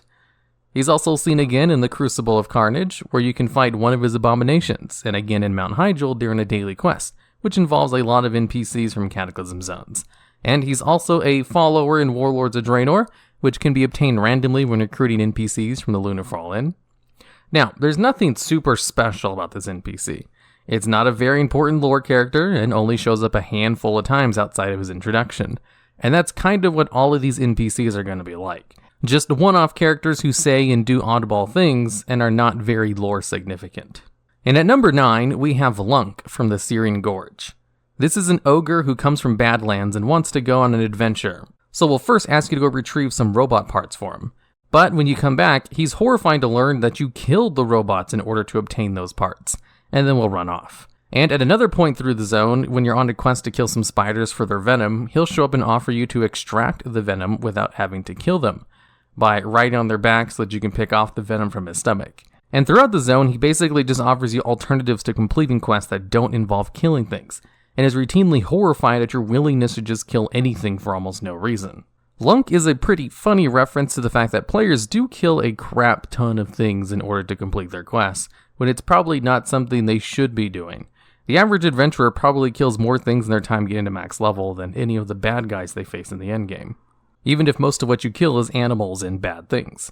Lunk also shows up as an NPC for the Mount Hyjal daily quests, just like a lot of the memorable NPCs added in Cataclysm, and only heals when you go out on adventures with you. He also showed up in the Lunarfall Inn in your garrison, and would give you a quest to go into an ogre dungeon or to retrieve a family heirloom. And again, the Lunarfall Inn has lots of memorable NPCs from history, so you'll be seeing this a lot in this list as it continues. And at number 8, we have Bud. This is an NPC introduced in the Burning Crusade, which has a quest for you to go to Zul'Aman in order to complete some tasks for him. One of them is retrieving the blood from Zul'Jin himself. All the while, he's constantly berating the character and saying things like he could do it all himself and much easier too. After you give him the blood, he'll take it and throw it into a nearby building to claim the kill for himself, which promptly causes a vengeful spirit to come down and set him on fire, which causes him to go insane. Alliance players will see him in Wrath of the Lich King in the Grizzly Hills, wearing a troll mask. The quest giver will tell you that he's kind of lost his mind, but that he is useful as troll bait. He's seen again in the Cataclysm on a boat that Alliance players take in order to go to Vashir, where he spots something shiny in the water and jumps off the boat right before it gets attacked. And then he also has another quest in that zone where he has you kill a big shark for him. He appears in the intro quest to Oldham, where he suggests you guys should pretend to be Tol'vir in order to escape, which actually ends up working. And the last appearance of Bud was in the Garrison, in the Lunarfall Inn, as he had a quest for you to go into the Iron Docks in order to get something shiny for him. All while his mind is still probably not all there, which is part of the reason why this character is somewhat well-liked, to an extent. He definitely fits the oddball theme and shows up a lot. And at number 7, we have Johnny Awesome. This NPC is introduced in the Cataclysm through the famous quest Welcome to the Machine, where you act as a quest giver and tell him to go out to the sludge fields in order to help out Warden Stillwater. And Johnny Awesome was supposed to be made in the likeness of the stereotypical bad but experienced WoW player who's leveling as a hunter, as that was thought to be an easy class back in the day, and is also a very geared alt, as he's fully equipped with heirlooms and even has a Celestial Steed mount. As back in the day, the Celestial Steed was the only mount that could be used at all levels and by all of your alts, before that was made baseline sometime later on. So the average hardcore player that made alts would have been fully decked out in heirlooms and had the Celestial Steed. And Johnny Awesome would get mad when you told him you only had one quest for him, and would ask you if maybe you had some other quest to collect some bear asses or to stop a great apocalypse. Then later on, while questing through the Hillsbrad Foothills for yourself, you run into Johnny Awesome again, and you find him crying next to Apothecary Leiden, as the crazy Warden Stillwater had his horse killed, and then used his presence as torture for Leiden since he was so annoying.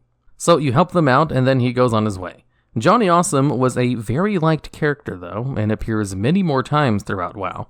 And in Warlords of Draenor, he even appears in the Lunarfall Inn as a quest giver. And in Legion, he gets converted into a Brawlers Guild boss, and even has a quest associated to him where you have to return a dropped Invincible from the Lich King that he apparently forgot to loot.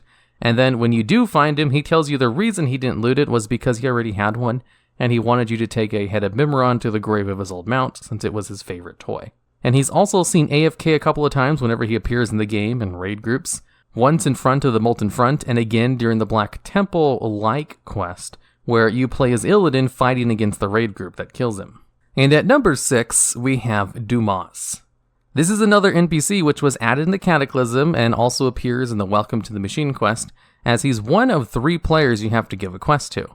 Dumas is supposed to be the stereotypical new WoW player, as he doesn't know much about the geography or lore of the place, as you tell him to go to Terran Mill and he believes it to be located in the Barren somewhere. He also speaks in all caps and was one of the undead raised by Sylvanas in front of Garrosh during the Silverpine quest chain, as he makes references to this, as some of his dialogue suggests that he was there when Sylvanas killed Worgen, and he was also there when Sylvanas was talking to the big brown orc. Later on in the Hillsbrad Foothills, you'll run into him like you do the other 2 NPCs you give quests to, and he got himself lost in a mine full of spiders, so you have to save him and escort him out. Although he's so bad at what he's doing that he constantly pulls things and basically tries to get himself killed. No one knows what happened to Dumas after this quest.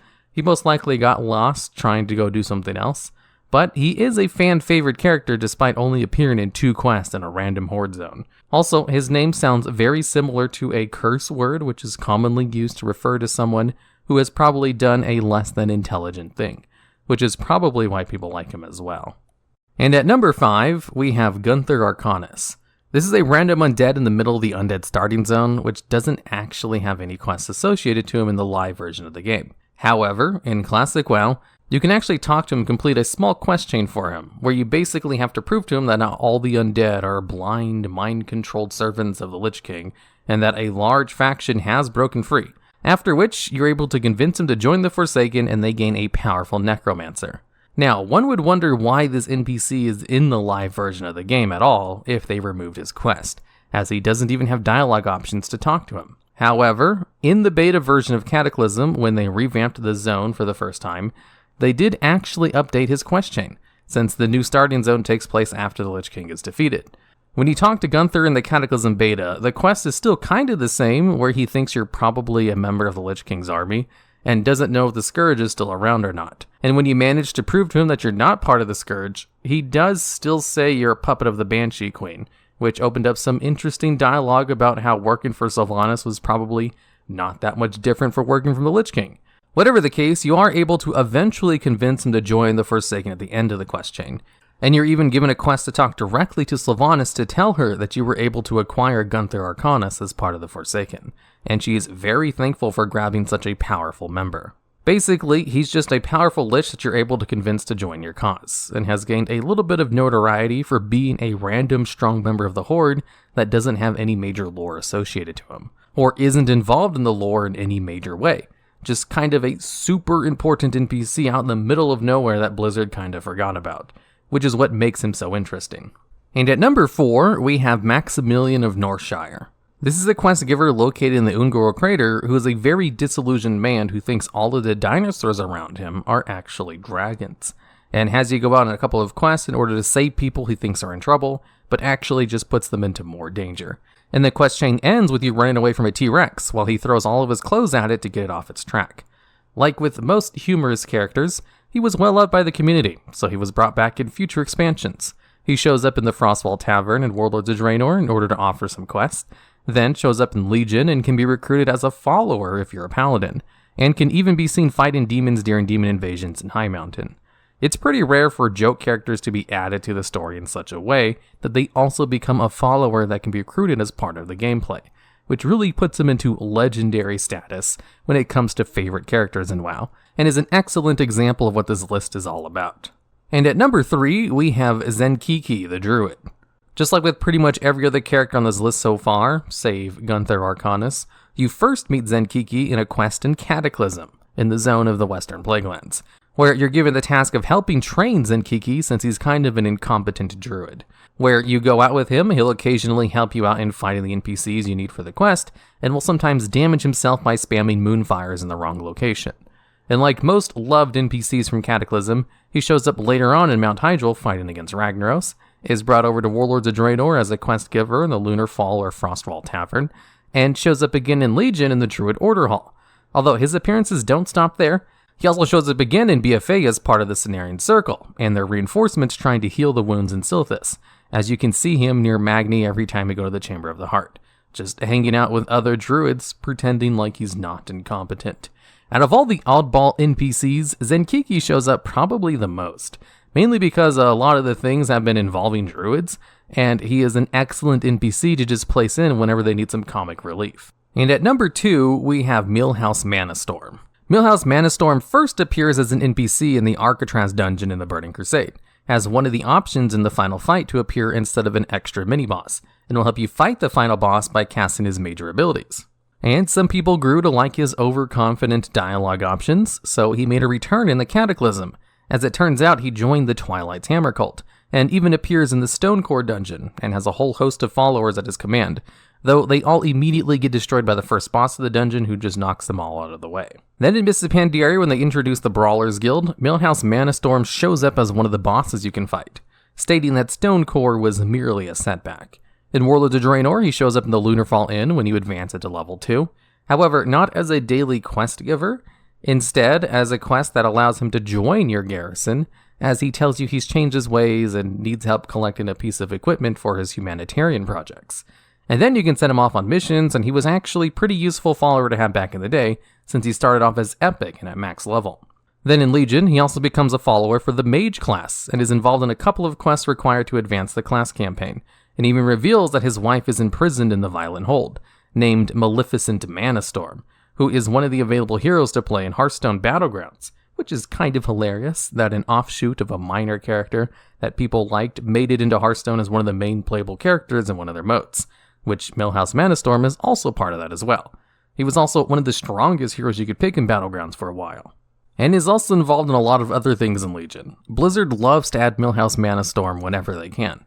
There's also a toy item that lets you transform into Millhouse, which none of the other NPCs have. Millhouse Manastorm was a joke character added that kind of took a life of his own, and is probably one of the more well-known joke characters to the common WoW player base. I'm pretty sure many people have heard of him, even if they haven't heard of any of the other NPCs I talked about so far. Save probably Gunther Arcanus, since he shows up quite a bit in some of my other videos. However, the number 1 spot on this list was definitely the NPC I had in mind when I first started writing this video, and I think he definitely edges out Millhouse Manastorm, even if he's not anywhere near as well known or featured in the game. And at number 1, we have Crow Threadstrong, more commonly known as the Fruit Vendor. Crow Threadstrong is an NPC located in Shathtrath, introduced in the Burning Crusade expansion, who simply runs a leatherworking shop and sells leatherworking supplies to players, but he's very well known for yelling at the Fruit Vendor, and if you ever wait in Shathtrath for an amount of time, you'll be able to read his dialogues as he's constantly yelling at this imagined Fruit Vendor, where he'll say things like, "Fruit Vendor, your cart is still in our way. We will give you 1 more hour to move it from our area. Do not test our patience anymore. Does the Fruit Vendor not value his life?